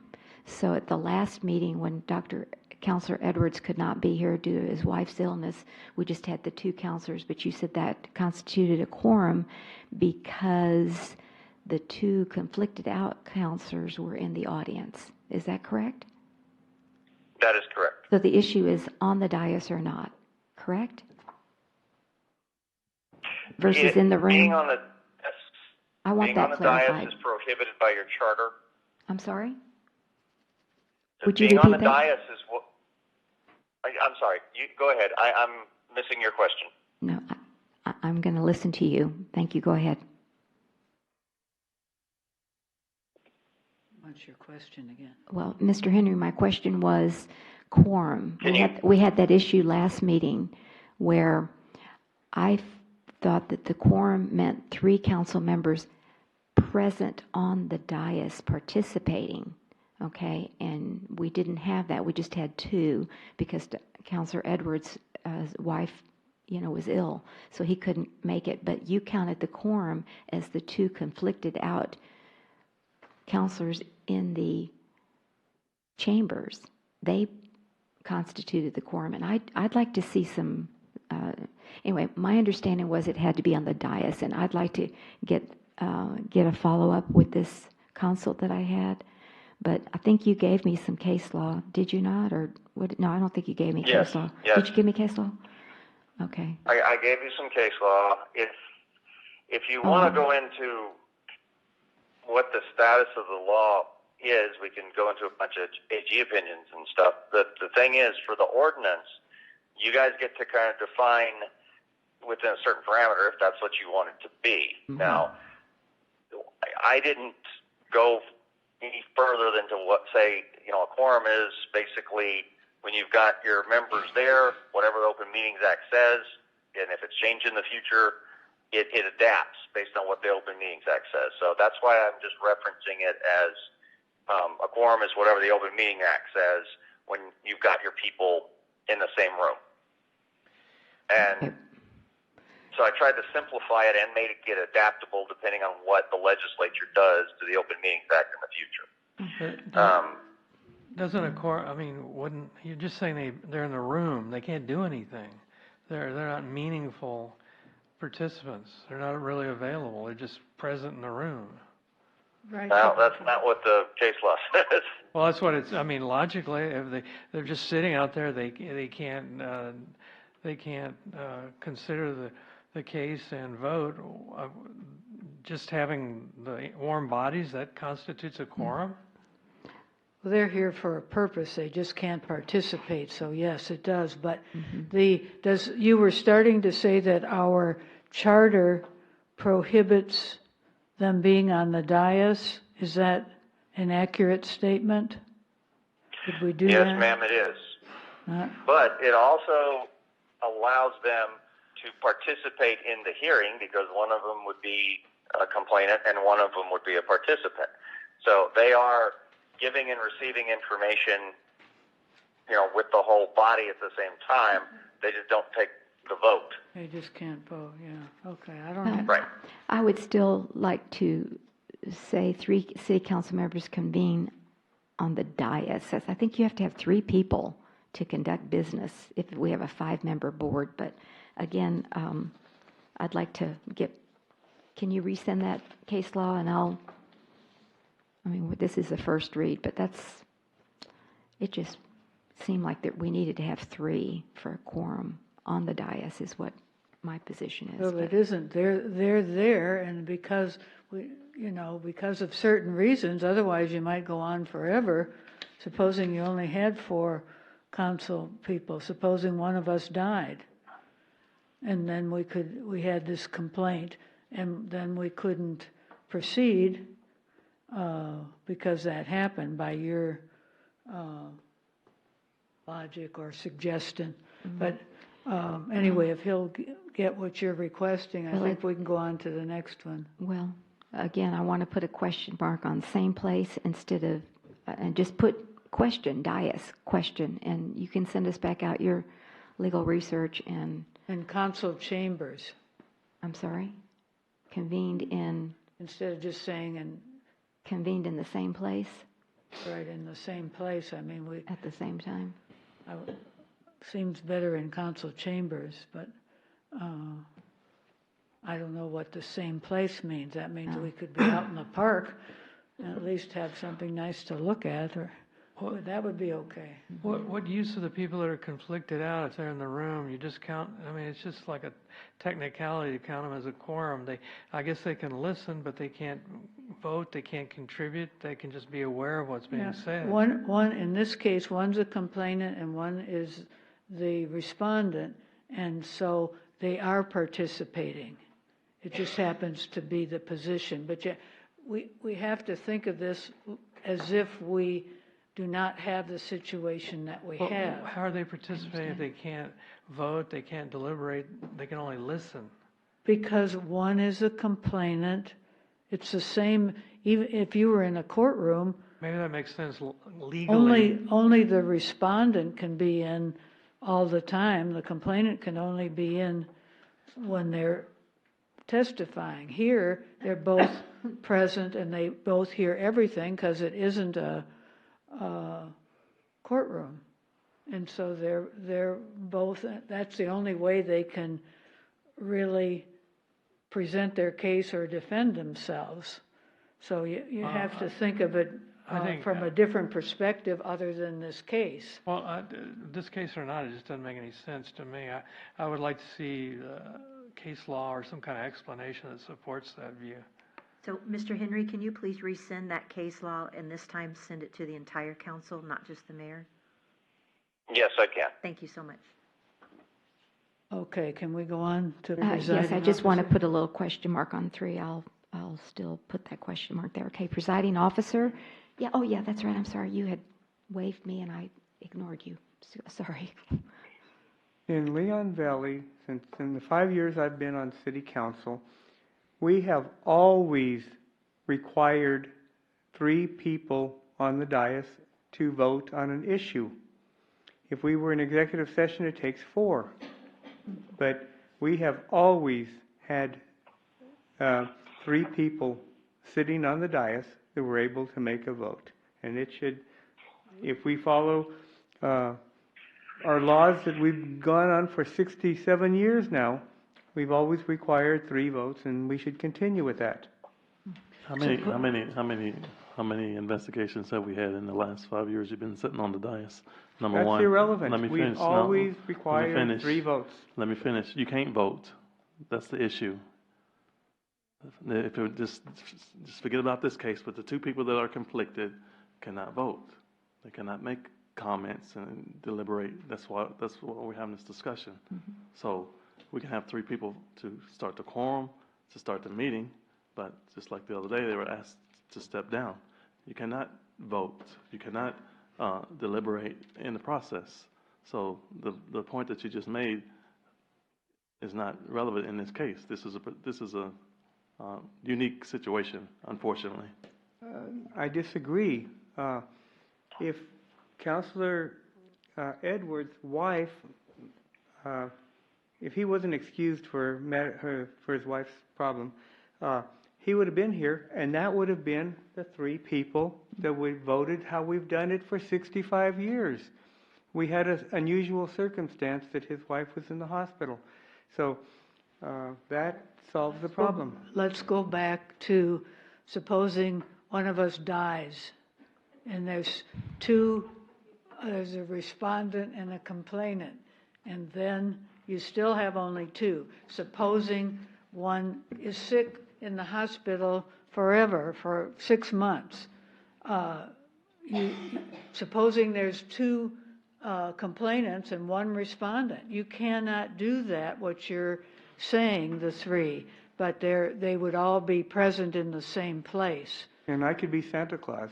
We could go on hypotheticals Well, yes, you can, forever. but you can't, you're trying to stay to this case instead of, No. you have to consider hypotheticals because it's the future. So you can do what if. So we're making it as succinct as possible to allow for other situations. And they're here, just like, I mean, sometimes somebody walks in from that door and says, I say yes. You're not up here on the dais, you're at the door.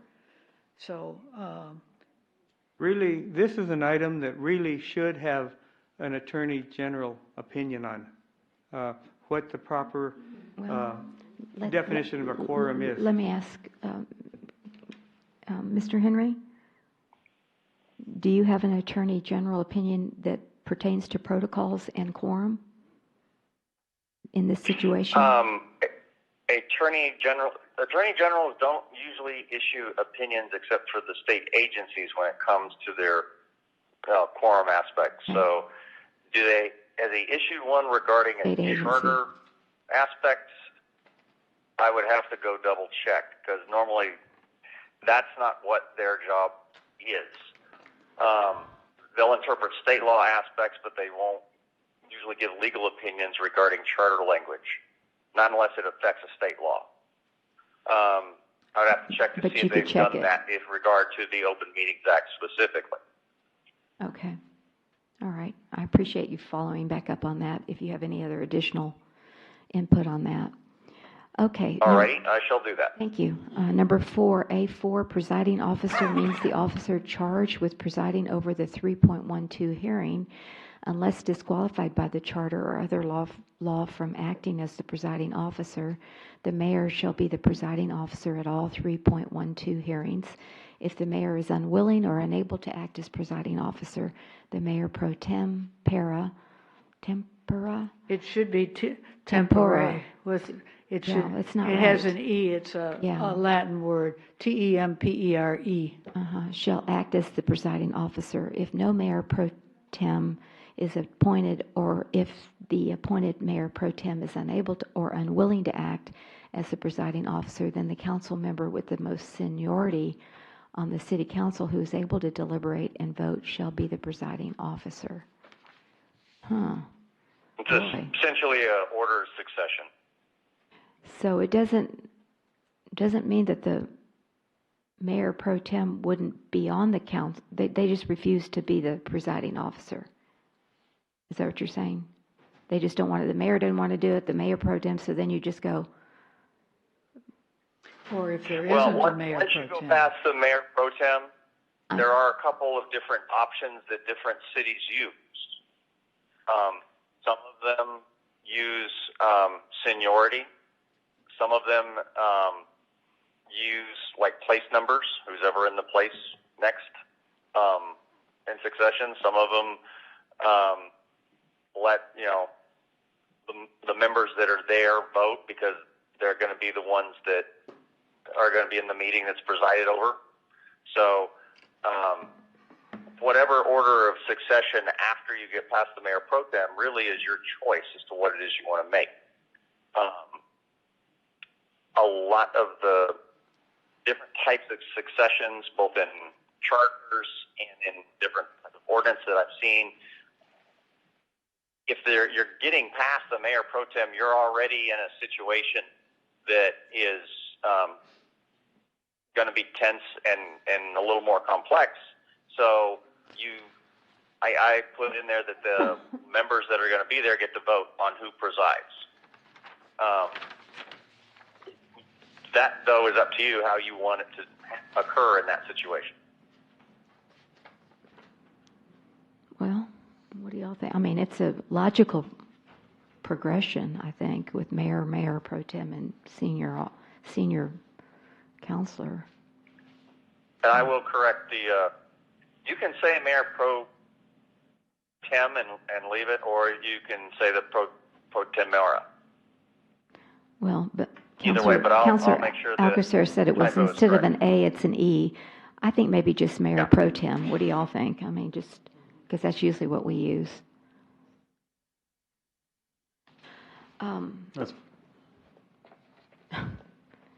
we're going to another section, B, general process. You know, we've been at it for like 4 hours and 20 minutes. I'd like to take, maybe a 5-minute break. Is that possible? I mean, I'd like to. I'm sorry, Mayor, I didn't quite hear I'd like to take a 5-minute break. We've been at it for 4 hours and 20 minutes. I haven't gotten up, and I'd like to get some water, go to the restroom, and then come back. Would that be all right for 5 minutes? Yes. So we just stand adjourned for 5 minutes, and we'll continue with B, general Recess, process. not adjourn. Recess, that's right. Thank you. Call you back in 5 minutes, Mr. Henry. Got it. Thank you. Thank you.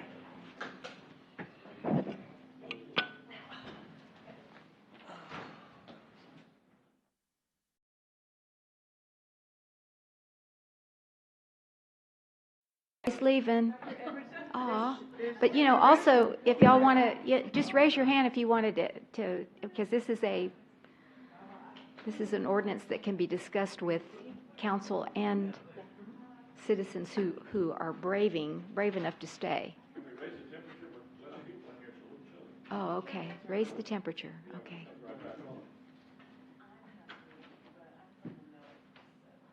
You got the polar bear thing going? You don't freeze?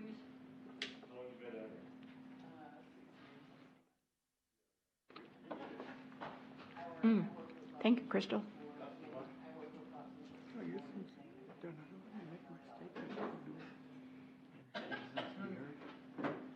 Oh, okay. Sure.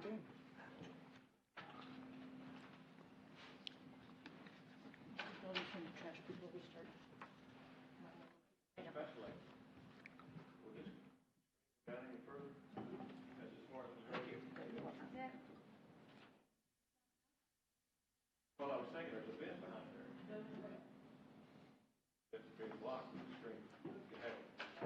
You could have a screen on the white, but probably not the screen area, not the area. Whoever designed this, that's what they did. You were here, weren't you? I wasn't part of that. I think that was done before I was here. All plans were done before I was here. I was, but not when it was all planned. When I got here, construction started like a month later. Because I guess that's all those. I may not go by your house to get that plug tonight if it's too late. So. Well, I was chair of the bond oversight committee. We have nothing to do with the inside. Oh, let's ask if it's something other than a regular city council meeting. I think it's a meeting called outside the regular first and third Tuesdays is what I would say. I don't know. Yeah, so like 4 or 5 months after I got here. So it was all done. Yeah, they took the fans out. Oh, yeah, I remember that. People would complain because it would drive it. If they go up to the ceiling, they don't come down on the brick.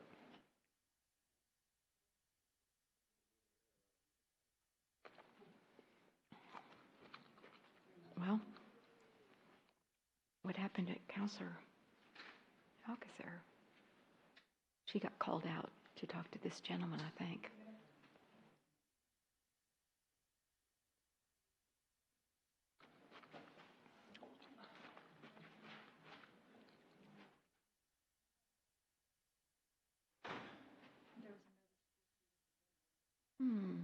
Says prayers for Denver school shooting.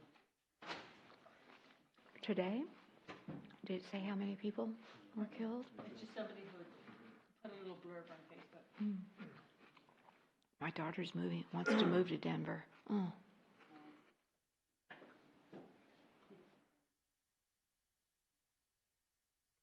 Okay, we're still in recess until Miss Alcacer gets back.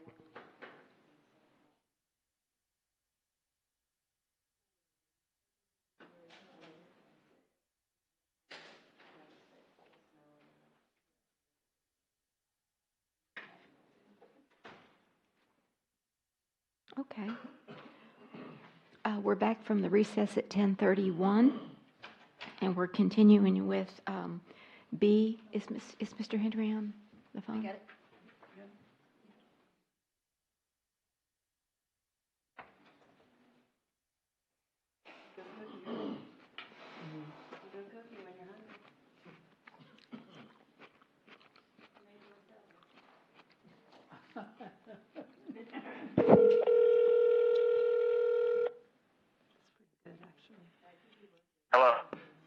Okay, we're back in session, Mr. Henry, at 10:31 on May the 7th, and we're continuing with B, general process. Number 1, all hearings held under 3.12 of the city charter shall be special meetings. Would you define a special meeting, please? Your charter actually just says that. So a special meeting is any meeting that isn't a regular meeting. Okay. So not on the first or third Tuesdays of the month? Is that what, any other day besides the first and the third Tuesdays? Correct. No, it could be that day. That's what your code says. But it could be Yes, that's in the that day, statute. just put as a separate special session, like we do like an executive session. We put a special session like we did the last time. We had it listed as a special session because it wasn't a regular. So do you want me to change the wording to special session? Well, No, special that's meeting, what- I just, again, I'm trying to see how we can define that. Because it, like you said, in the charter, it doesn't say. And in our ordinance book, it just says 1.04. In the code, it's just, you have your regular meetings are set for the first and third Tuesday of the right. month. Anything other than that, it's just known that it would be special. Okay, all right, so that's just a general, Yeah. okay, separate from the regular meeting. Correct. Okay, all right. We can add that if you want. Yeah, I think we ought to. I think we ought to be as specific as possible. Like you say, this is not just for today, it's for the future. Right, So- but it can be the same day, just not but it's separate from the special. Okay. So, Mr. Henry, can you add that then? Yes, I can. Okay.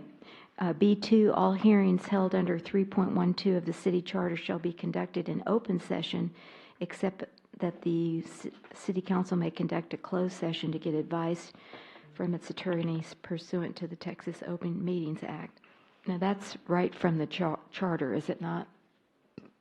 Yes, that's correct. Okay. Number 3, the city council shall have the power to utilize a 312 hearing to inquire into the official conduct of any department, agency, appointed board's office, appointed boards, office, officers, employees, or appointed board members of the city. Such includes the actions of any member of the city council, including the mayor. That's pretty much out of your charter as well. Okay, any suggestions, corrections, or is that okay from the council? Seems okay to me. Sounds pretty thorough to me. Okay, when the respondent, okay, you need to define respondent, I think. When the respondent is not a member of the city council or the mayor, references under the section to forfeiture shall not apply. Nothing in this section is intended to interfere with or alter the ability of the city manager to hire, discipline, or fire city employees and officials subordinate to the city manager. I don't understand that one and why that is in this section. How does that relate to a 312 hearing? Well, the 312 hearing technically applies if the city council is investigating anything going on in a department, an office, or anything else like that. Your experience recently has to do with it being a council member, but it's not expressly limited to council members. You can actually have a 312 investigative hearing on, for any department. The thing is, if you're going to do that, any references in the procedures to forfeiture or anything, that doesn't really apply to employees if they're the ones that are being investigated. So what this is saying is essentially, if it's a council member, the word forfeiture applies as a potential consequence. If it's an employee, the word forfeiture doesn't apply. What the city manager does to you is what counts as far as Okay, but why are you putting nothing in this section is intended to interfere with, isn't that already in the charter? That's what I don't understand. Yeah, that's in the charter. Right, but I don't know why it's in the 312 hearing. I mean, that's, There's no confusion on what it is you have the power to do. You have the power to investigate any department, any area, anything, but investigating it and actually who you can take action against varies depending on who it is. And so what this is it's drawing that line again in the charter as to what falls under, policy or legislative control of the legislative body versus, the city manager's day-to-day operations. It doesn't change anything at all from what's in the charter. All it is doing is actually restating what is in the charter as far as where that line is. Is this a reminder or clarification? A reminder of, a reminder of what?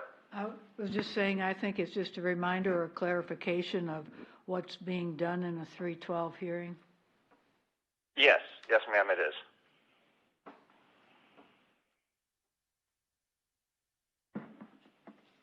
yeah, I guess I just, nothing.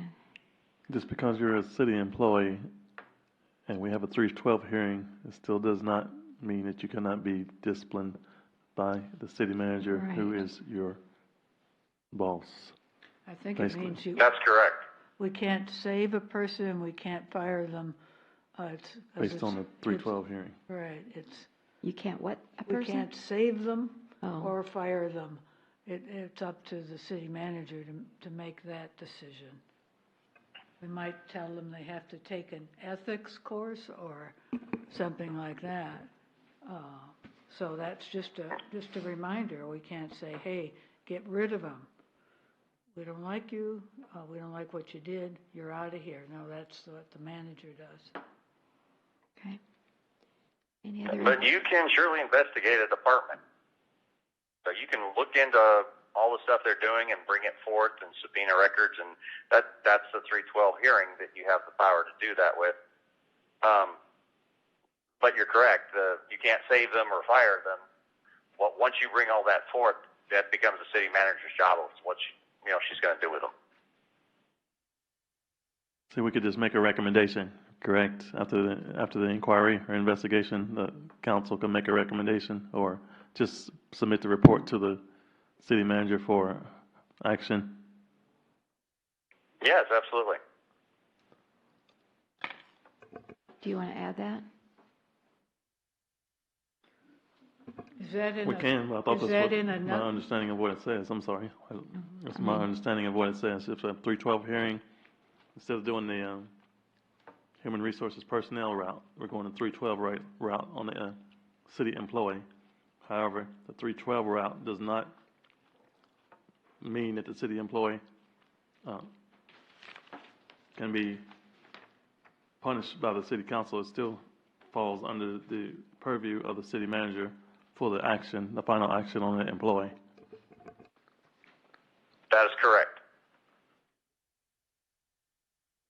Okay. All right. Any other comments on that? Number 4? If not, we'll move on.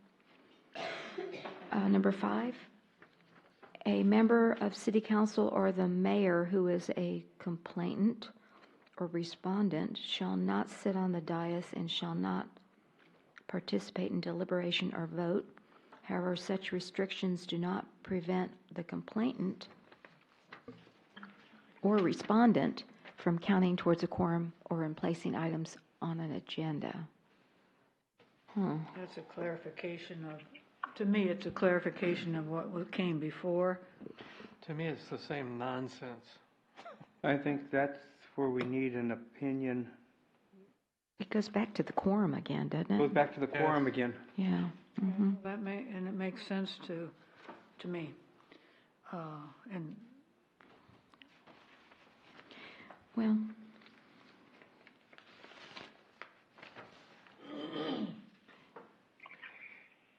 why do you have quorum and placing items on the agenda in the same sentence? How do those relate?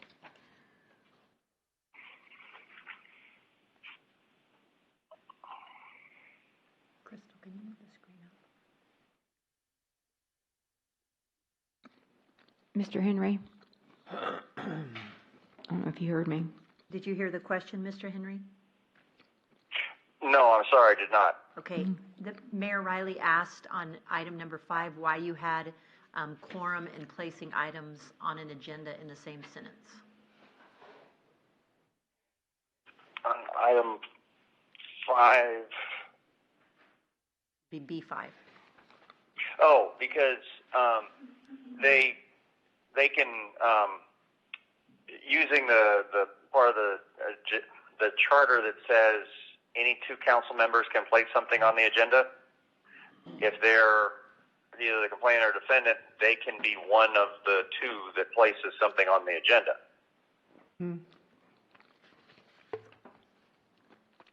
If they can't sit at the dais, then how can they put something on the agenda? Because the charter doesn't prevent it. The charter only prevents you from sitting on the dais, voting and deliberating. But that doesn't stop you from putting your matter on an agenda if another council member, seconds it. Or if you want to be the second to something they're doing.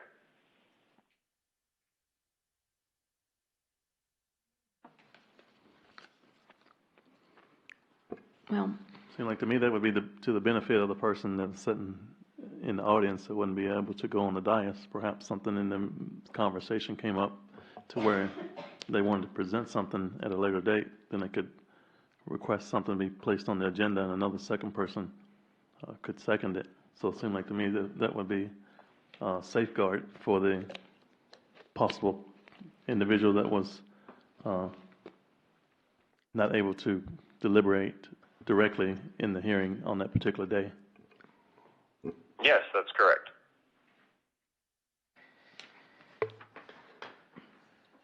Well, I want to just put, for my own personal, I just want to put a question mark on the quorum again, because I think that's a question. Placing items on an agenda, well, I don't have a problem with that, I don't think. That's already occurred. Okay, anybody else have anything on number 5? Okay, on number 6, now, I got an issue with this one. No public comment should be allowed during a 312 hearing unless agreed upon by a majority of the city council during the 312 hearing. I mean... Right, currently, doesn't your charter, Mr. Henry, state that there is no public comment during a 312 hearing? Yes, but it has that same qualifier in it. Oh, okay. Yeah, I just, From the charter? I know, but we can, this is very, very serious.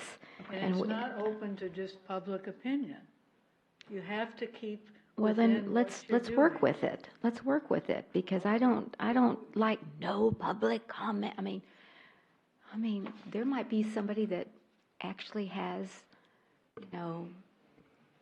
evidence related to the whatever that we need to hear from, And, I don't know, and upon by a majority vote of the council during the 312 hearing, and that goes contrary to our, local rules where we hear from people. No, well, this is Well, I know this is a special hearing, but I'm just still saying. Time out. Mayor? And if that's the case, you probably need to change our charter as Yeah, well. Mayor, that's actually, the Home Rule Charter Committee put that in your charter. It's number 9 under hearings in your charter already. No public comment shall be allowed unless agreed by a majority vote. That's straight out of your charter. Mr. Henry, can we change that? Not without a charter amendment. Exactly. Sorry, I'm not. I'm sorry, where was that? In your charter review, That again? you can change that. Not for the ordinance, but yes, you can change that in the charter. In the charter review, but not for this yeah. ordinance. What is the point of that? Why don't you want to hear from the public? Because I think it's that, the point of it is that it's in your home rule charter already. The citizens have already voted on this. Well, why didn't make it right? Well, so you can change it. Okay, You can I see do it. a charter amendment. Yes, I do. Oh, it's the same in any hearing. If you allow public in anything where there's a complaint, if you start allowing public opinion, you get everybody's personal opinion that this shouldn't have happened, and this person's wonderful, and that person's evil, and this was deliberate, and I mean, those kind of things are not what gets you to the end result of a public hearing. I mean, of a 312 hearing. Correct. Plus, your public comments are usually not people that are under oath. If you're taking in evidence and you're considering matters like that, you're investigating into the matter. It's not like a normal council meeting where you're legislating, the passage of an ordinance or whether or not you're doing a contract. You are investigating into specific complaints, and what is supposed to be the focus and what the law and the charter try to keep the focus on is you're focused on what that complaint is and what happens under those complaints or that complaint, and the public's perception of it is not supposed to be part of the process of the investigation. So normally that's why that stuff is in there. It's to keep you focused on that purpose, because it's supposed to note this is a separate type of hearing.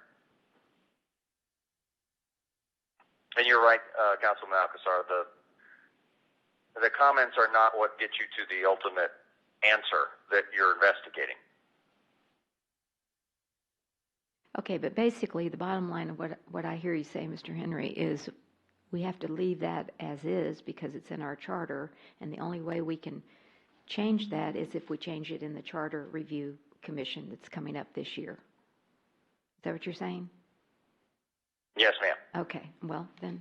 Witnesses come in a later part of it. Yeah, I understand. And witnesses, it's to me, just are still what may be relevant, not public comment. Okay, I got you, but I was just trying to clarify, it's a moot point because it's in our charter and we have to change the charter if we want to change this protocol, correct?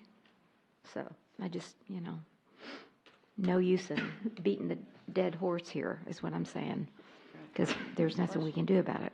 Okay, agreed?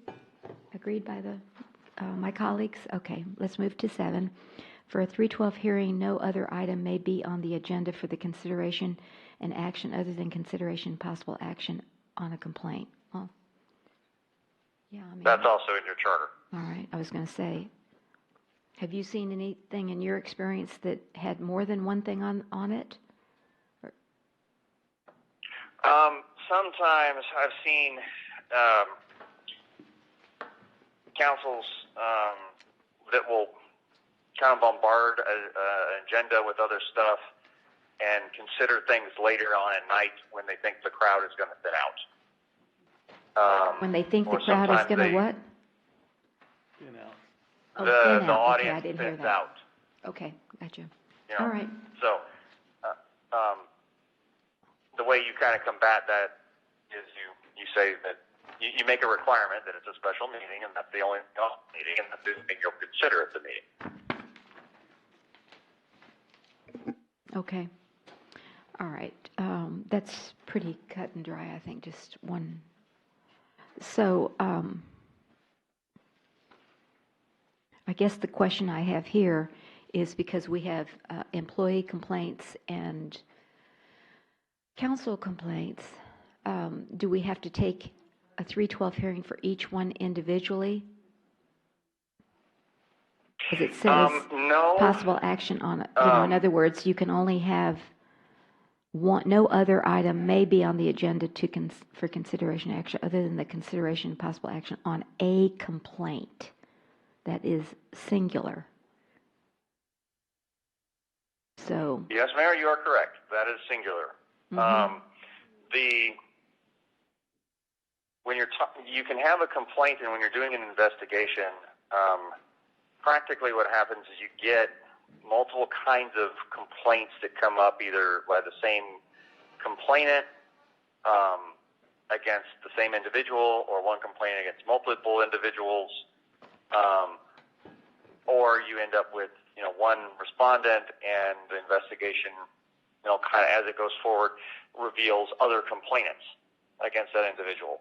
And so it's all part of the same investigation when the council's conducting a 312 hearing. The 312 hearing is not just a disciplinary hearing. It is designed to be an investigation into the complaints that have been filed. So you've got to kind of go where the investigation leads you. And if you stop a 312 hearing or you separate a 312 hearing every time the complaint that started it splits, it can literally be never ending. You're always in a 312 hearing. Nothing in the charter requires that if you have a complaint that all of the aspects in that complaint are not addressed at the same time, including all aspects that may touch on other people or all aspects that may swing in with other complainants. Your charter doesn't specify that each complaint has to be separate. Now, that being said, the charter doesn't prohibit you from doing that in the ordinance if you wanted to. So at this point, as long as only the 312 hearing is the only thing on the agenda,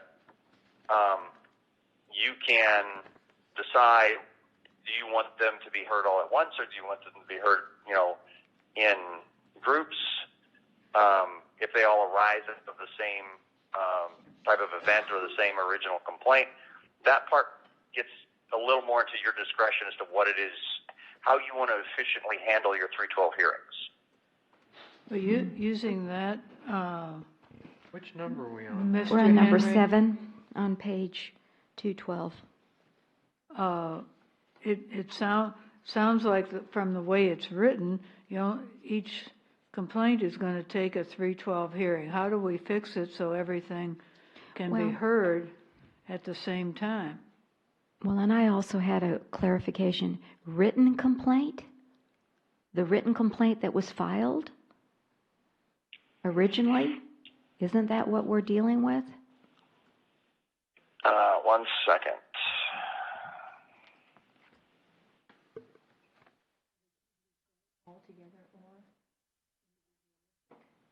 That's what I'm asking him. I mean, that's... And Your charter doesn't actually address complaints as in like a single charge brought by somebody. But that's what you had here. Hold on. You had I'm written looking at your complaints. charter language here real quick.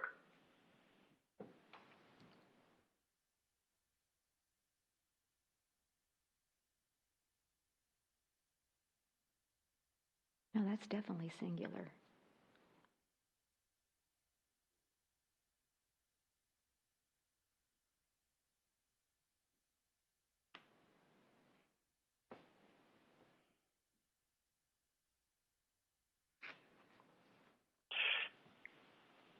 Yeah, your hearings are not dictated strictly by a complaint.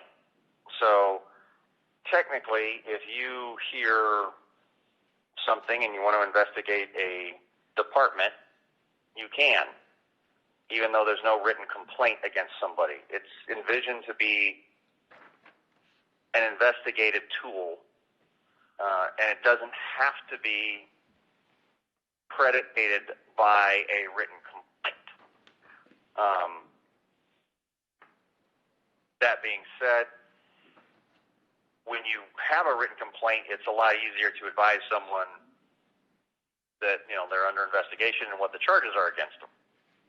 So it's kind of up to you how you want to handle that process. Normally, you want to require some form of written complaint be filed so that you've got something to start with and something to go on and something to give the individual that's being investigated.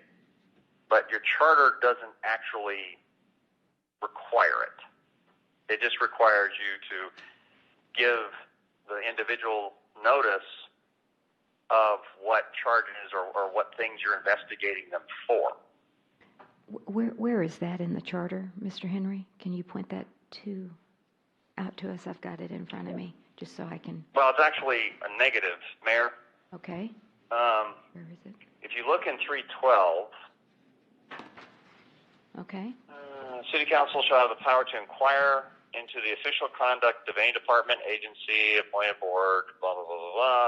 For the purpose of investigations and hearings, the council shall have the power to administer oaths, subpoenas, shall have the power to punish any contempt for failing to comply. Under 312B, all hearings under the subsection shall be conducted in open session. Office holder subject to any investigation and or hearing under this section shall be entitled to written notice of the allegations of forfeiture and or alleged violations of this charter as applicable. Special meeting shall be called to hold a hearing. A member of council who initiated or is subject of the investigation or hearing shall not sit on the dais. I mean, as you read through 312B, it doesn't ever say that I can see that it is predicated on a written complaint filed by a third party. And part of that is because it can be initiated by the council itself.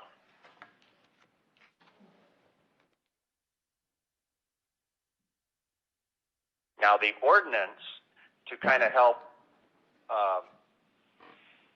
make things efficient for notice provisions and stuff, I included that a written complaint is basically envisioned so you can give it to, but as I said, your charter doesn't expressly require that. How about if we change that one to say specifically whatever has been given to the respondent. The thing only shall be limited only to what the, because that's giving the person, the respondent, the notification. So whatever's in that notification to the respondent, and that's what it's limited to. And then that requires the respondent to get adequate and fair notice, and they know what they're going to have to deal with and respond to. Well, but in this, again, we're I don't here. want to have 10 hearings on 10 different complaints. No, I don't. But I think if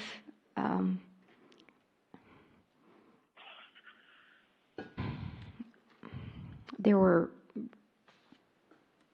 written complaints filed in December and January, and then the report came out in March, and then in April, it's not the same as what was filed back in December and January. It's expanded, and so that's what that's what I'm having a trouble with. Well, the problem is that you're thinking of this case instead of in general. Well, And that's right. So I want to be sure that it's a possible action on the original. Not the original, because you have to be able to expand on the things that have been happening. They're not. I don't know. Otherwise, you have if one thing triggers another, and that information comes out. It's not. Otherwise, we're going to have a complaint, a hearing, a complaint, a hearing, a complaint, a hearing, a complaint, and that's not good for anybody. So there has to be a way to do it like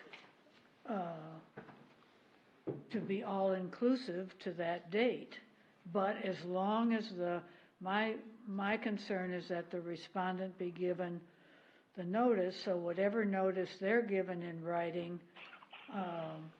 it's limited to that unless the respondent opens the door. Just like in any type of regular case, if the respondent brings up something else, then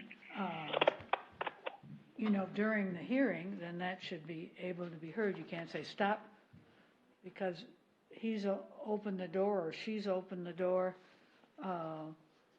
and saying, or, you know, like, well, that never happened before, or you should have seen what happened when so-and-so was here. And they were excused, but we're, you know, but we can't, I mean, how are we going to, if we don't have some way to be inclusive, but not unlimited, that's why I'm saying it goes to what has been provided to the respondent. Well, can you figure a way to do that, Mr. Henry? Well, Yes, you I know, can. but the April 23rd, and I mean, I have to use the example of this case. I mean, we can't, you know, we can't ignore it. You know, it's not the same original complaint that was filed in December and January. But it It's was triggered changed. by action, if you're using this complaint, it was triggered by action taken by the respondent after things came out and initiated and only by respondent. So that caused more complaints. Well, you know, we met back there and we said, okay, Mr. Wait a minute, Henry. I'm sorry, you can't say what happened I'm when not we gonna got say back exactly. there. I'm not Well, gonna say it's not exactly. exactly, you can't say generally. Okay, hypothetically, what You seemed to can't have... say that, you know. Now, are you the lawyer? Are you telling Yes, me? I am, as You're a not matter even of a lawyer fact. anymore. That is an outright lie. Go back and forth. Excuse me. My gosh. I'm sorry. Can I use another example? Can we talk about like a different example? If I'm a police officer, I mean, if I'm driving down the road and I get stopped by a police officer for speeding, that's the violation, right? The police officer walks up and I have an open container of alcohol in my car. As a result of me being stopped, now the police officer sees the open container of alcohol in my car, which is also a violation. So therefore, I'm going to get additional consideration for a ticket, punishment, whatever, because as a result of the initial stop, an initial inquiry, they found something additional. That's all this is. This is not a witch hunt. This is not a fishing expedition. We're talking about what you call fruits of the crime. Law enforcement officer stops you, general traffic stop, they find marijuana in the car, alcohol in the car, whatever, that can be added to my case. That's all we're talking about. That's That's not exactly what happened. That's not a valid... That's very valid, and that's the law. So I'm not talking about I'm not talking about this case. I'm not talking about this case. I'm talking about. Example what happened. I'm not talking about this case, and we shouldn't be talking about it. I'm giving an example of what could be added later on in the process of doing the inquiry. That's my point, and that's the example I gave is very valid because it's the law. Well, in that situation, but it's not analogous to what this case is. We're not talking about this case. That's my point. We need to stay away from this case. We're doing this in a general outline of all cases in the future, potentially. That's my point. We need to stay away from this case because... Well, okay, I would appreciate it, Mr. Henry, if you can work on item B7 and come up with something that would be appropriate to handle it so that we don't have to have multiple hearings on multiple complaints, even if they're unrelated.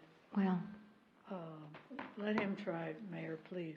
I'll let him try, but yeah, we'll come back to it. But I just still have an issue with this moving complaint is morphed and Well, it more things stops are when he added. gets notice of what, or he or she gets notice of what's going to be in the hearing. So let him try and let's go on because we have a lot more to do. Well, there we have an issue. The mayor, the original complaint that Mr. Henry concluded on March 15th. We're not talking about the special case, Mr. But it's morphed. Martinez. Yeah. It's morphed. Well, everything has morphed. And who determined to add on to that? I didn't see a revision from the complainants, the original complainants. See, that's what concerns me here is that let's keep with the original complaints, but now we've got all this other stuff. You're familiar with opening the door, Mayor? If you open the door. Well, where is open the door in the charter, you know? It's not there. Where is it? What are we gonna have? You're making it impossible to go, now we can do it if you wanna play this game, I call it.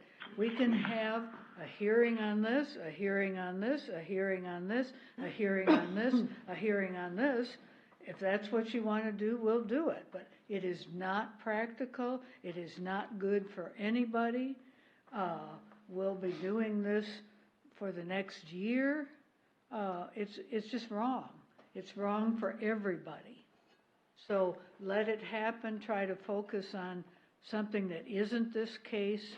This is super involved. Mr. Henry, how many items now with Mr. Martinez? 28, 29?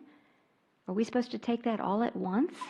I mean, do you see what I'm saying? Or do you want it 28 or 29 I don't know, times? but Are we going to deliberate this case When you do an right now investigation. and open? He's talking. No, go ahead. Go ahead, Mr. Go ahead, Mr. Henry.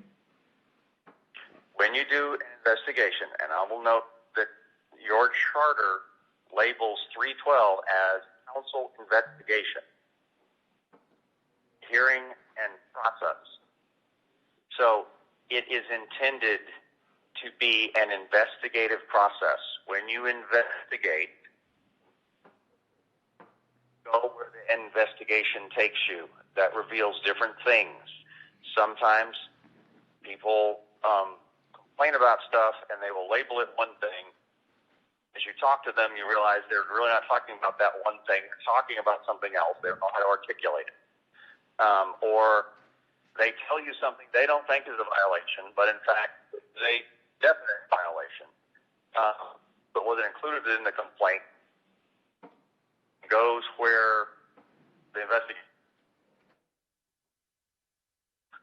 What occurred, what happened, and then if you are going to take action off of anything you've done in the investigation, you give the respondent notice if it is going to be something that is a forfeiture or violation of charter. Now, for council members, that's about the only thing you're going to be looking at anyway. If it is a employee or an appointee, then you won't necessarily be looking at those things, but you should still let them know exactly what the charge is or the disciplinary action, what it is that they allegedly did. And once they receive notice of that, you have the ability to take action against them. This charter provision is broad in sense, like most charter provisions are, because it starts out giving you kind of your maximum authority. It is your constitution, so to speak, for you to adapt to the situation, adapt to whatever falls in front of you, go where the investigation takes you. And when you do these investigations, you always find different things. Some different things are violations or bad, they're policies or they're ordinance violations, or some of them are even criminal violations. Sometimes you go down an investigative path and you find out that there's a reasonable explanation that doesn't end up being an investigation. You have to follow the investigation wherever it goes. That's the purpose. This is not, 312 is not a disciplinary hearing. The investigations, it allows discipline to be imposed as part of the process, but it is broader than that, broader than just a disciplinary process. So you have to go where the investigation takes you.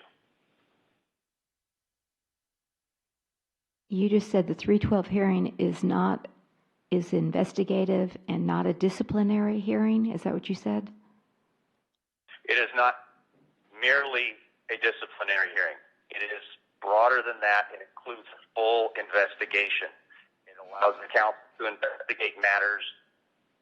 If it finds something during the investigation it allows discipline to occur once notice is provided.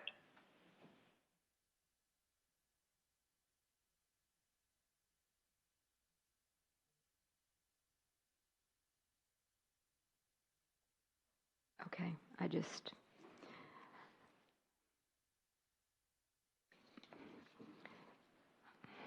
Can we let? yeah, we can, you can come back with something, but I've got an issue with, you know, how we're going to handle all these complaints, but anyway. Yes, Mr. Martinez. Okay, 312A Mm-hmm. states the city council shall investigate. And I still maintain Mr. Henry's job stopped when he gave his report on April 2nd to the city council in executive session. Okay. No, it isn't off topic. We're talking about 312A. And city council shall investigate. Mm-hmm. Not Mr. Henry, city council shall investigate. So, Mr. Henry, how do you respond to that? And do you have any legal, you know, I mean, it's any authority? Do you see what I'm saying? Because I mean, the contract is between you and Ms. Kinsler, not the council. So, My contract is with the city, Mayor. well, let me see. Where do I have that?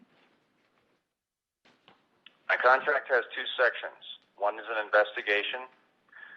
The second is conflict counsel.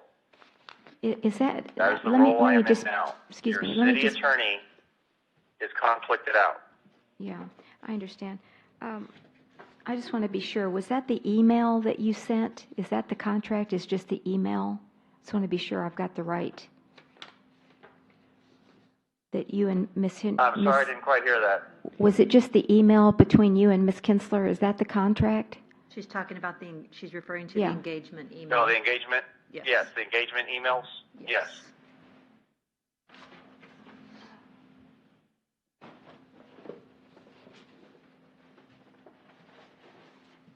But when you're talking about the ordinance, the charter allows the council to do an investigation. It doesn't prohibit anyone else doing an investigation. Your charter vests the manager with authority to investigate, enforce the rules and laws, enforce the charter, and your policies and your ordinances actually require her to do investigations when you're dealing with the employees. But she's enforcing the laws and rules and the charters, and when your city attorney is conflicted out, the council has to have legal representation that fills that void. Your charter, or the ordinance, doesn't envision dividing up the authority, but now that you want the designated officer, the definition of designated officer, to be separated out by whether it is a designated officer for employee purposes or member purposes, you change the dynamic a little bit, that part's perfectly fine. That's within your authority to do. But that wasn't there before. So if this is what you want the ordinance to say going forward, then that's, I will bring that back to you if that's what you want going forward, if that's the will of the body. So as far as the ordinance goes with your charter, the city council has authority to do the investigation. That doesn't actually prevent the city manager from doing an investigation. When I change the designated officer, that will actually change how the investigations start. if that's what you want to do, that's what we'll do. But I think we've covered everything under A and B. But unfortunately, when we pass these protocols, it will only take effect from that point forward, and we can't go back. And I think that's what the confusion is on 3.12, who initiated the investigation. So, for me, that is. Well, it doesn't Okay. say anything about initiating it. It just has other. Well, like I said, I don't have an issue with the employees. I just had the issue with the council to council. I just thought, we should have had more, feedback or more, I don't know what the word is at this We were point. never given it by you. You didn't allow the manager to Please do talk in it. the mic. Please talk to the mic. Yeah, I was told that I couldn't say anything to anybody. So, like I said, this whole thing is just news to me. I mean, I don't, this is all brand new. We've never done this before. So we're learning as we go. But, my gut feeling was, because I know I brought it up to you, Mr. Henry, way back in January. And, he basically said that the city manager had the authority to do what she did. So, I just dropped it. I didn't pursue it. So now I'm been through it longer, and I'm kind of going back and looking at it differently and, that kind of thing. Okay, So, well, can we anyway, we're going to proceed move with- on, but I'm just saying this protocol, when you adopt it, can't go back, is what I'm saying. You have to go forward. Okay. C, call the meeting to order. Roll call.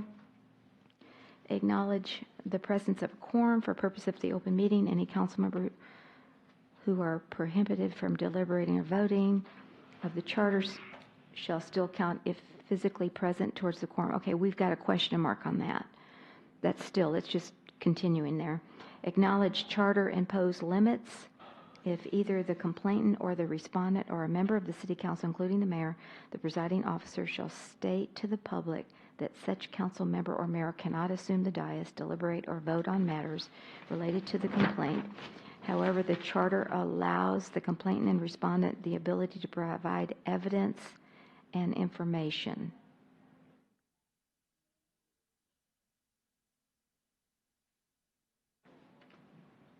Are we getting into how they're going to do that? I haven't.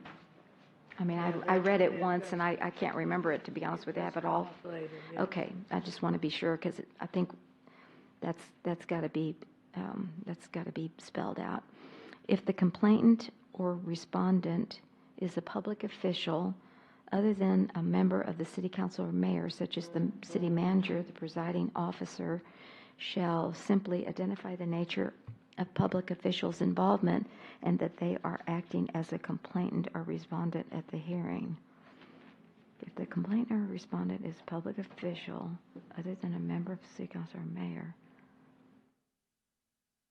I have a question. Yeah. Mr. Henry, is a city manager in a home rule city a public official or an employee of the city? Yes. Which one? Is it? Yeah. Are they a public official? Is a city manager a public official in a home rule employee. city, or an employee of the city? No The comment. answer is still the same. That just technically both. Well, let's add employee. She has an appointed office. It's the office of the city manager, but she is paid. She has all other aspects regarding employment, and most of them have contracts, so they actually qualify as both. And the city manager is one of the few that actually qualify as both. So if you're a city administrator in a general law type A city, you are not considered a public official. That's Attorney General opinion. I'm sorry. Yeah, you're an employee. Right. Absolutely. So that's why I was asking about general home rule city with a city manager title. Yeah, the city manager title, it is an office. It's an appointment to office. So the city manager qualifies as both an official and an employee. Well, then let's just put public official / employee there. Will that correct it? I was just saying, other than a member of the city council or mayor. So, a city Such as manager. the city In our manager. city isn't a mayor. No, but it says Some such as, cities they are. doesn't it refer back to such as a city manager, public official / employee? No. It could be department head, right? Or no? I'm getting tired. If that paragraph is confusing you, it is really the opposite of the above section 3, the first paragraph in 3, and is meant to draw contrast. It is not essential if you want to remove it, if you think it's worded poorly or that it's just confusing. But the purpose really is if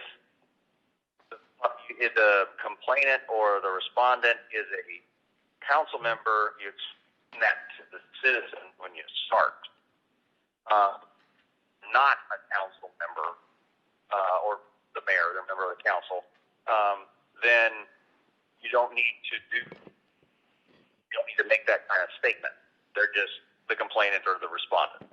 So you can take out that second paragraph. It's confusing. Well, what were you trying to say in that paragraph? Why did you think that was important to put it in there? It was meant to draw contrast, but give direction at the same time. So a future council who doesn't have the background, they will look at it and they say, okay, if it's a council member and I have to explain this to the citizens, what if it's not a council member? What do I do? Do I do anything?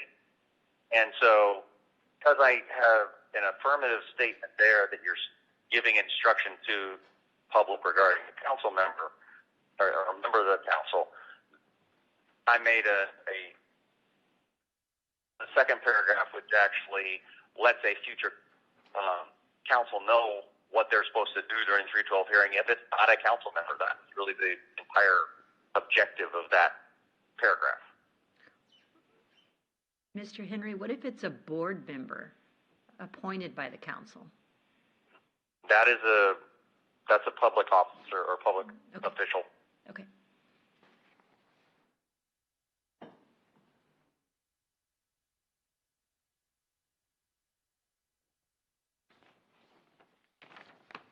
I mean, we could take out the words, such as the city manager if that's confusing, but honestly, lots of people that read ordinances don't know the difference between what exactly is a public official versus someone else working at the city.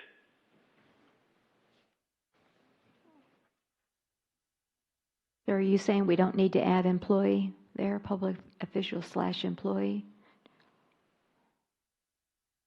Public officials / employees? Uh-huh. Yeah, we could do that. I mean, I'm just... Yeah, that's a good idea. Okay, public officials.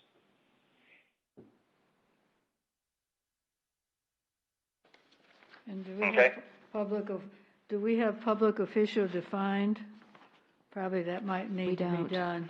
It's not under definitions, or it wasn't. Since it includes board members and stuff. Yes, actually state law defines them that way. If they are appointed by you to a position,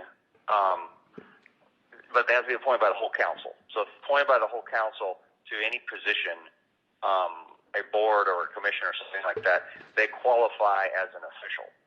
Okay, What's that?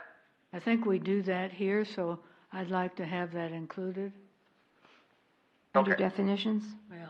Under definitions? Yes, I will define it. I added it. So, okay, a definition for public official? Okay. Does everyone agree with that? Okay. Okay, special meeting, acknowledge that this is a special meeting called, okay, pursuant to the charter, and this is a repeat of another, same thing in another section. And it's in the charter and we can't change it. Executive session, if executive session is necessary, those members of the city council permitted to deliberate and vote shall convene and consult. No grounds for executive session shall be allowed. Okay, now wait a minute.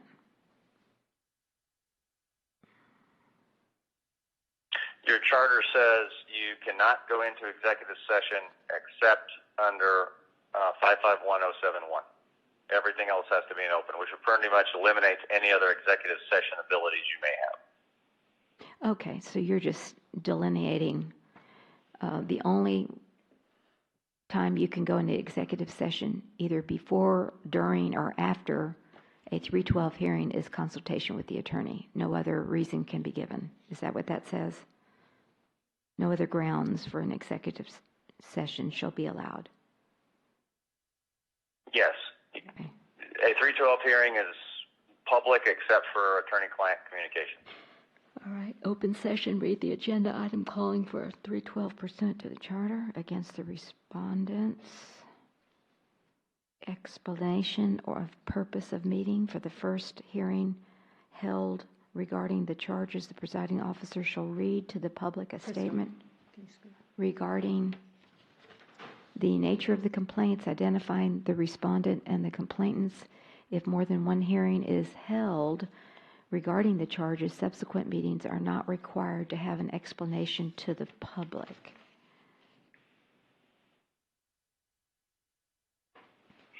Okay, now, Your charter where is actually that says you statement have going to to- come from? Where is that public statement going to come from?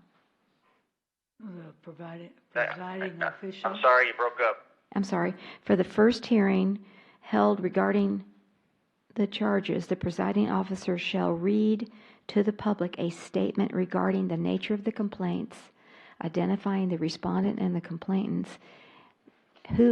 Where is that public statement coming from? Your charter has a section. Okay, where is Hold that? on 1 second. It says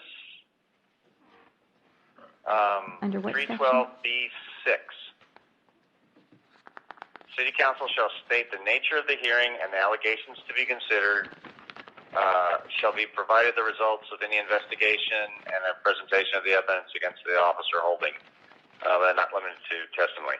So the first part of that is you have to make a statement of the nature of the hearing while you are there.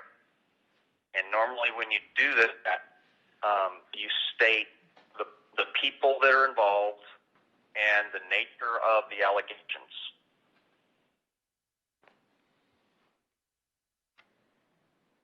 Or the nature of the investigation.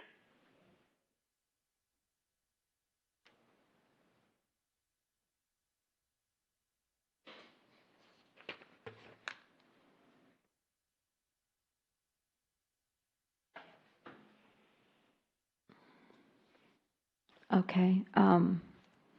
Is this going to be pre-prepared? Or is this something that I have to summarize, or what, as the presiding officer? Normally, your city attorney or whoever your counsel is that is assisting with it should assist you in preparing that statement. Usually it would just be a couple of sentences, but the charter says you have to state the nature of it, and so incorporating it at this point lets any future councils know exactly when they're supposed to make that statement, so they're covered under the charter. But their legal counsel should help them write that so they can state it publicly. That would be you at this point. Like for the current ones, yes, that would be me. Okay.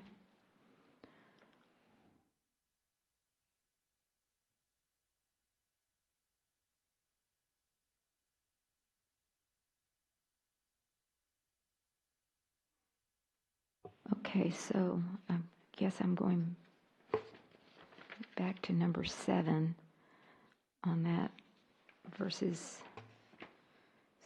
8.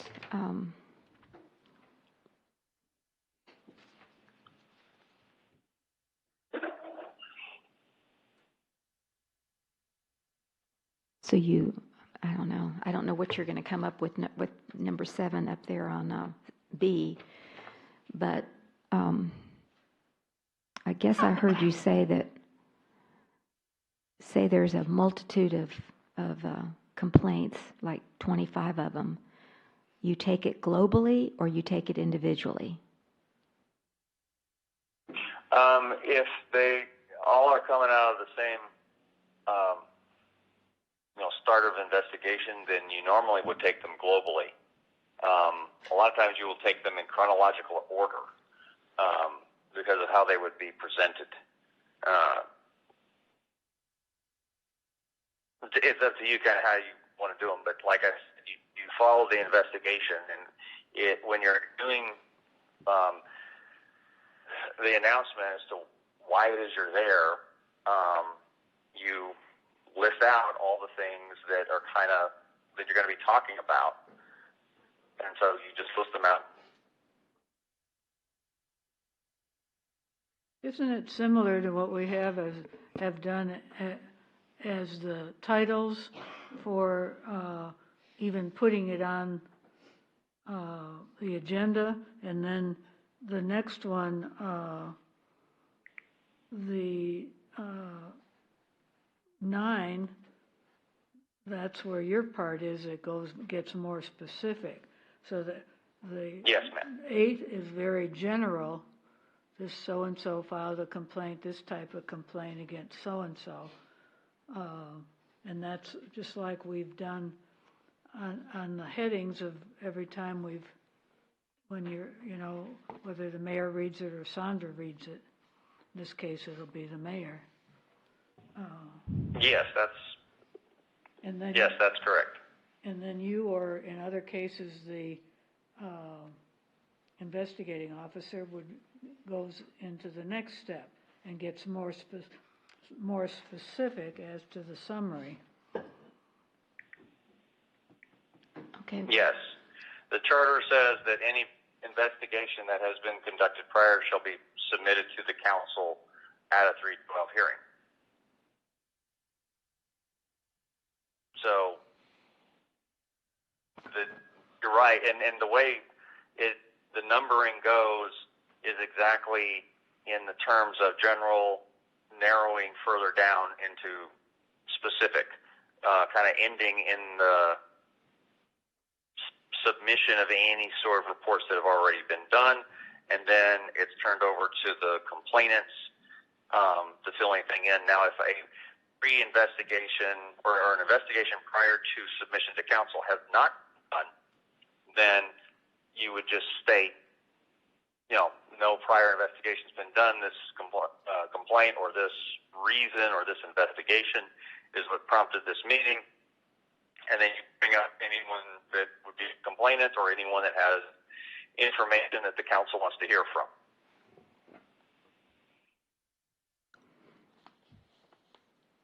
Okay, on number 9, I've got a question. If more than one hearing is held regarding the charges, subsequent meetings are not required to reach the charges? Read. No, that should be read. Okay, I was going, what in the world does that mean? Okay, thank you. All right, so that makes more sense. All right, so you were saying that it's 9 and then 10 is more specific? Well, 10 is where any report that's been done is basically turned over to the city council. So that's the March 15th? Yeah, it would be a summary of the March 15th memo and anything that happened prior to that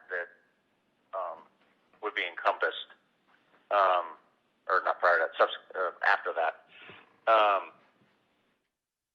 to give you so you know what it is you're about to hear evidence on or complainants about.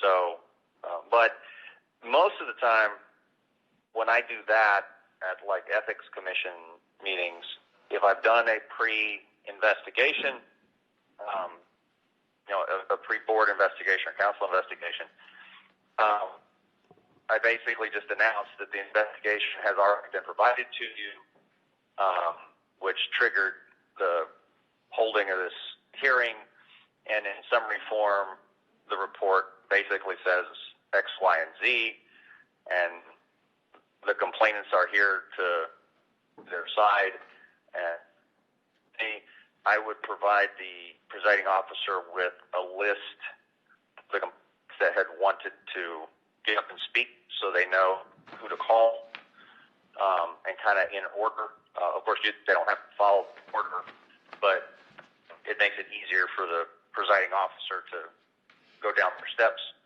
And then, I would sit down and it's the council's show at that part.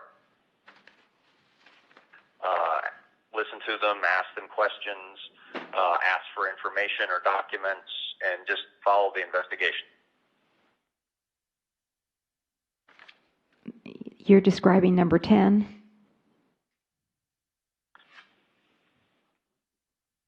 Yes, yes, that's number 10.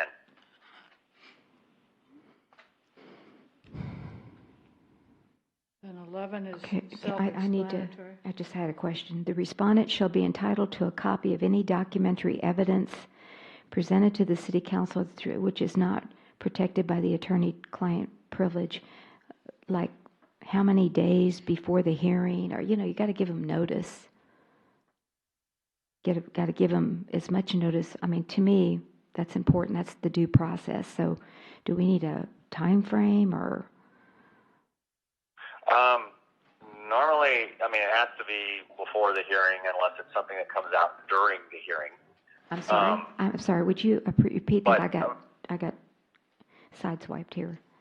Go ahead. You said normally it does what?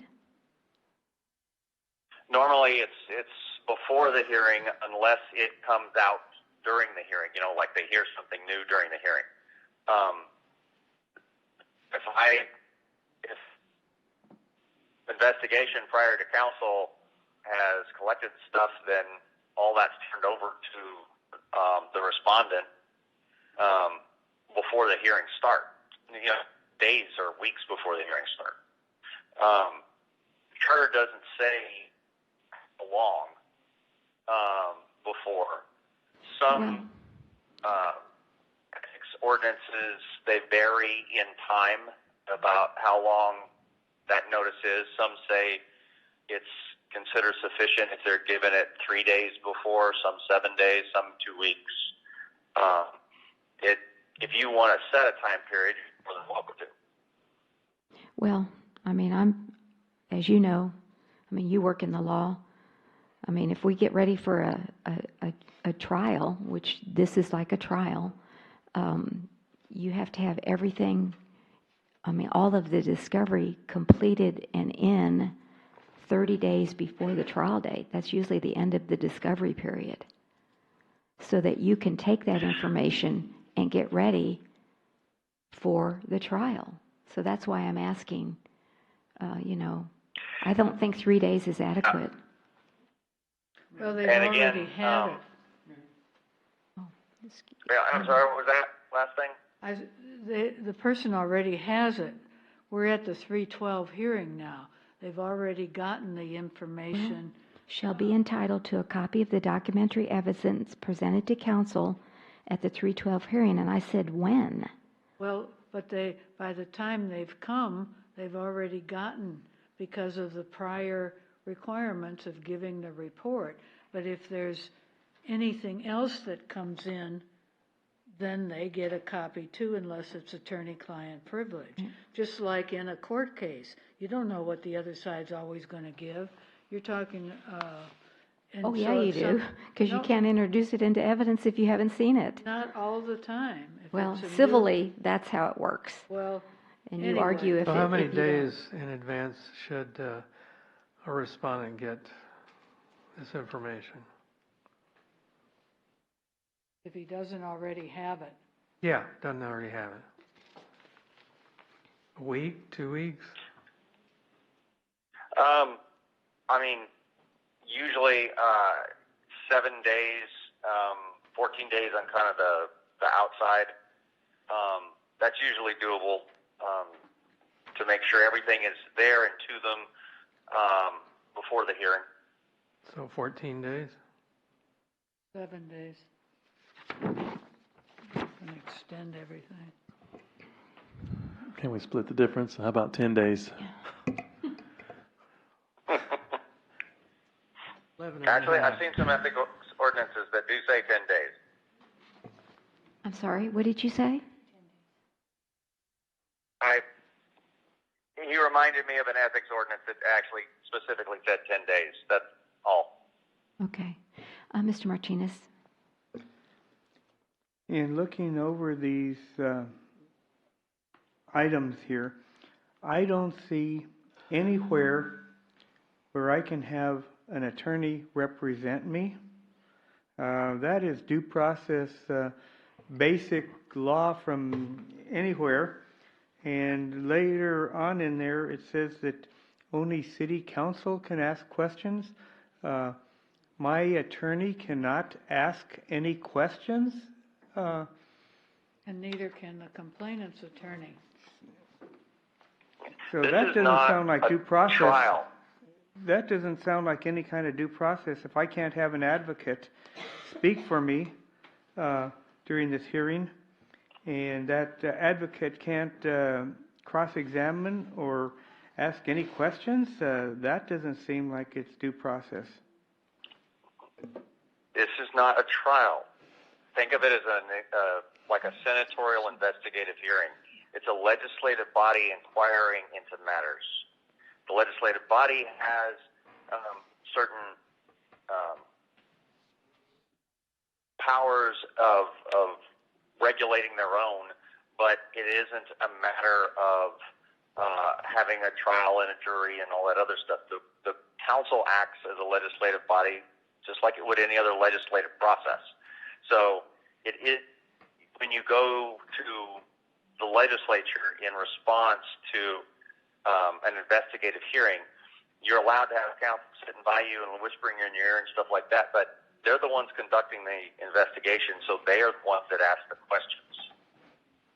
And it all turns to them. It isn't a matter of interaction. There's no judge that, mitigates or regulates questioning back and forth, cross-examinations or anything else like that. So that's why these types of hearings spell out it's the council as the investigating body that asks the questions. They're the only ones that ask the questions, and that stops everyone from basically getting into fights or abusing witnesses or going back and forth like that happens in a actual judicial trial. As a legislative body, the rules are different. They follow legislative protocols. And my advocate can't depose any of the complainants against me. It's not a trial. Did you watch any of the legislative sessions going on, like with the confirmation hearings on all of that is the same type of process.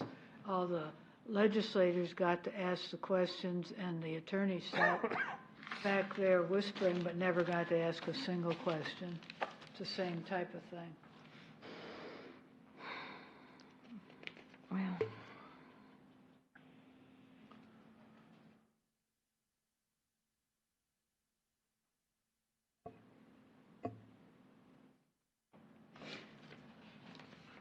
I have a question, Ryan, on the next one, and it's in several of them, where you say the city council, at the city council's discretion, it may call any witnesses it wishes by majority vote.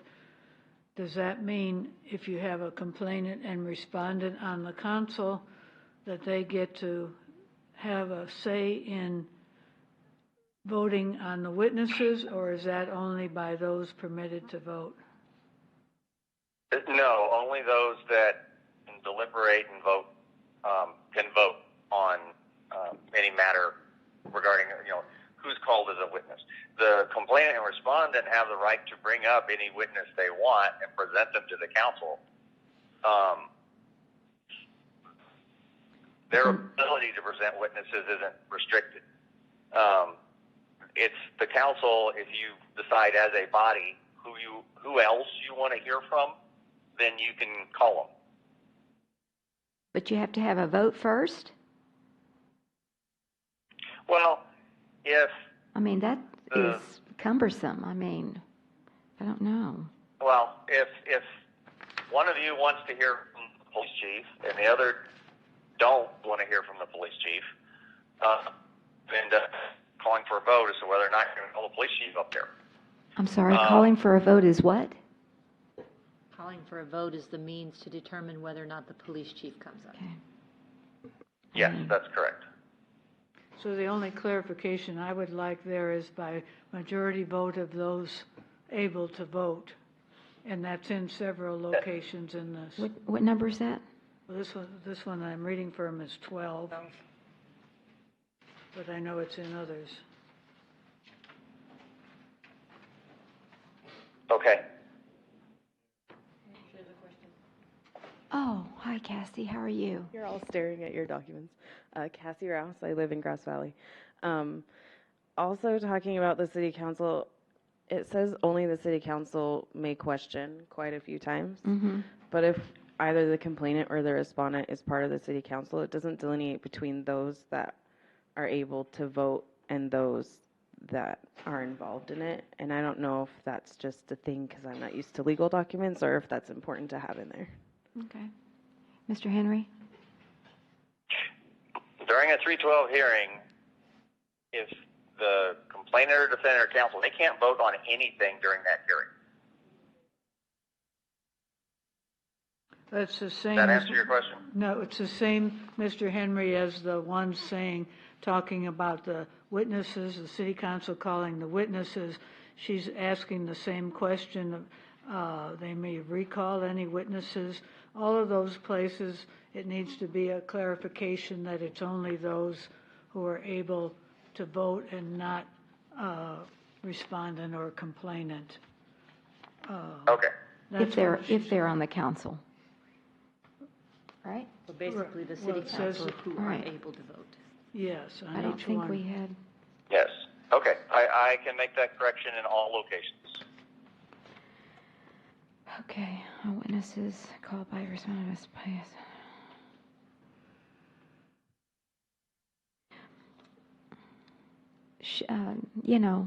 Again, I'm going back to, shouldn't we get a list of witnesses before the 312 hearing? Agree on that? I mean, that's what we do in court, as you know. I mean, we have to give all of our witnesses, all of our experts, 30 days ahead of time, so that, I know it's not court, but I'm just saying, just so you know, and you can be prepared. I mean, Joe Blow gets up there, and, I mean, I'd like to know more about how to ask, what questions to ask, rather than just right at the, Well, do you see what I'm saying? Again, it's an investigation, so you follow the investigation. If you hear from complainant number one, and they tell you something that you need to hear from the city engineer, well, you go get the city engineer and call them up. And you call in who you need in order to investigate. Now, if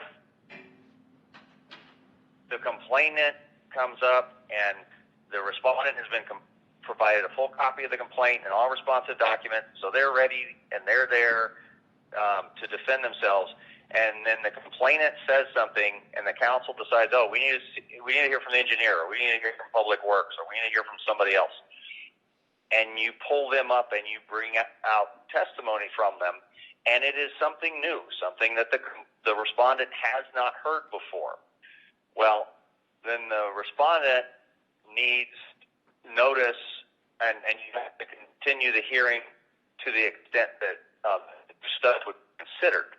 So they need notice of whatever it is that's going to be part of any disciplinary action before the hearing where any penalty would be imposed. So they have the ability to respond to it. But again, this is designed as an investigative tool, so for the stuff you know before you start, you give to the respondent. If you discover stuff along the way, you give the respondent and have an opportunity to prepare a defense. But you don't stop yourself from investigating. You don't hamstring yourself to not find those things out. So you need the ability to call witnesses as they come up or as you decide you need them. Just kind of going back to the same section, how did you decide that the accused council member could not ask questions, that his attorney could not speak? Did you get that from these other protocol samples, or? Yeah, actually, that one I had to use in Laredo a couple of times, and I do remember I've seen that language in a couple other ethics ordinances. Because again, what you're doing is the body is the one that's asking the questions. You are the investigators. So they're the ones that ask questions. People are just there to respond to you. That's what they're brought up for. So the complainants are there to give you their information and respond to your questions. And the respondent is there to respond to the complainant's statement, to respond to your questions. And then if you need something else from somebody, they're hauled in there and they respond to your questions.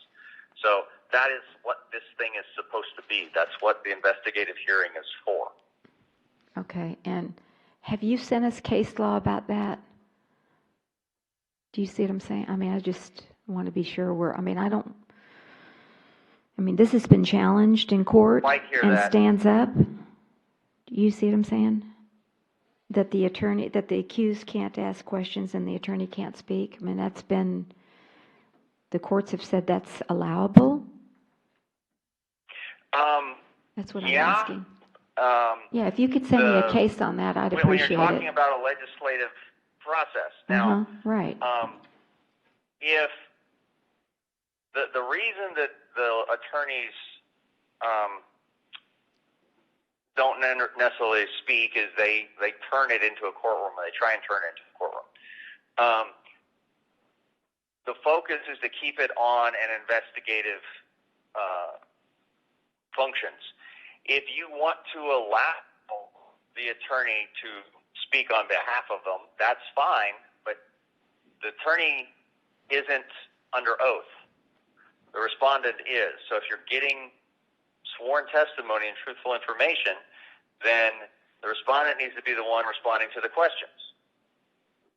Either that, or you got to put the attorney under oath, which kind of puts the attorney in a bad spot. So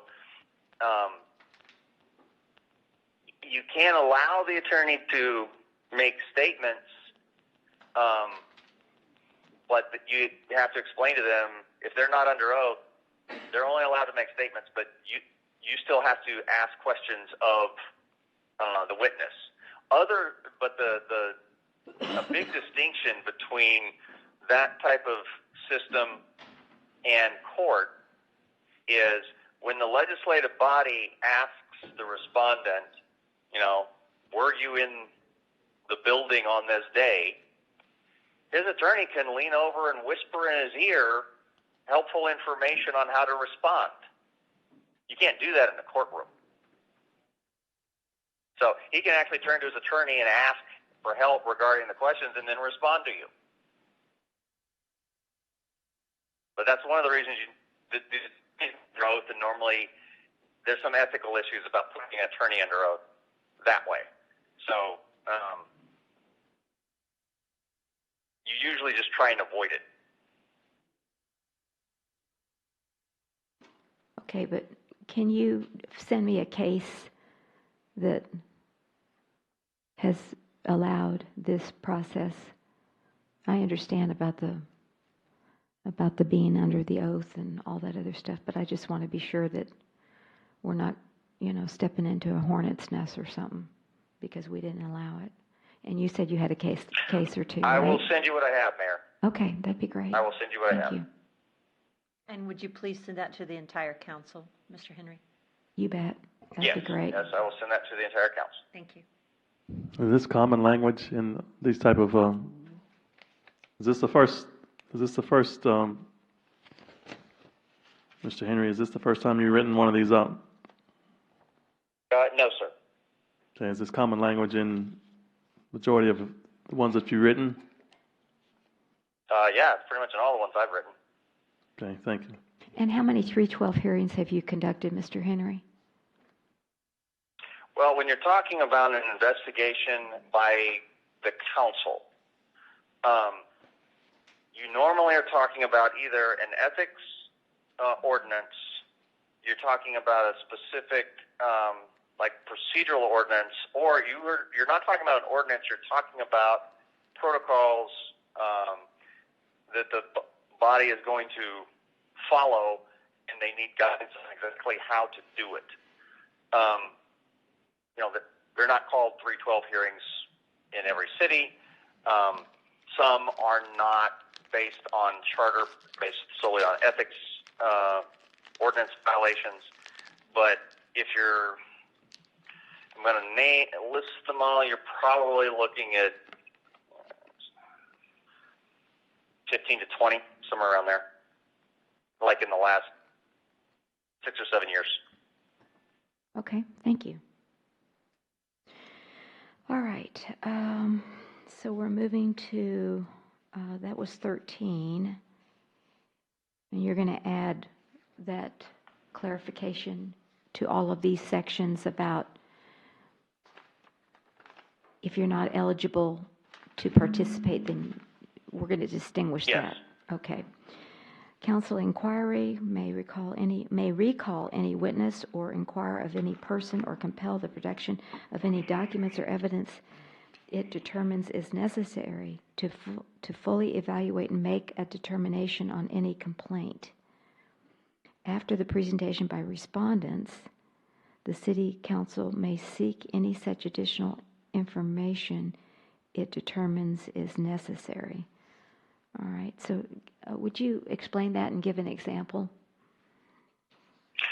Your charter allows you to inquire into any person, compel any documents or evidence to be produced. It doesn't say necessary to fully evaluate or make a determination on any complaint. And actually, based on some of the other corrections, I think we need to clarify that to make any determinations on any investigation and just remove the word complaint. So after presentation by respondent, the City Council can seek additional information if it determines it's necessary. So, in a lot of matters, you have a complainant that starts and you have the respondent. And then in most, like, judicial process, the complainant gets a second chance. They respond last. But that's not necessarily the case when you're talking about a judicial inquiry or investigation. What this basically says is just lets councils know and it lets citizens know that just because the respondent has stopped talking at that time and they rest, they don't have anything else to say, doesn't mean the council is done. The council can get up and explore more things or continue to investigate, call more witnesses. They can follow the investigation anywhere that they think it's necessary to follow. So that is the purpose of that section. Again, because I'm writing this geared towards not just council members, but employees and the public and future councils how are they going to be looking at this and what are they going to need to know. And so I felt that was kind of important to let them know they have that ability. They're not restricted means. So that's its purpose.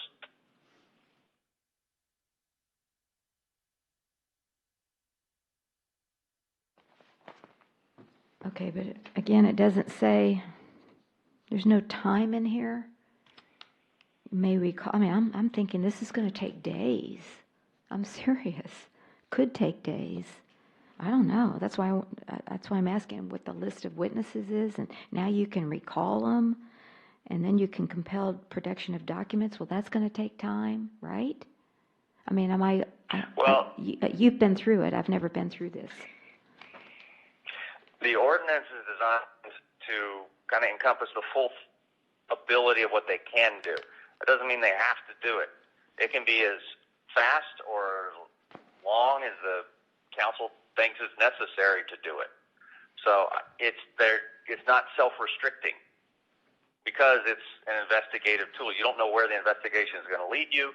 You may go right to the issue and have a half-hour meeting, or it may take you several days or several meetings in a row before the council gets comfortable with do they have enough information? Do they need to do any further investigation? Do they need to do anything? If they do, what's appropriate? So it's designed to adapt to whatever situation the council's faced with. But even though it's not listed in the ordinance, the charter has a time period for anything that falls under 308. There is no time period for anything that falls under 309. But the 308 time period is running, and the ordinance has to account for that 60-day deadline in some way or some form. But again, it depends. There may not be a 308 complaint there. It may only be either a 309 or it may be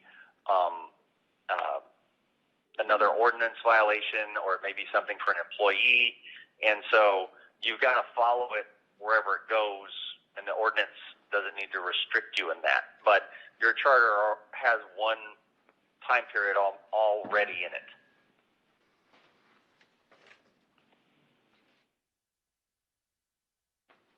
Okay. All right. Any other questions on 14, council inquiry? Okay. 15, compelling documentation for the purpose of investigations and hearings. The city council shall have the power to administer oaths, subpoena witnesses, and compel the production of books, papers, and other evidence material to the inquiry. That's right out of your charter. Okay. Council deliberation, motion on complaints. Any member of the city council permitted to deliberate and vote regarding the complaints. Now there you've got it plural. May make a motion at any time to consider the merits of a complaint. At any time. Actually, at any time after the conclusion of witnesses and evidence, and you know what I'm saying?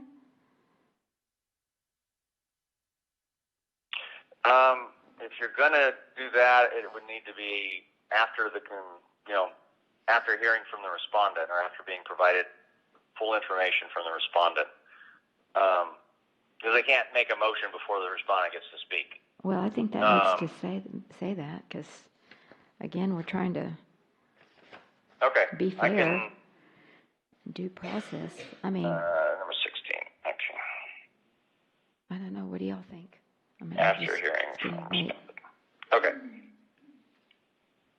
I can make that correction. I'll replace complaint in a couple of those spots with investigation. All right, I will bring that one back to you. What else in that one do you want me to tweak or adjust? Well, let me just read it on. I don't know about complaint and putting it, I mean, because I always thought this was a complaint. This is complaint driven. And you're saying investigation? I don't know. Well, the charter says investigation, and based on what some of the other things in the tweaks for this ordinance we're clarifying exactly what it is. It isn't just complaint-driven. It's investigative-driven. But if you're going to take any disciplinary action, it has to be on, a violation that is revealed. And so I will make that more clear in this section, that they can only take action on something that the respondent's been given notice of as something that is revealed as a violation. Well, I have believes. If the council believes the responsive, don't you have to base it on the evidence and not belief? You were just making that point earlier. Well, the talking Concludes. is part of the evidence. The what? What they say, what the complainant Yeah. says, what the respondent I says. understand, but That's part of the evidence. Mayor, yes, I'm sorry. isn't there two parts to this? The 312 hearing will determine an investigation, or will go through the different allegations and do the investigation, at which time they will come up and say, yes, we're going to compile a list of charges, 1, 2, 3, or whatever. You mean after the 312 After hearing? the 312 hearing, they'll do the investigation and then determine that we have charges, and then the charges will be heard at a separate hearing. Oh my Okay. gosh, no. That's what the whole thing is about. You're well, But we're investigating. talking investigation, and now you're talking charges. Yeah. Well, it's not charges, it's more results, unless they're going to refer it to the DA's office because it's criminally chargeable. But it follows the charter. Let me hear from Mr. Henry. Mr. Henry, I thought Yes. Did you hear Mr. Martinez's? Yes, I did. The way that this is written, it allows the council to adapt to the situation. So if your situation is one where there was a prior investigation and all the complaint information has been provided, and they've told him, we're holding a 312 hearing on these complaints, they can hear the information and make a determination at the first 312 hearing. If they have a 312 hearing on one thing and they discover, something else, a future council does, they can decide at that point, we need to tell the respondent that we discovered this stuff, and that's what we're going to, that's what he needs to respond to, or she needs to respond to, because that's actually what we're thinking might be a problem. And so they have to recess the hearing and reconvene at another time and have another one when the respondent has the ability to respond. So the ordinance allows the council to adapt to the individual situation it's faced with. It's not self-restricting to say we're only going to do it this way. It allows you to adapt because you don't know what you're going to be faced with in the future. Well, I just don't know. I think,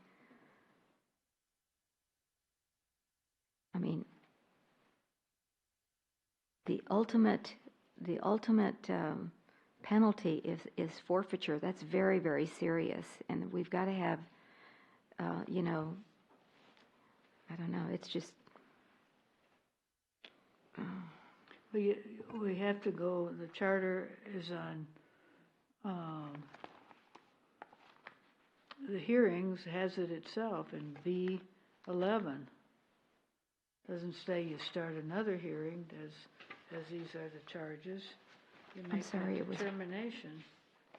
B what? 11. I only have 7 on B. B as in boy, general process. Or C. No, I'm talking about back to the charter. Oh, I'm sorry. Got too much paper. So B what? Yeah, the way the ordinance stands, when you read, if there's an accusation, the charges are before, and you read them in the beginning, those are the only charges you can take action on that meeting. So if you're going to take action, they've already been given notice of those charges. If the investigation discovers something else, well, then you have to go through another hearing and provide the proper notice and due process for them to if you're going to take action based on, the newly discovered information. But the way this is set up, it does not allow the council to hear something new for the first time at one meeting and take action at that same meeting. If it's a brand new charge, something that isn't related to information that has already been provided to the respondent.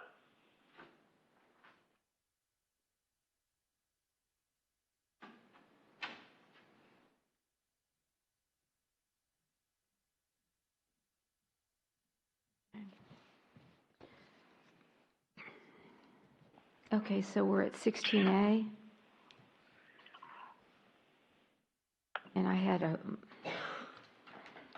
the word believes the respondent violated 3.08 of the city charter and is no longer qualified.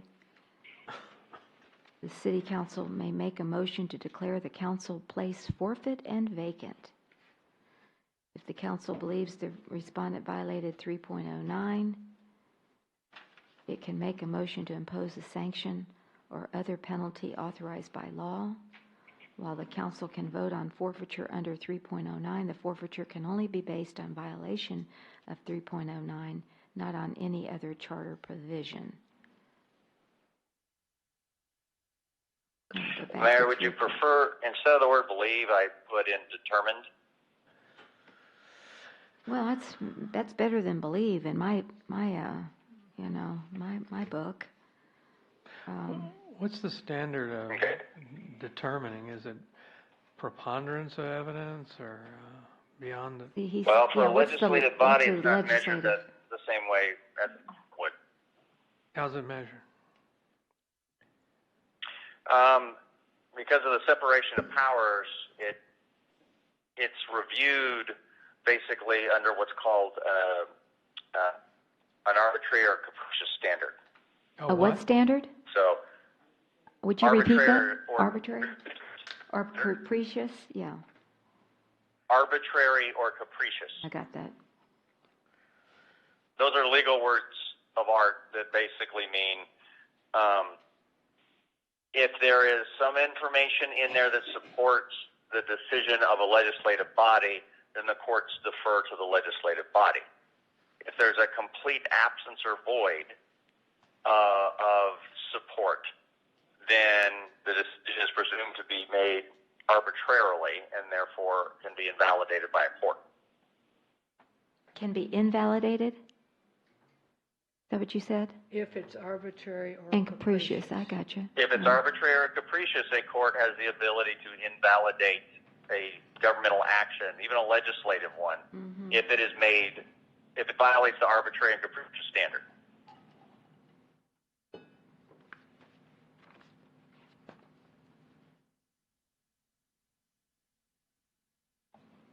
Okay. But anything that doesn't violate it, is within the legislative body's discretion. I'm just curious, Mr. Henry, out of the, I think you said 15 or 20, either ethics or Either ordinances or protocols or ethics or 312 hearings that you conducted, did you have any of those challenged? No, I don't believe so. Okay. All right. Yeah. Now, some of them, when you're talking about the 20, some of them I just drafted protocols and there was no controversy. It wasn't something specific. Others, there was definitely something specific going on. No, I don't think I've had any of them challenged. Okay. All right. I think I was on C. If the city council does not believe the respondent committed the acts alleged or that such acts constitute a violation of the charter or city ordinance, it can move to dismiss the complaint. The council may also move to further investigate if it believes more information is necessary to make a determination. The city council may act by a combination of any of the above. However, the determination of forfeiture must occur first if applicable. What do you mean by that? Well, if there is a violation that is alleged to where forfeiture is pretty much mandated, they need to look at doing that first before they go into all the other things and waste resources and stuff like that. But if they determine no, forfeiture is not required, then they proceed with, the rest of the investigation or the rest of the determinations. Normally you take care of kind of the dispositive aspect first. If it's something that, if you determine forfeiture, there's no reason to go forward with anything else. Again, this is designed it's designed as a guide for future councils to know kind of step by step how to look at something. And so that's what I'm trying to tell them is you look at the forfeiture first, because if you determine forfeiture is necessary, you don't need to do anything else. If you don't determine forfeiture is necessary, go forward with the rest of the investigation. So when is that determination made? Excuse me, when is that determination made? After all of the witnesses and evidence is concluded? Is really up to the body. So if they want to hear evidence only on the claim that would be forfeitures. So let's say, for example, that a council member is charged with actually living outside of city limits. Okay, so it affects their qualifications and right to vote. And so I hear from, the council wants to hear from the people that asserted that, and they want to hear from, the tax assessor, and they want to hear from, obviously, the respondent. You want to hear about that stuff first, because anything else about, if they violated this part of the code or that part of the code, you hear the witnesses dealing with the forfeiture first, so you can make that determination, and you can either drop it because it's not there. You determine there is forfeiture, and so then you stop after that. Council still have the ability to say, well, we're not sure, let's go ahead and elect everything else. And if it's too interwoven that they can't really separate it, then you can listen to all of it and make it, at the end. Just from a position of, efficiency and economy, you want to consider the dispositive one first. Okay.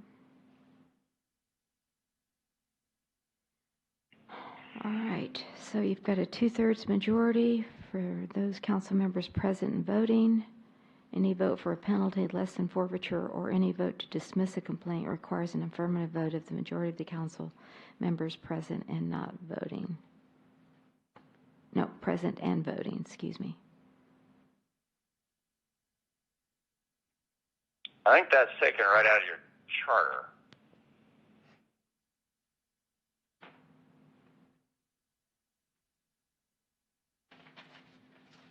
Yeah. Okay, and you're saying, I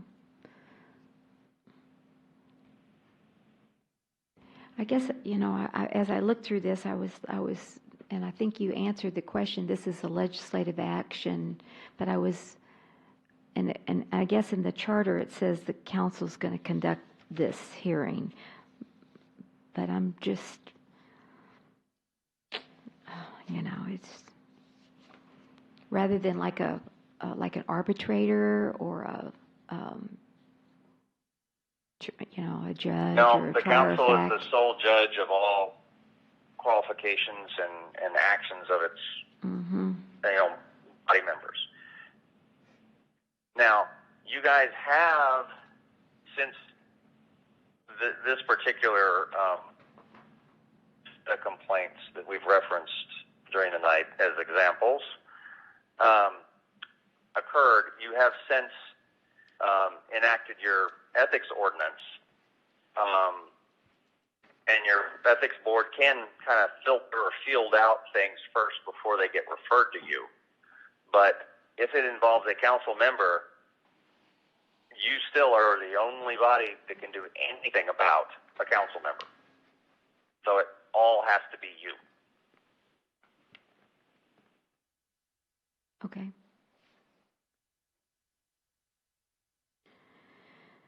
All right, council deliberation, motion on penalty. If and only if the city council determines by affirmative vote that a violation of charter or ordinance has occurred, the city council may impose a penalty. Is this on top of any kind of other forfeiture or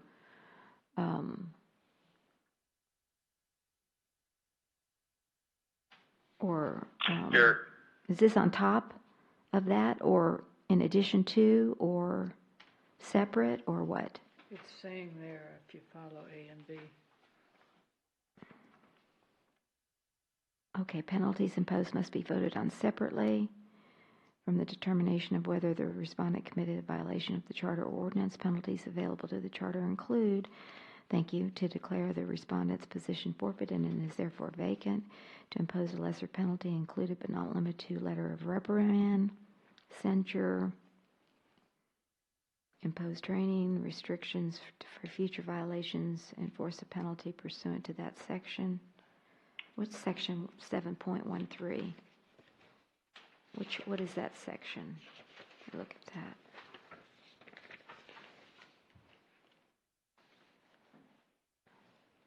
Oh, that's the penalty clause. Okay. All right, I got you. Criminal misdemeanor penalty. Impose a civil penalty. You mean the council can determine if it's a criminal misdemeanor penalty? No, if it's criminal, you can actually impose a civil penalty on your own. You can fine a council member, but if it's criminal, you actually have to refer it to the state's attorney. Okay. So you would either refer it to the DA's office, or you technically maybe in situations where you have to refer it to your own municipal prosecutor's office. But in that case, I would suggest you probably assign a special prosecutor. But as long as your city attorney and the city attorney's office can advise the council, then your regular prosecutor can take it to municipal court as well. That's what that phrase is referencing. But the council can't determine a criminal guilt. You can't determine a guilty plea, but you can impose a fine, a civil penalty. Okay, that was my question about the criminal. I didn't think we had that authority. Okay. Can we annotate that in the writings? If it's a criminal misdemeanor penalty discovered, then it would be referred to the DA. I added that to my paper. paper. No confusion.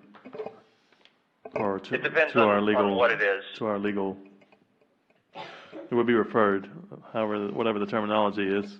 Can it be added in there?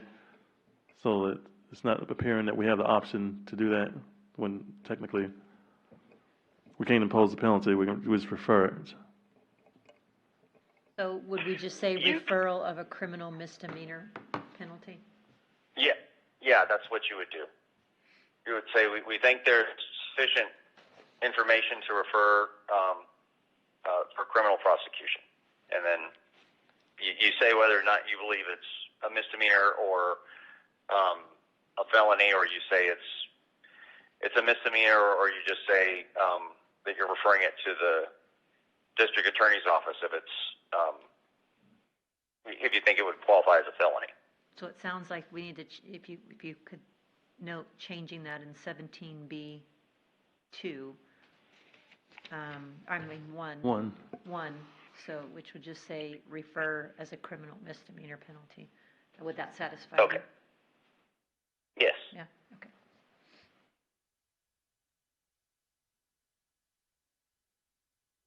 I think well, Okay. I think refer to the DA is clearer, to be honest with you, but, because referral to whom? I mean, I don't know, it's late, but something to that effect, to make it clearer. So, okay. Do you have an opinion on that, Mr. Henry? Does it matter? I'm sorry, I couldn't quite hear you. What was the question? Refer criminal misdemeanor penalty, or criminal misdemeanor penalty, refer to DA? No, you refer a criminal charge. It's not actually a penalty. Okay, it says penalty here. Yeah, and it's either up to the prosecuting attorney, or if it goes to jury trial, whoever imposes the penalty, whether it's the jury or the judge, they decide that as a conviction. So you just refer the charge is all. Okay, so we need to change All right, that I to will charge. make that clear. Thank you. Version. Criminal misdemeanor charge, refer to DA, or something like that? Yes. Okay. Next page is to direct further investigation necessary to determine an appropriate penalty, such as research into available trainings or other third-party options. What does that mean? Other available trainings or other third-party options? You want the ability to basically, anything short of forfeiture, you want to be able to require them to either do sensitivity training, or like sexual harassment training, or even training that fits your particular situation. I had one counsel that it didn't get to a formal complaint process, but what they ended up doing was the council member that was kind of causing problems agreed to go to about 15 hours of TML seminars to kind of learn how the city really worked, because what he was doing was kind of mucking up the process, because he didn't really understand what he had got himself elected into. And so you want, again, the broad option to adapt to your situation. That's what that wording is meant to address. Okay, thank you for that. 18, unless there's anything else. 18, vacancy. If the respondent is found by the council to have forfeited the position held, the position cannot be filled by appointment during the 312 hearing. The action appointing a replacement consistent with the charter and state law shall occur at the next council meeting, regular or special, to occur after the 312, which declared the forfeiture concludes. Shouldn't we track the charter on that? I mean, I don't have it in front of me, but I thought I read that if the position has less than a certain amount of time, you keep it open. If it's more than that, then you can appoint. Yeah, that's what I'm saying. It has to be consistent with the charter. So it says it the charter shall has a occur 12-month at the time next period. meeting that you will appoint a replacement. And I'm saying if we're bent on following the charter, it ought to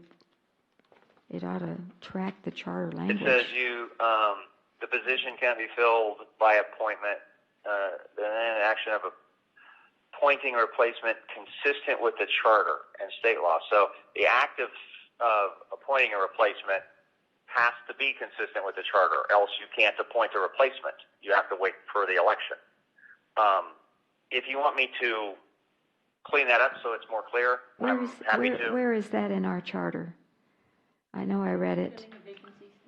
Let's see. You've got a section 308. Yeah, 308. Yeah, 308.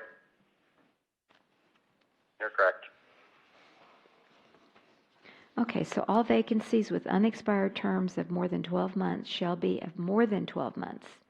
shall be filled by special election pursuant to state law. All vacancies with unexpired terms of 12 months or less may be filled at the discretion of the city council by appointment of the city council upon a majority vote, may be left vacant for the remainder of the unexpired term or filled by a special election pursuant to state law.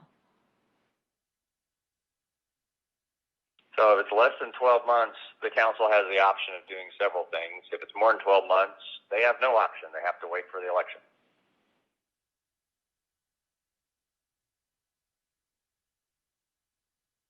More than 12 months shall be filled by special election.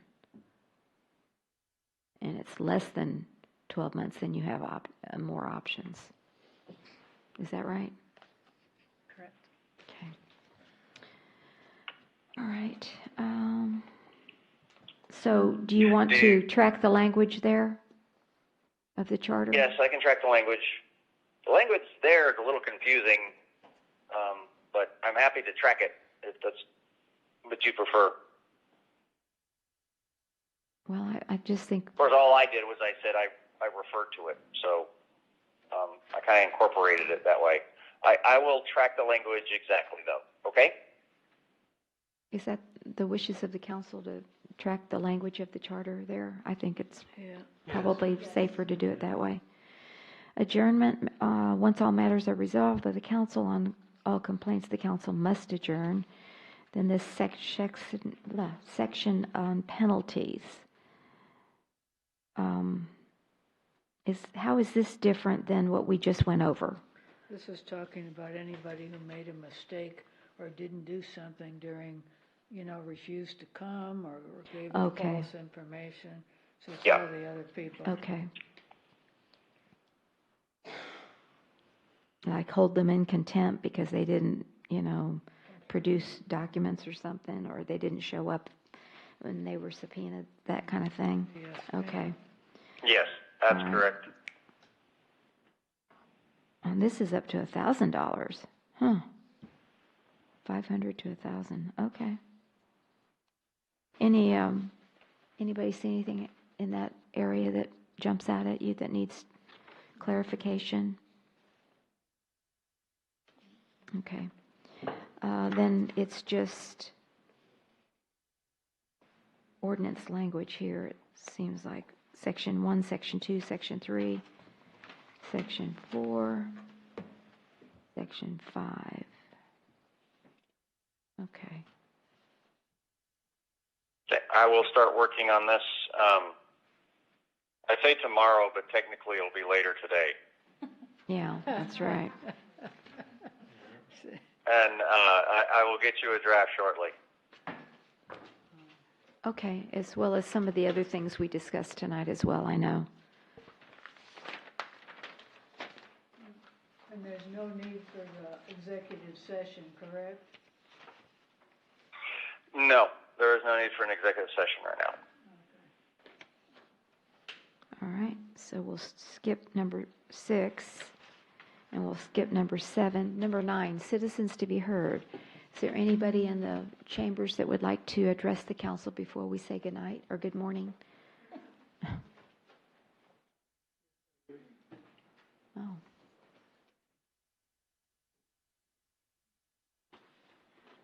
Since I was refrained from making my statement earlier, okay.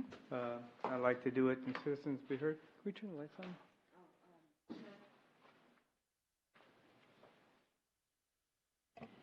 Mayor, may I make a comment, please? Mm-hmm. Basically, the same comment as before, due to the fact that this issue is still before us. I asked legal advice in reference to allowing him to speak from the floor. Mr. Martinez speaking from the floor, making a statement regarding this issue. If a council member gets down from the body and goes and speaks at citizens to be heard, for an item that isn't on the agenda and nothing about the complaint other than the executive session, which we're not considering, that's actually an Open Meetings Act violation. Again, I'm not saying he can't say what he wants to say at the right time. It's just doing it right now is going to cause an Open Meetings Act violation. So I strongly urge you not to do that right now, Mr. Martinez. How would that be a violation of the Open Meetings Act? Would you please explain that? Are you going to give your statement in relation to any of the charges that are currently pending against you? If so, those are not on the agenda for discussion. As a member of the elected body, especially one where the charter allows you the ability to place things on the agenda for you to discuss, you stepping down from the body and going and talking as a citizen, the case law is rather clear that if it is something that is on the agenda for discussion, then you can't actually do that. That causes you to create or put a item in front of the whole body that you chose that the citizens didn't know you were going to talk about, and the citizens didn't show up to hear you talk about. And so that is what causes the violation.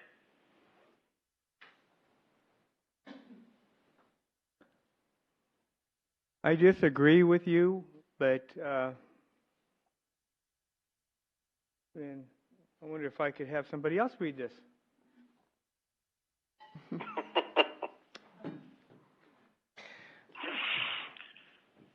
That laughter kind of tells it That's all. up to you. Yeah, I thought that on the citizens to be heard, if you could bring it up if it's not on the agenda, because we had a lot of people talk earlier today about, or earlier this evening about, the towing of cars and stuff like that, and we just can't. We can't respond back. We have to put it on an agenda for future. So I guess, I just wanted some clarification on that. But anyway. And that's right. You can't respond to them because they're bringing up stuff exactly. that isn't posted for consideration. And I know we're thinking, well, why is it different? Why is the council treated differently when they're trying to do the exact same thing? But what the AG opinions and the case law says is that if you have the ability to place it on the agenda, that's actually a sneaky way to circumvent placing something on the agenda that you want to tell the whole body, even though they're not. Because just providing information to the body as a whole qualifies as deliberation under the Open Meetings Act. And so that's what the problem is. The problem is he actually has the ability to put stuff on the agenda, but he's not.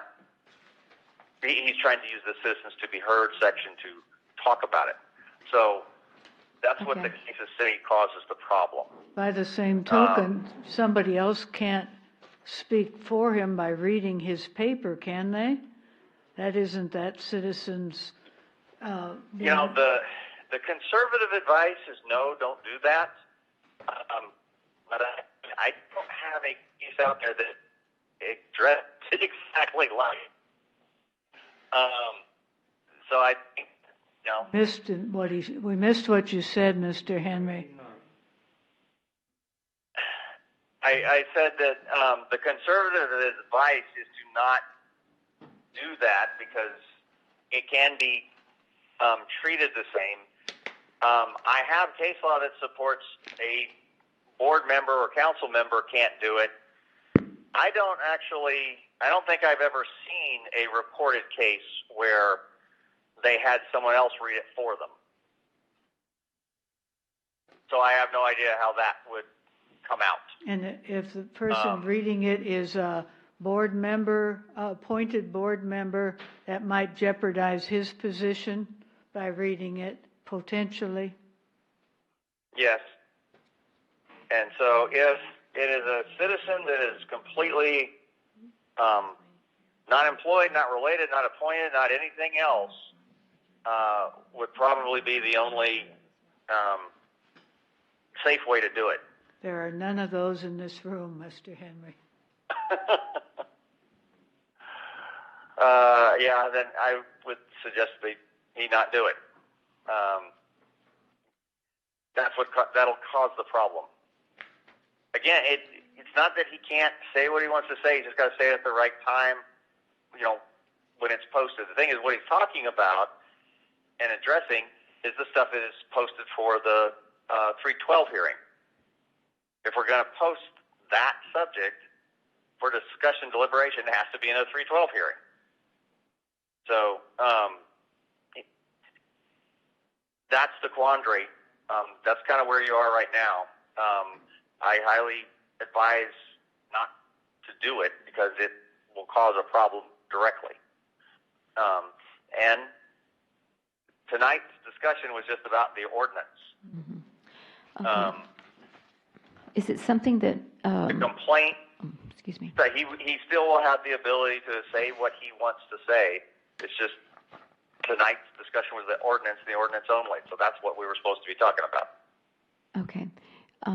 So you're saying that this can only be stated at the 312 hearing? Or is it something that if he gets a second, he can put it on the agenda? Or I don't know. I don't know what you were going to say, so I have no idea. Well, I'm just trying to clarify here. The short answer is if he wants to give a statement regarding the complaints, he can really only do that in the 312 hearing. All right. Otherwise, he's risking a open meeting act violation. The more long, complex answer would give you a comparative hypothetical where it's not a 312 issue. So he could put something on the agenda the next time around and say what he wanted to say. But in this case, because it's a 312, if he puts that on the agenda, we're having a 312 hearing. So it kind of defeats the purpose. Okay. All right. So May I ask a question? you sure may.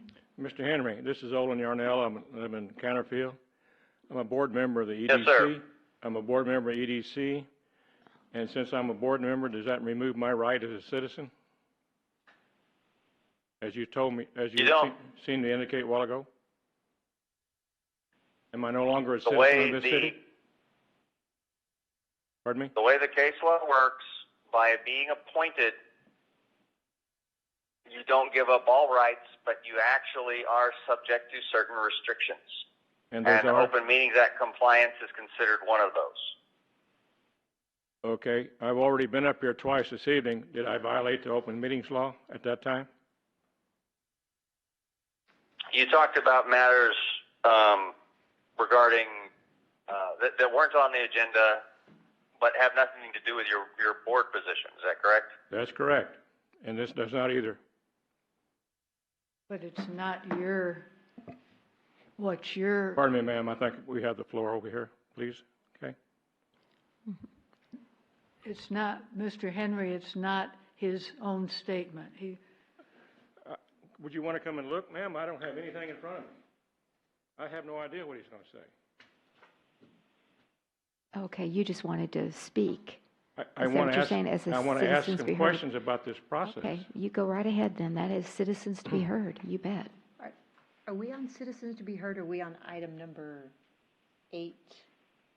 Citizens to be heard. Citizens to be heard. So We've already moved. just because I walked out of the room, did we skip executive session? Yes. Okay, that's Yes, I'm the part sorry. I was I'm confused sorry. I didn't on. realize, Ms. Kinsler, that you were here. But we asked Mr. Henry if we needed it, and he said no, so we just switched over to citizens to be heard. So my apologies.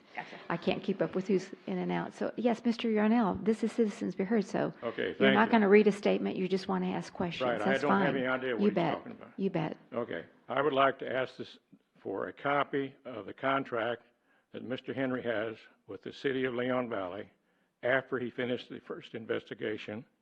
And I would like to have copies of everything that he's talked to any council members about during this whole investigation.